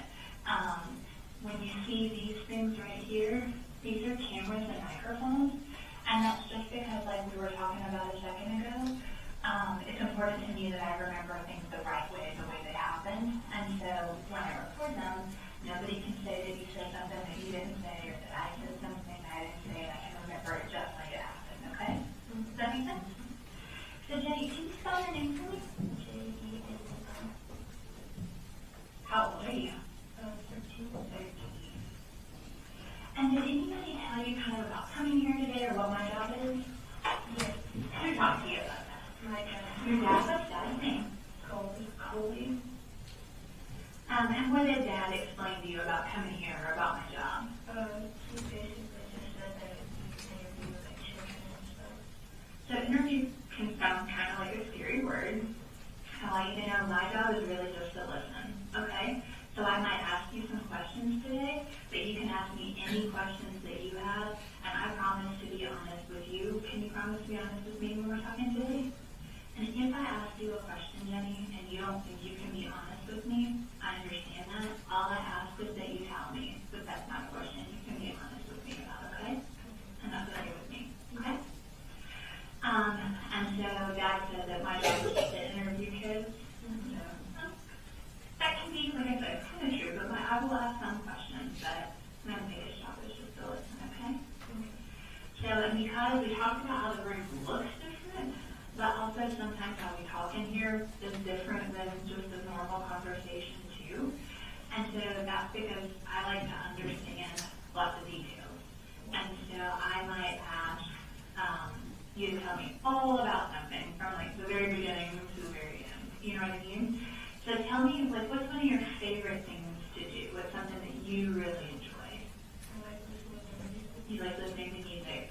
So if I were to say, like, Jenny, when you listen to music, what's the very first thing you do? And tell me all about how you listen to music. Well, first thing I do is just pull up a song that I like, and then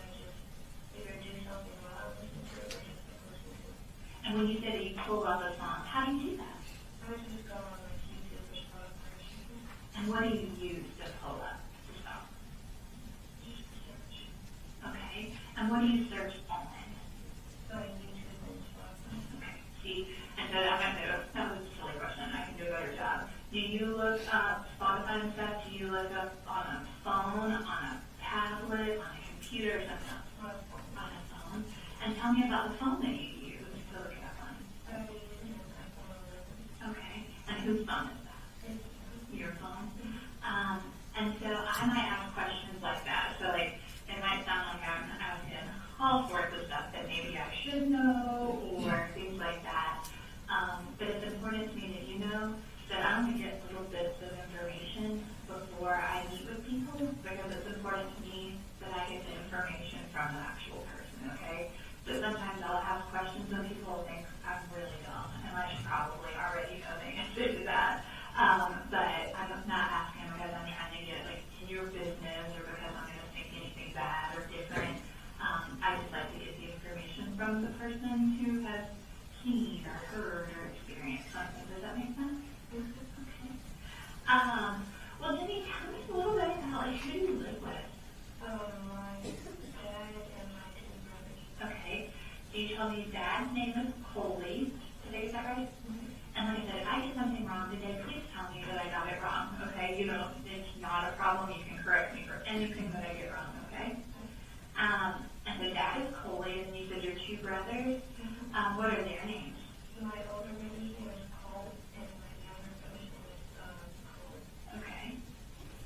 And so you said your older brother is Colt. How old is Colt?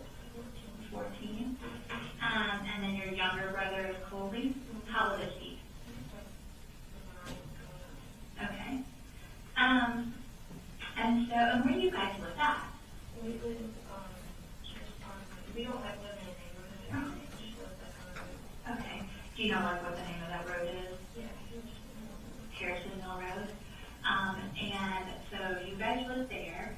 And tell me some stuff about Dad. Like, tell me about that. What's he like? What are things we like about Dad? Things like that. He's really like happy and energetic and like confident and stuff. Okay. And are there things about Dad that like you don't like or you wish were a little bit different? Not really.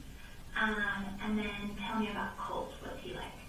He's like kind of like squishy sometimes. Okay. Sometimes he can be annoying and then he can be chill.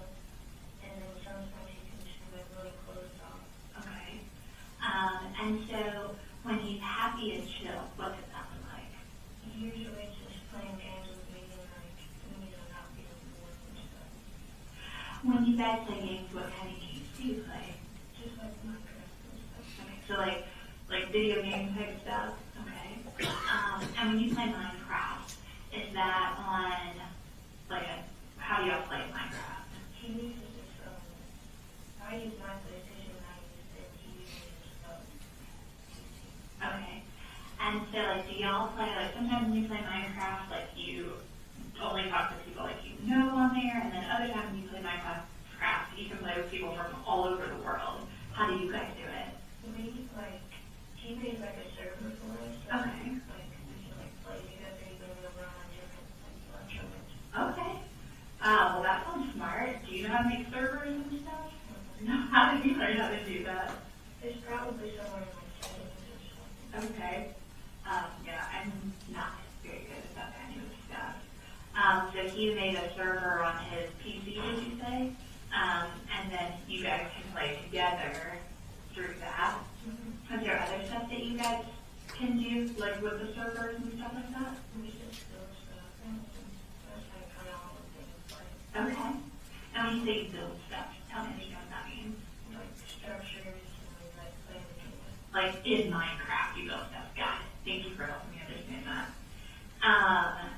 And so, but then you said sometimes he can be switchy. And so sometimes he's happy and chill, and other times he's closed off. Help me understand what that looks like. Like, when he's like closed off, he's usually like, I'll listen to his room and not really talking much. Okay. And then sometimes he can be like, really like, annoying and like, pestering or stuff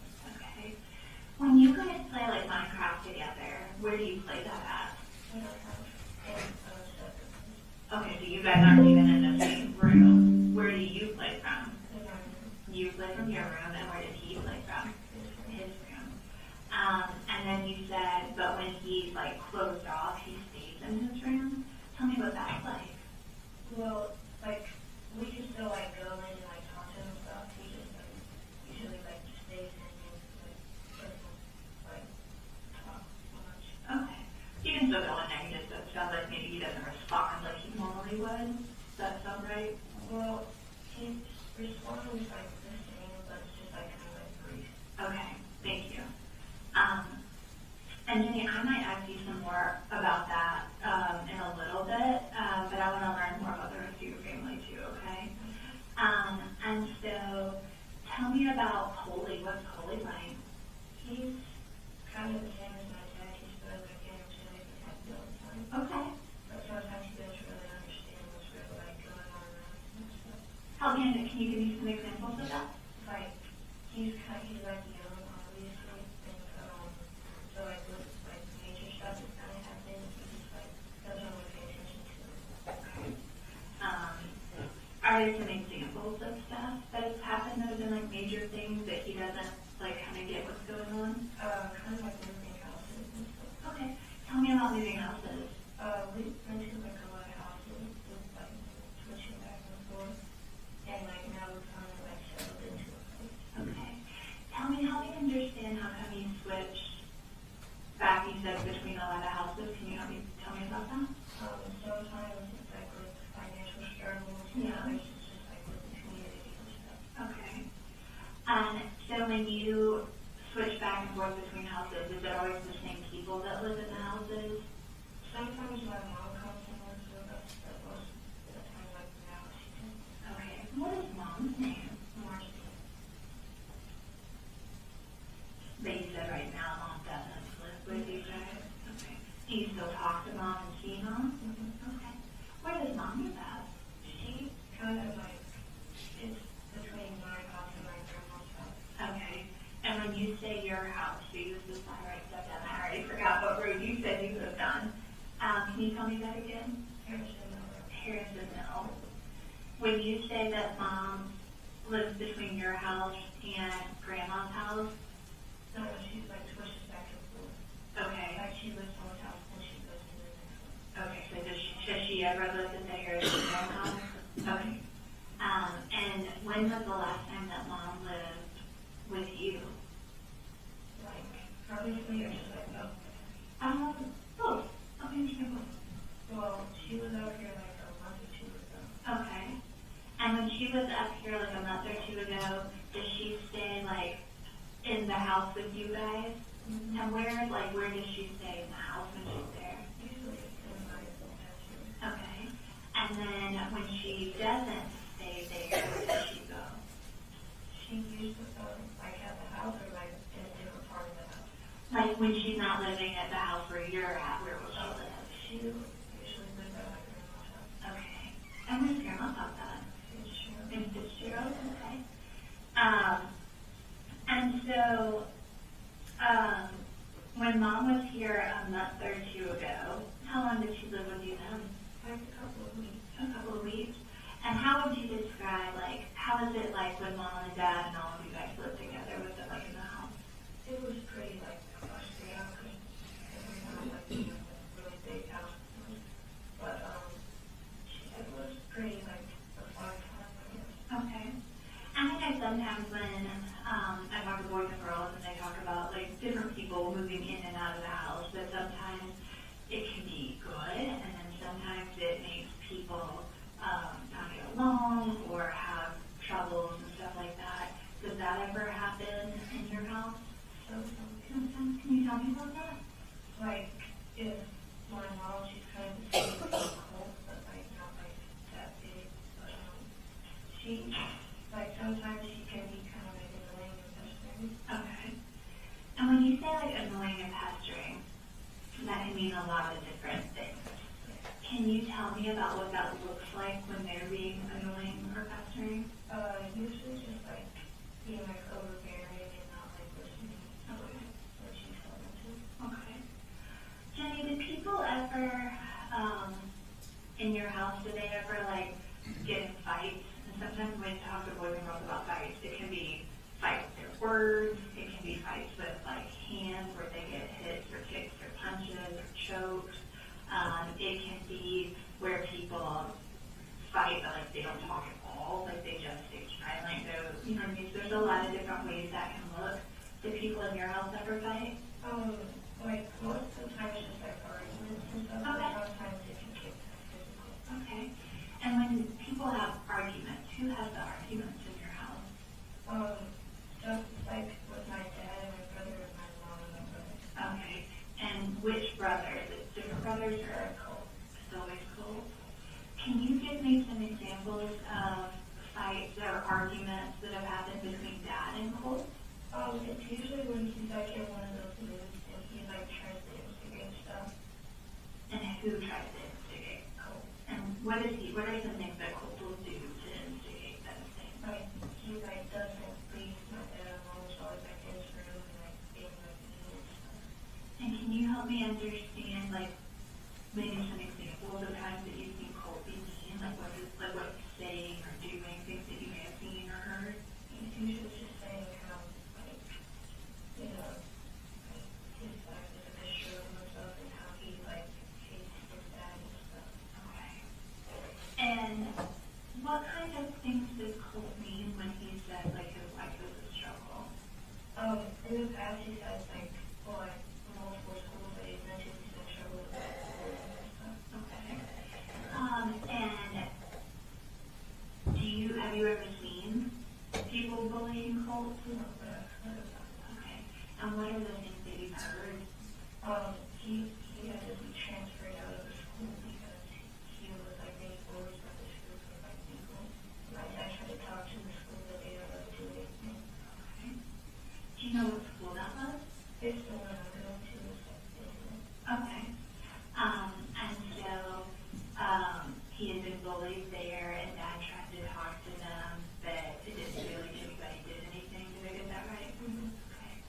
Are there other examples that Colt has given of his life being a struggle? Like sometimes when he's like really frustrated about stuff, he usually just like gets like angry and stuff, and like yells out stuff. You said that he yelled out that he, and please correct me if I get this wrong, that he yelled out that he hates your dad or his dad? Yeah. Did I get that right? Has he ever yelled at how any other things to them? No, because when they argue, I usually just go home and kind of have the attention. So he does yell other things, you just remove yourself from the situation so you don't know what those things were. Has Colt, when he's upset, has he ever threatened to like hurt Dad or do anything like that? Sometimes. Can you tell me about that? Like, I don't really know what I would say. And I'm not trying to, it's important to me, Jenny, that you understand, I know I'm asking a lot of really hard questions, okay? And it's important to me that you know that I know that I'm asking questions about your family, okay?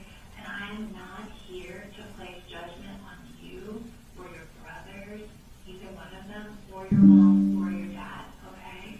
I just want to understand. And so I have to ask a lot of questions so that it helps me understand. And because you live there, I can understand it better when I talk to you, okay?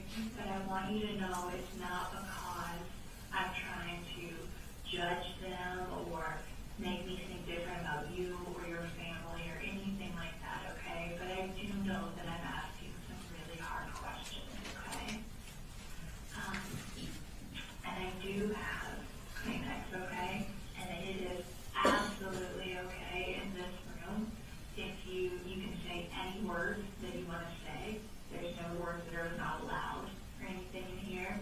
If you get frustrated or sad or anything like that, that's okay, okay? It won't make me think different, and I promise I can handle it, okay?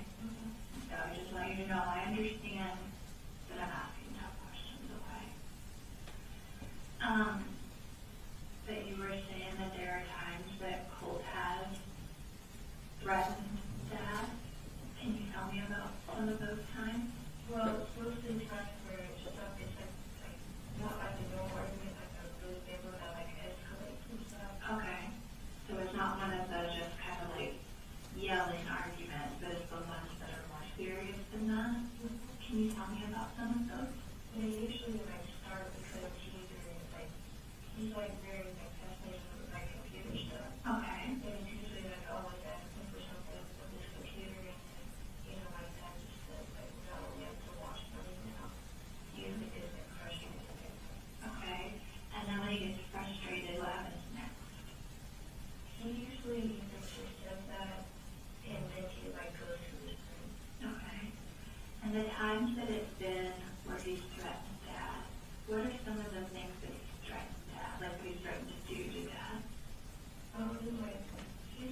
like brief stuff, not like detailed things, but like we were like just heard him or like he wants to fight him. Okay. And so he said hurt, he said fight. Has he ever said like kill or I don't want you to be my dad or something like that? No, if it usually gets to that, he's like not around. Okay. Have there been times, well, I understand because you said that there has, but I understand there are times where it has become physical. Can you tell me about the last time that it was physical? It started when like Colt was doing something with like tasting and he was like instigating him. And like he kept on like kicking like that and stuff. He said like, come on, fight me. And when he did like start like punching and stuff, my dad always like tried to like order it on him and calm down and stuff. Okay.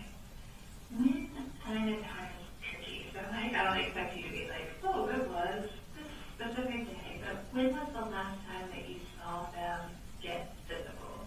Like a month ago, maybe like a couple of weeks.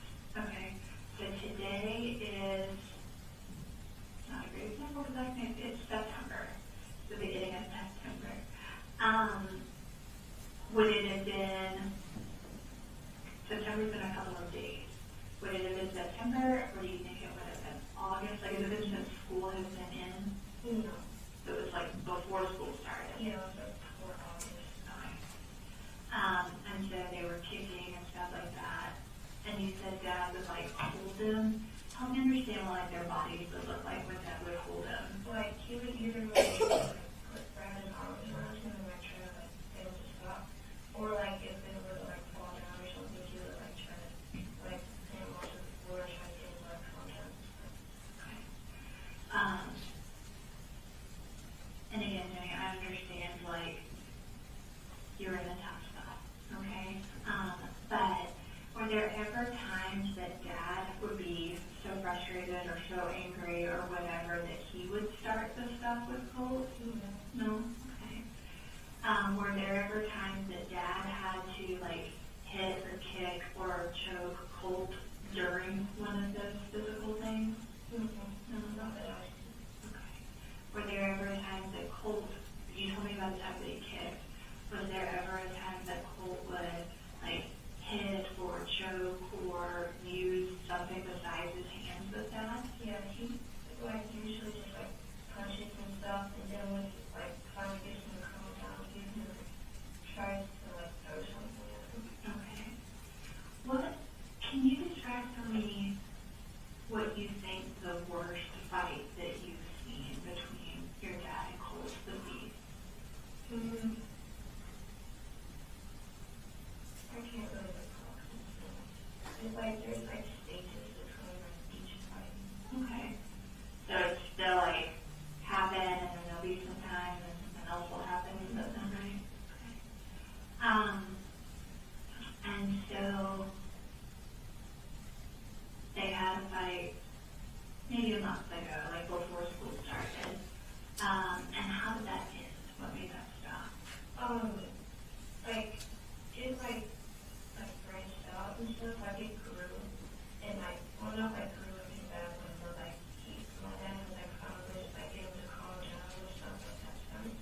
And usually when he calms down, he just goes into his room, and when he comes back out, he usually calms down. Okay. Have there been times that Dad and Coley have ever like fought? What about have there been times that you've seen like Dad and Mom fight? They never get physical, they just have arguments. Okay, but they'll argue. I understand you said that Colt was really obsessed with computers. Was that the word that you used? And I know that he can build them and that he would ask Dad for stuff, that Dad would say like, we're going to watch money for some things. Were there things that Colt would do with his computer or on his computer that Dad was okay with? He usually never tells my dad anything that he does with his computer. But he always been like really like washy about like his privacy and stuff. Help me understand what that looks like. So like he usually just uses like burner accounts and stuff, and he just like deletes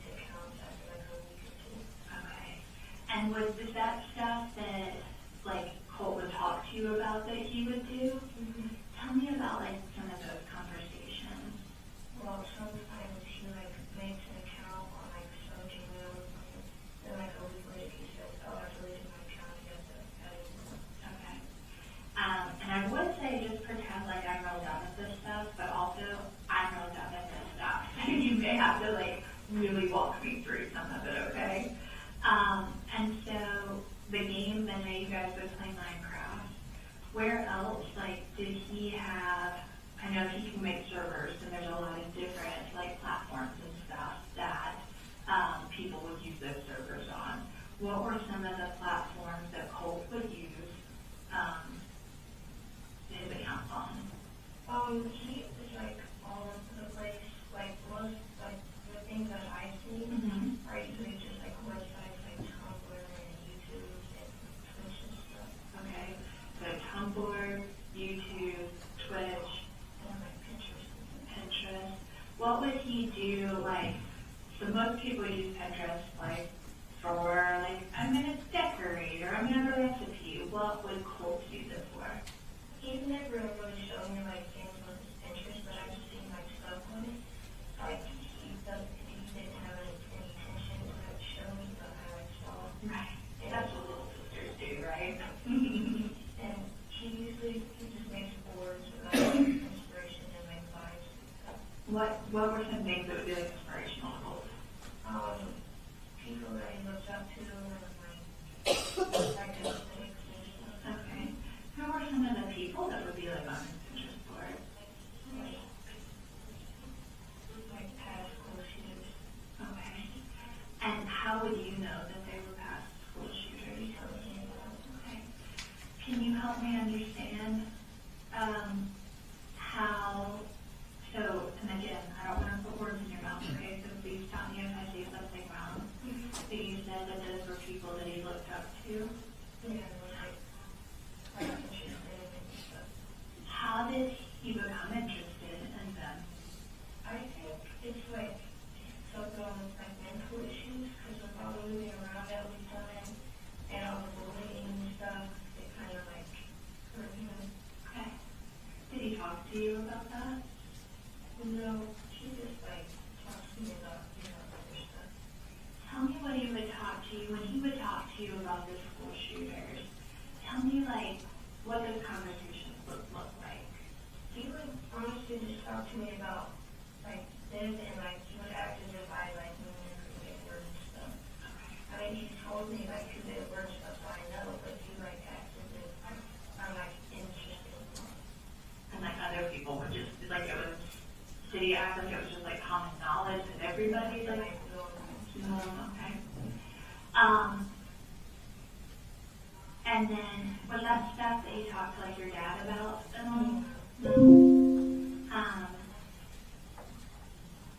I understand, well, tell me about, I know you said you could go in cold for him, like, even when he was feeling shut down, you could still go in there, he just might not, like, talk the same way and stuff.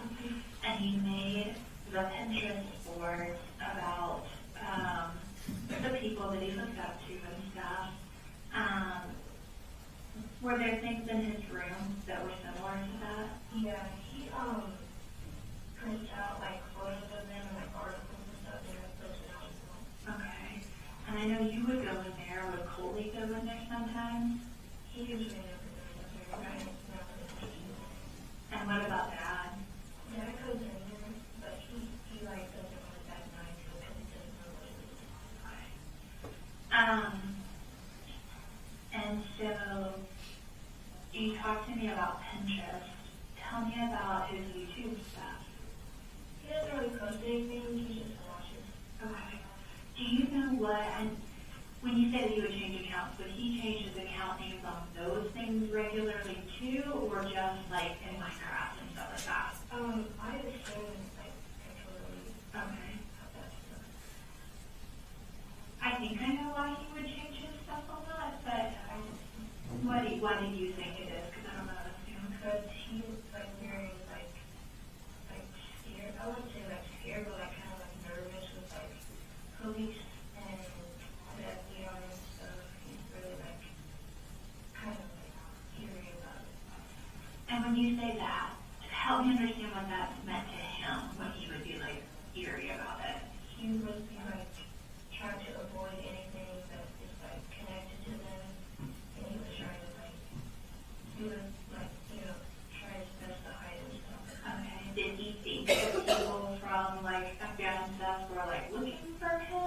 or he just wanted to make sure that they didn't know?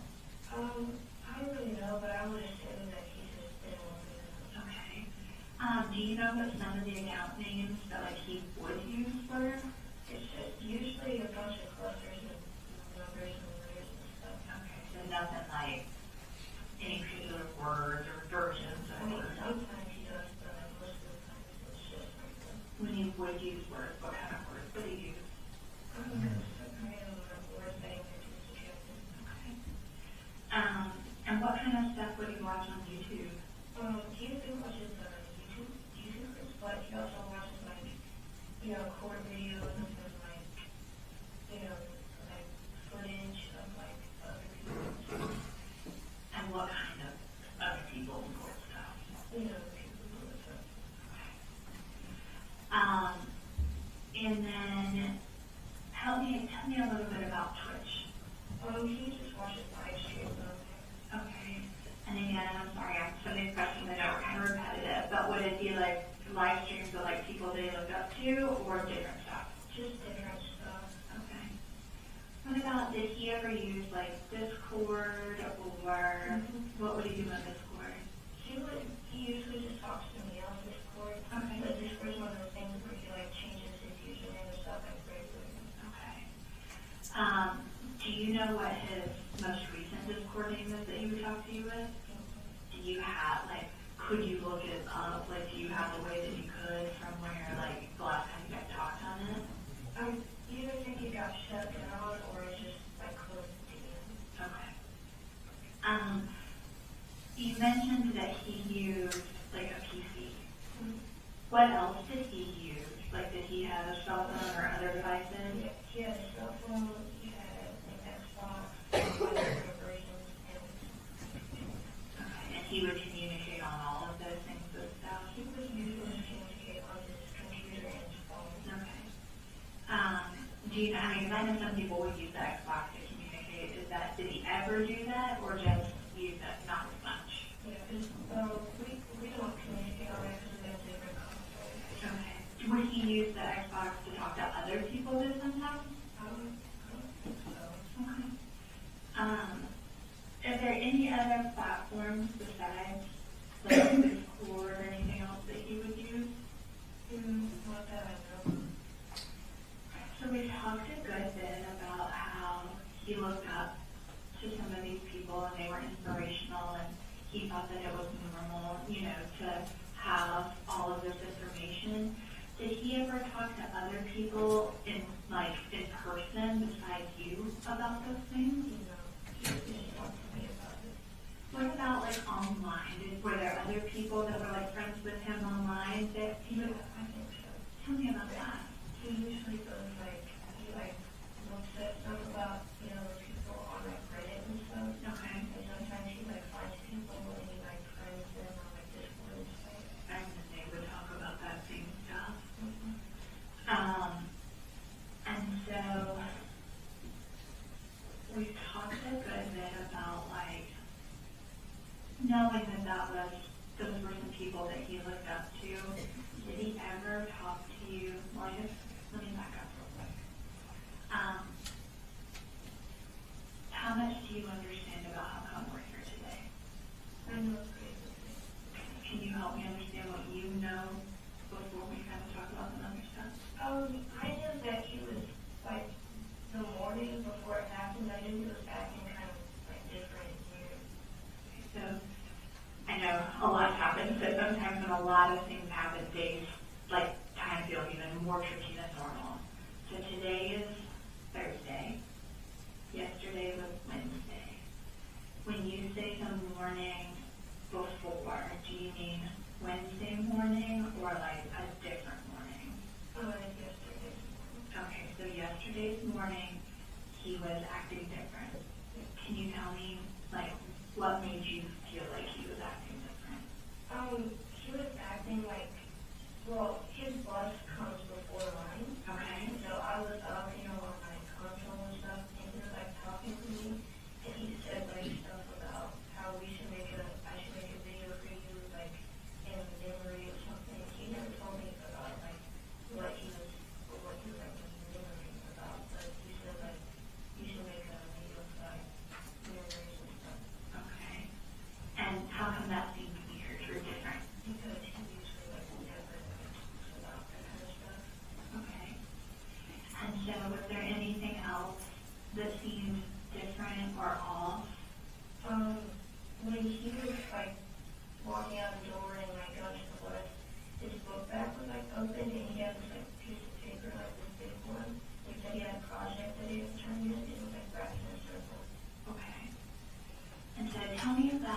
kind of book bag does he have? He has a change for it. Okay.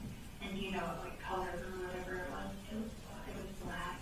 And so you said that the top of the transport was open? Yeah, it was like open. And that there was, what was sticking out of it? A big piece of paper, like used for projects and stuff. Okay. Do you know what color the paper was? It was white. And you tell me that from it was like a circle? Yeah, it was like wrapped in a circle. Okay. And was it like, so sometimes, you know, when we see like paper wrapped in a circle, it can be wrapped like this, and it's still open at the top. Was it like that, or was it like closed up, or something? It was open at the top. So, was it like this? Mm-hmm. Was there anything sticking out of the top? Not that I could see. Okay. Like the lights were there. Okay. And that was normal or not normal for him? That wasn't normal. Okay. But he said that it was a project. Did he tell you anything else about the project? No, but I went out of my room, and when I saw him, I walked out the door and like ask him about it, so like, 'cause I wanted to see it, but he was already out the door. Okay. And then did you talk to him or see him or text him or anything else after he walked out the door? No. Have you heard anything from him since he walked out that door yesterday? Mm-hmm. And then I know you said that he would talk to you sometimes about stuff, and I know sometimes when we talk to people and we don't, you know, we don't know things that may happen later, but then when we look back on stuff, we can be like, well, now I can see maybe what they were talking about or what, does that make sense to you? Now that it's today, and we know kind of everything that happened, can you look back? Are there ever times that he talked about doing what happened yesterday, or wrote about yesterday, or planned about yesterday that you can think back on and see now? Like before, he just talked normally. I mean, I don't like going through my kids' like books or anything, so I don't know if he like planned it or just talked about it. Okay. But there was nothing else that, like, kind of looking back now where you're like, I wonder if that's what he was talking about, or I saw something, a picture or a text or a notebook or something, and I wonder if that's what that was about. Is there anything like that? When we would text with each other, we usually like send like images of the people we looked up to and stuff, and I would text news about it. Okay. And were there memes where it was like they shouldn't have done that, or memes where like he thinks they should have done it, or something different? I don't really know how to pinpoint everything. I mean, it's not really specific. Okay.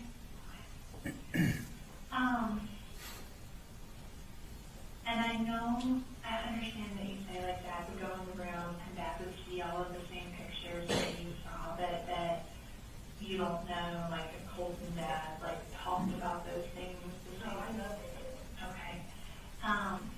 But is there any time that Dad has ever been worried about Colt's behaviors or about him liking those people?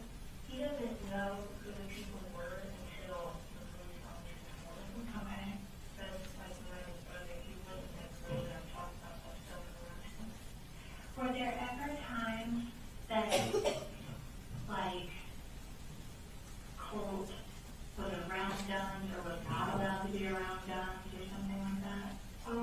He was allowed to be around guns because we, my dad and him, they usually went to like the shooting range or something. Okay.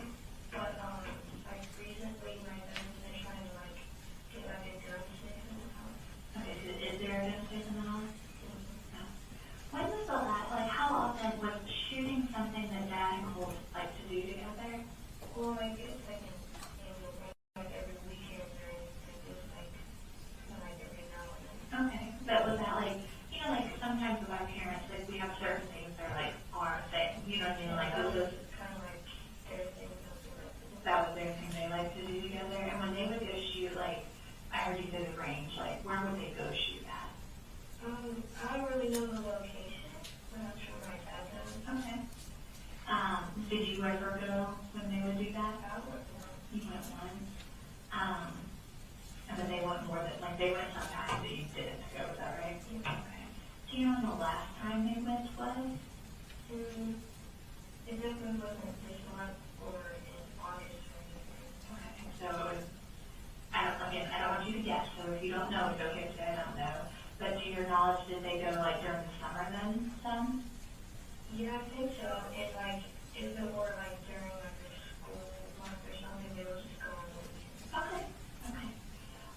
What kind of guns did Colt, like, and your dad like to shoot together? I don't really know like the specific names of the guns. Okay.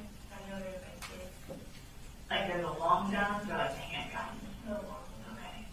And did Colt, like, have guns that, like, so sometimes, and like I said, you said he's 14, so it's not like he's a little kid, you know? Would he be allowed to keep guns in his room and stuff like that? Yeah, he usually keeps them in his closet or like cleans up in the corner. Okay. And that was okay with that, like, Dad knew that he had them there, and that was okay? Yeah. Okay. And was there ever a time that Dad was like, no, Colt, you can't have the guns? Most of the time when he gets like mad and stuff, he never usually like grabs the guns or anything. Okay. Like he'll just like keep them like up, like even if he's like really mad and wants to start a fight. Okay. And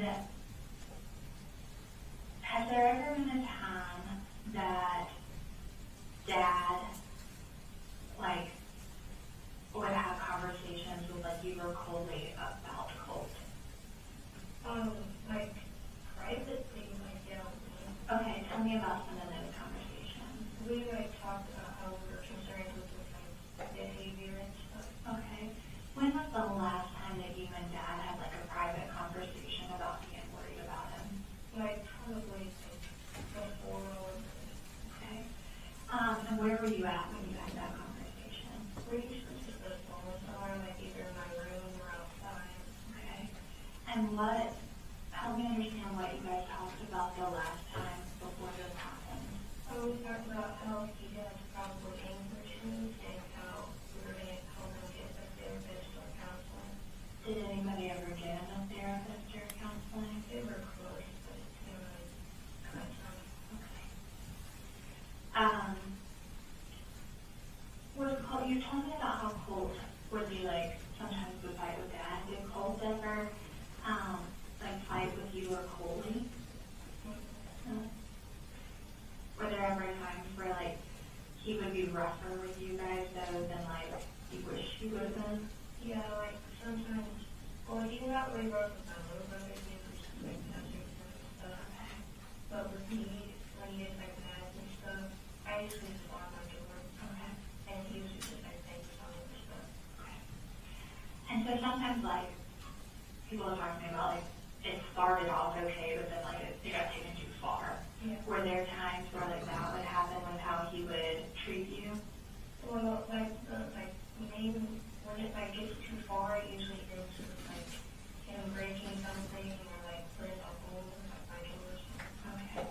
How many times do you think you put a hole in, like, I heard you say the door, have you ever put a hole in a wall? Yeah. How many times do you think you put holes in something when he's really upset? We always put like one hole in the wall, I think, and he put like 3 in the door. And were those all 3 happened at one time or different times? Different times. How come he would, so it seems like you said that you would lock the door, and then all 3 times were those times he was trying to get into your room that he put the holes in it? What would he be so upset about? Like sometimes we just have like petty arguments about like games and stuff, and it just like gets bigger than it should be. Right. And then like, well, that's basically it. So like one time we had like actual arguments about stuff, and it escalates to. Okay.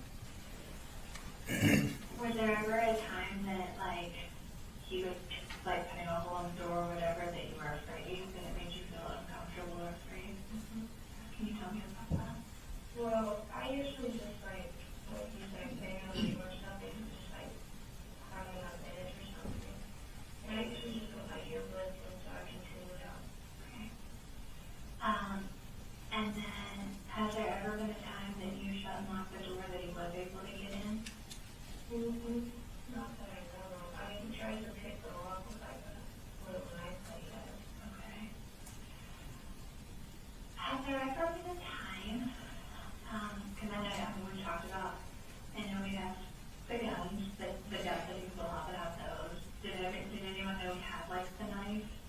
Oh, yeah, everyone usually knows he has a pocket knife. Okay. And we talked about like him and Max would get into a fight, and sometimes he would try to get in fights with you. Did he ever try to fight Mom? Usually when stuff like that happens, and both of them like, And you said that, and again, please correct me if I'm wrong, but Dad had talked to you about being like nervous or whatever it was, and that maybe he needed a counselor. How many times do you think you guys had conversations where Dad said that he was either worried about Colt or that he, like, let me ask that two parts. How many times do you think you and Dad talked about being nervous about Colt? it's usually like most of the time like after arguments and stuff. Okay. And so it sounds like when you say it's usually that it was multiple times that happened. How many times did Dad talk about that Colt needed a counselor? At first, like when they first started like arguing like that, he didn't really talk about it, but then he like And I know you okay, you said the last time you and Dad talked about him being worried was right before this happened. Did I say that right? What had happened then that made you guys talk about it? it wasn't like the day like right before it was like a couple like weeks back. Okay. Was there something that happened that made you and Dad talk about it? It was just like a word argument. Okay. Who had the word argument? Like that. And has Dad talked about like trying to get a counselor for him one time or more than one time? More More than one time. I know you said that Colt used to go to the school you're at now. When he was going to that school, did Dad ever talk about him needing a counselor?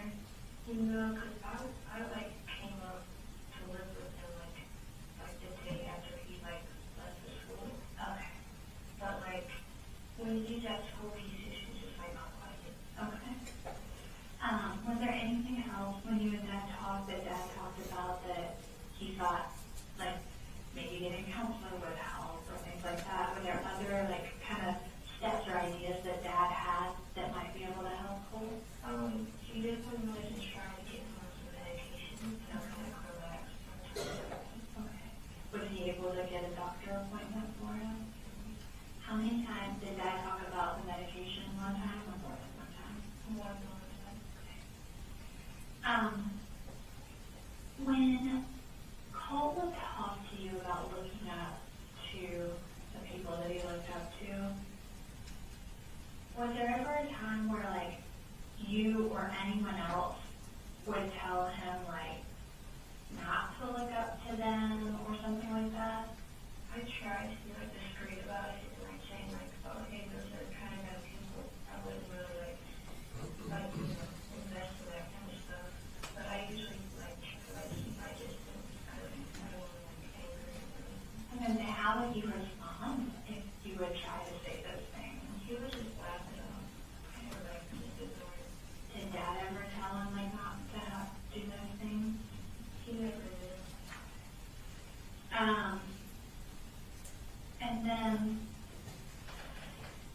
can you help me understand like what yesterday was like for you up until like today? Because I imagine that there's been a lot of talks and a lot of stuff like that. Can you kind of help me understand what's been talked about and like kind of what all you've been a part of? My dad, when he like talking about it, he said that he was shocked. And like kind of like angry that he did this. But honestly, in like my perspective, I kind of saw it coming. Okay. Help me understand the things that you saw that made you say like I could have seen it coming. When he left it on the left, opened the bag, like the weird bag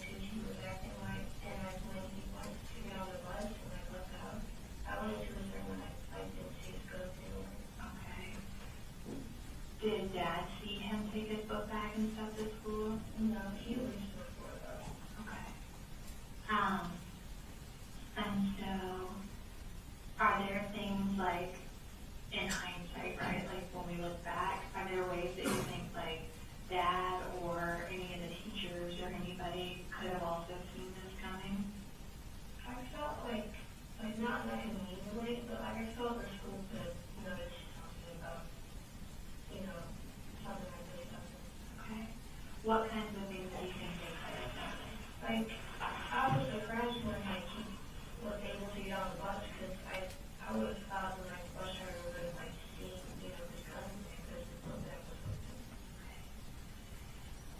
What about Dad? What do you think Dad could have seen? He is kind of like oblivious to every, like, all the, you know, idolizing people and like thinking about his cousin, but they never talked about it. Jenny, I'm gonna ask you a really hard question, okay? And I know, like, nothing that happened yesterday is something that you did, okay? And so I want you to know that. But did you know that that was a gun in his book bag that he left yesterday? I felt like it was here, but I didn't see it. And how did he get that? Was that a gun that, like, how did he get the gun that he had yesterday? My dad bought it for him. Okay. When did Dad buy that gun for him? I don't know. Has it been since you've lived there that Dad, was it like a gift for him? Yeah, I think so. Okay, and has it been since you've lived there that Dad gave it to him as a gift? Mm-hmm.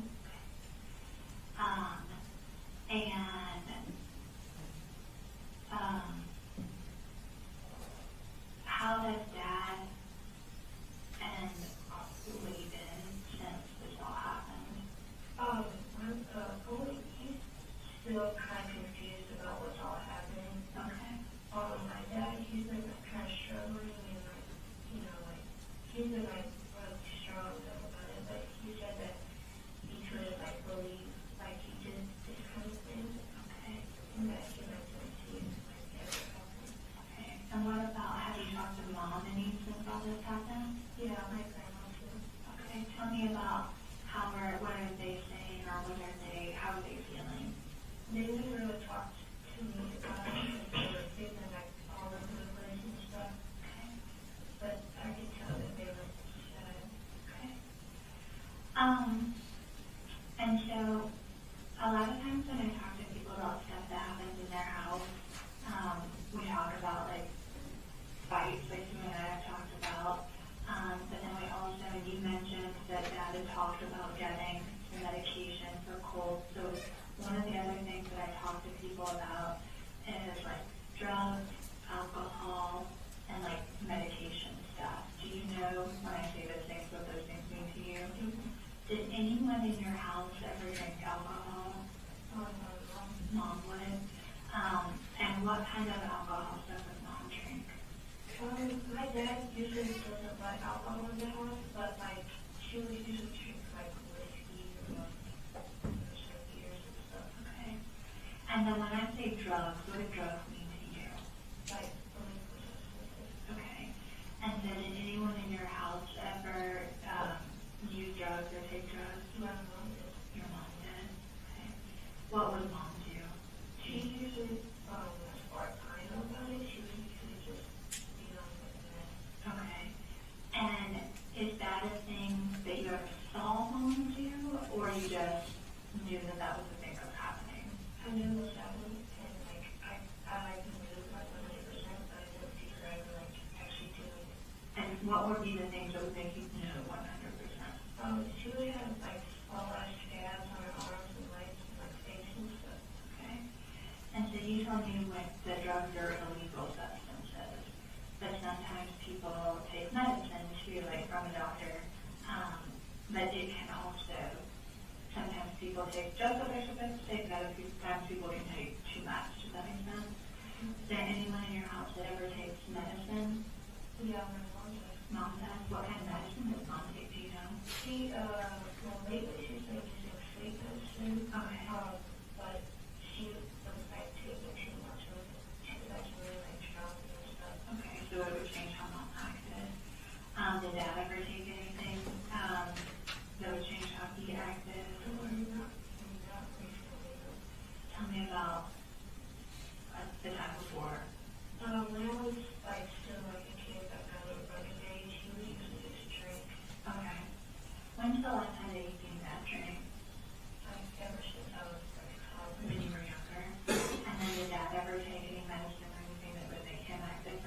you know, the medicine that he would take that he was prescribed painkillers with that. Okay, did something happen with Dad's back? Yeah, he broke it. Okay. When did you know, again, I'm not sure you know exactly, but did you know about when, or how old you were when Dad broke his back? I was like 4 or 5.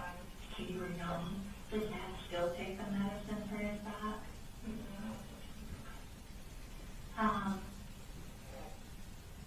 Jenny, I asked a lot of questions. Is there anything that I haven't asked you yet that you think I need to know about to help understand what happened and understand your family and things like that? I don't think so. Okay.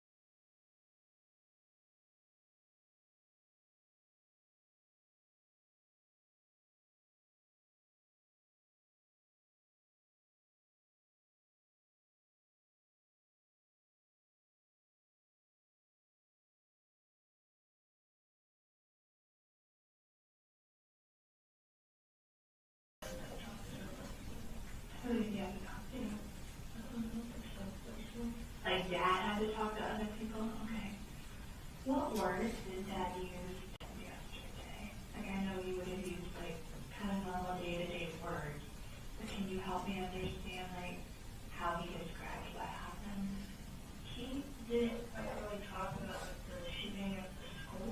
He talked about how Colt was like really uptight with him and like how he was like how he didn't know where he was at the moment. Okay.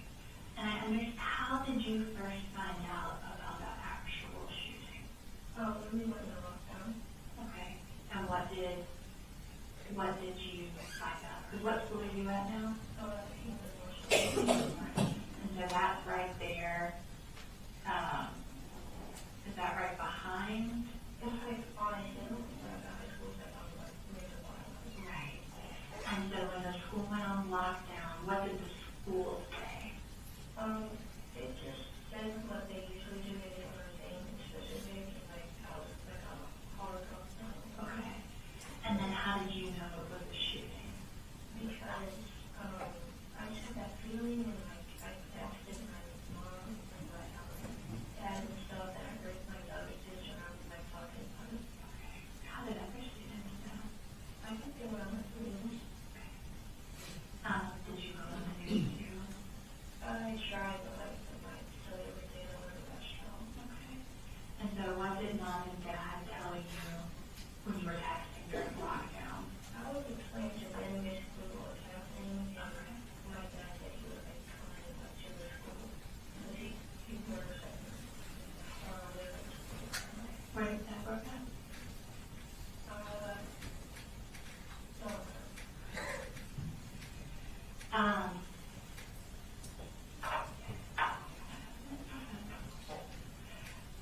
You told me that Dad got, or that Colt got that gun as a gift, right?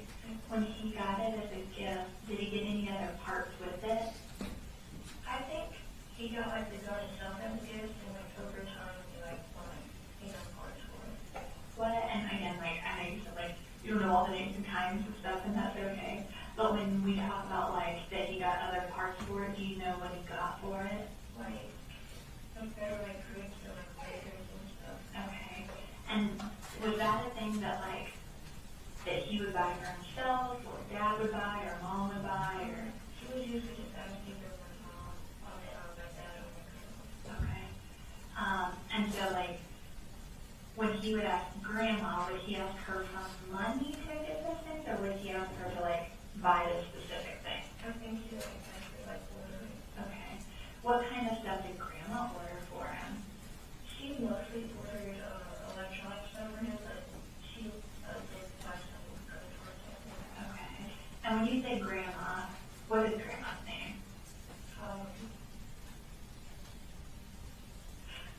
Is it Mom? Debbie, is that Mom's mom or Dad's mom? Okay. And then what kind of stuff did Dad buy? Like, would he give him money, or would Dad buy the parts stuff? He would buy the parts. Do you know what kind of parts stuff Dad bought? Like things that you know like clip onto the gun. Okay. Like upgrade it and stuff. Okay. You talked about lasers, did I get that right? Who bought the lasers? I think my dad did. Okay. And you talked about stuff that clips on the side. What would that be for? I don't even know, I'm kind of expert, but I would think for like better like grip and like aiming. Okay. And I talked about like a magazine, do you know what that is for a gun? Do you know where Cole got the magazines for his gun? His my dad. Your dad got some. Do you know how many he has? You know, he usually, if he ever shows me one, he would just have one. One, okay. And what about, and again, you don't know your messages, but like bullets and stuff for it, do you know where he would get those? I think he would like get it from like a sports place or like Amazon. But, normally adults have to buy those, so would that be Dad would buy the bullets, or Grandma, or someone else? My grandma like all the things that she ever like when he gets for his guns, ammunition. Okay. But my dad ammunition. Okay. And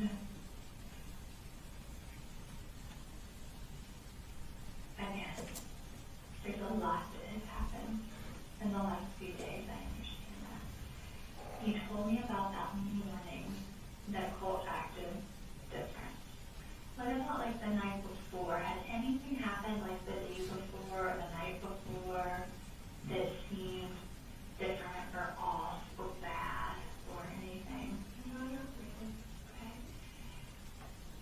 Has there, I know you talked about like bullying and that was the thing that, you know, Colt had struggled with. Has anything like that happened recently, like at his new school? Not that he told me. I asked him about it. But like from like past school with that or like recently I asked him about it. Okay. I asked him if he made any friends and stuff, but he usually just says no, and he lunch he goes to the library. Okay. And you said that he rides the bus to school. Which bus did he ride? And does he like talk to anybody on the bus or anything like that? And so the bus picks you guys up like near your house. Yeah, okay. And he leaves. How like what order does everybody leave your house? My little brother leaves first, and my dad goes to work after he drops him off. Then Colt leaves. Okay, so your little brother doesn't ride a bus, he rides with dad, is that right? Yeah. Okay. And so was Colt like awake and getting ready and stuff when they left, or they left before he ever woke up? I think he was awake when they left.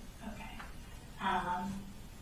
And then like on a normal morning, does dad like come and check on everybody, make sure everybody's up and moving and all that stuff before he leaves, or is that like y'all's job to no matter what, get yourself up, get ready and all that? He usually, if I'm still asleep, he usually wakes me up and he like checks on everyone. Okay. And so did you see dad check on, like did dad come check on you before you left or before he left yesterday? Yeah, he woke me up the night before, but he left, I just said like everything. Okay. And then did he talk to Colt before he left yesterday? I think he just woke him up. Okay. And then when you first got up, like got out of bed yesterday, where was Colt at? He was so So asleep, he just wasn't getting up? Okay, so you had got up and started getting ready before he did, but he sleep just before you did, is that right? I woke up early. Okay. And when he talked to you about making the memory video, where were you at when he talked about that? I was in my room. Okay, so he had come in your room, is that right? And was he already like dressed and ready to go, or not yet? Yeah, I think he was ready to dress. Okay. And was that like right before he left to go get on the bus, or that was like he still did some other stuff before he left? It was right before he got on the bus. Did he already have like his book bag and everything when he came in and told you about the video? No, I think it was in his room. Okay. Is there anything else from yesterday morning that seemed different or whatever that we haven't talked about? And then the one last thing I want to ask you about is a lot of times when big things happen with people's families, sometimes there's rules about things that they want to like stay in the family and things that like we just talked about in the family, and then there's stuff that we can like talk about to anybody. With your family, are there any rules about what you can only talk about with the family? We just try our best to like express our like true feelings to each other, and we like support each other with things and stuff. And we try to like keep our private information with us and not spread it around. Okay. And when it comes to the stuff with Colt, like the worries about Colt and then what happened yesterday, is there anything that you guys are not supposed to talk about like to other people? Like just like a normal like person or like a police? Either one. Like just a random person, we probably won't talk about. Okay. And are there any things that are like private that you're not supposed to talk to like police or anything about when it comes to this stuff? When you guys talked yesterday, like in the truck, were there any rules about like what you can talk about and you can't talk about? No, he was just explaining to me like briefly so I learned about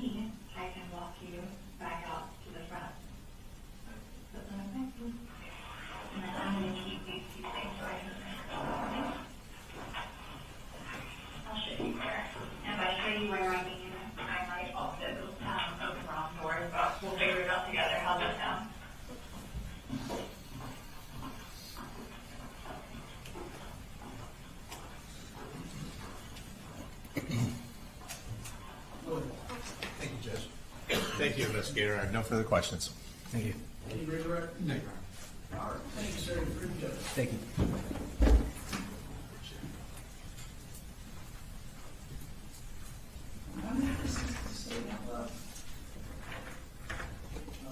The next thing is still in your office? Yes, sir. Okay. All right. Maybe disappointed, you said go home, slightly early. We're gonna stay and work out some evidentiary things, hopefully to make tomorrow a little smoother. But no promises. Y'all enjoy your evening. Don't look up anything about the case or discuss it.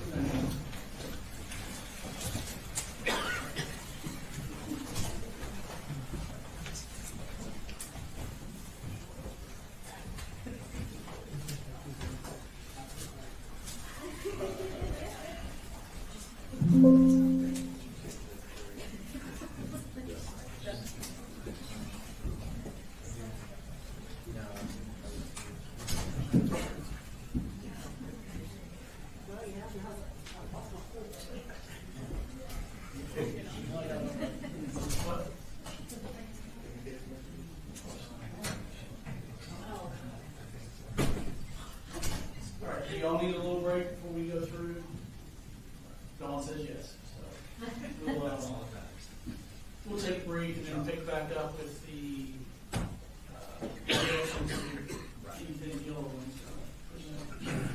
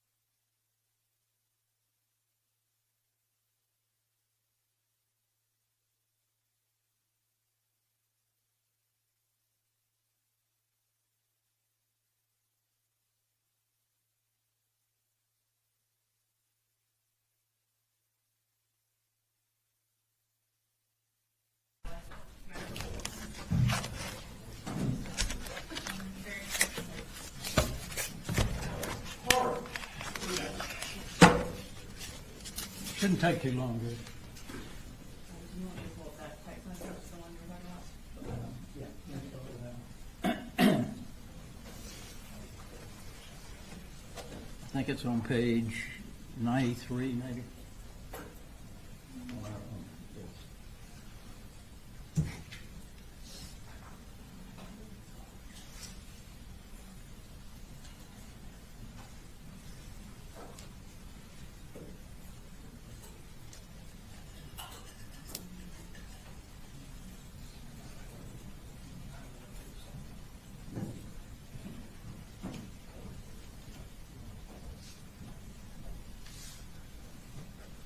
Mr. Berry has indicated his objection to this text message, Your Honor. Judge, this text message is to his sister concerning borrowing some money.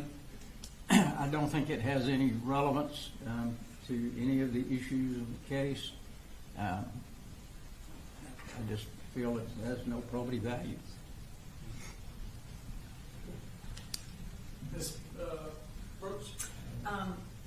This particular text message is extremely relevant for a couple of reasons.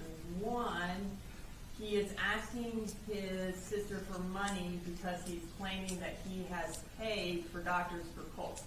He has not sent Colt to the doctor, so that is a lie. The second reason it is extremely relevant is that he claims he did not know about sending Colt to Advantage for inpatient treatment. And he specifically tells her he had a full-on attack at school, so I'm trying to get him into a psychologist in Athens. And he also says, I'm going to have to check him into a place so they can try to help him. So very relevant. Also, the fact that he's asking for money. She did send him, I think, $444, which goes into the fact that he got $9,000 that month. And then he claimed that he needed $78 more to buy a gun safe.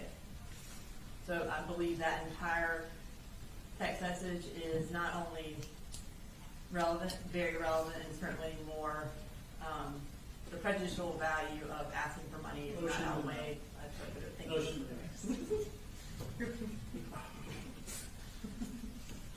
Next. I think other than the pictures of guns, though, is it right, Jimmy? I'm sorry? Is that the only other one? Do you want me to go through all the gun pictures, or? We just got the gun issues, Judge. That's the only text message. Other than that colloquy, which is on page 40, that's the text messages that Colt had sent to his grandmother about, going off because she hadn't bought him the chip for his computer. I think all of those are already in. I just don't want to duplicate if they're going to do it twice. They've already gone into that and gone through it, so. Those are not a part of our presentation. You're not re-presenting those, is that what you're saying? I am 99.9% sure we are not. Do you want to? It was in the packet, so I just wanted to be sure. Okay. The only other ones, Judge, are the photos of the guns, which are page 30, page 83, 84, and 90. 93, I believe. Those are not photos that were. The numbers that are referenced now are different. She'll pull it up, it's fine. I think. Yes, I can pull up I believe the last firearm picture we went through was the one where he had the firearms with his mouth. So I'll do These are all photos that none of which were sent to Colin Gray. These are photos that are on his phone, but they don't really have any relevance because of the fact that they're not sent to the dad. It's not something he knew anything about. I think it would prejudice the jury, and the prejudicial effect would certainly outweigh the reason for putting it in. I'm going to wait for her. She's going to pull it up. I still haven't Yeah, I'm seen it. sorry. Here is, this is one that have been in his closet with the firearm from September 2nd. So again, we would stand on our previous, reason for why we believe this is relevant. It shows that he has access to the gun. You've now heard the defendant's statement claiming that he put the gun up in his closet. So we believe this is directly contrary to that and evidence of his unfettered access to the firearm. I don't know that there's been testimony that's completely unfettered. People aren't there most of the time, so the testimony was that it came in and out of there when he cleaned it and did other things with it, so. Yeah, I mean, I think Colt's access to the gun and what availability, how available it was to them is an issue in the case. So if there are photographs that show him with the gun, I can't find that they're irrelevant. I'm deny the motion, call the motion and eliminate on that. And then, of course, Mr. Gray can point out that those photographs were never sent to or to Mr. Gray.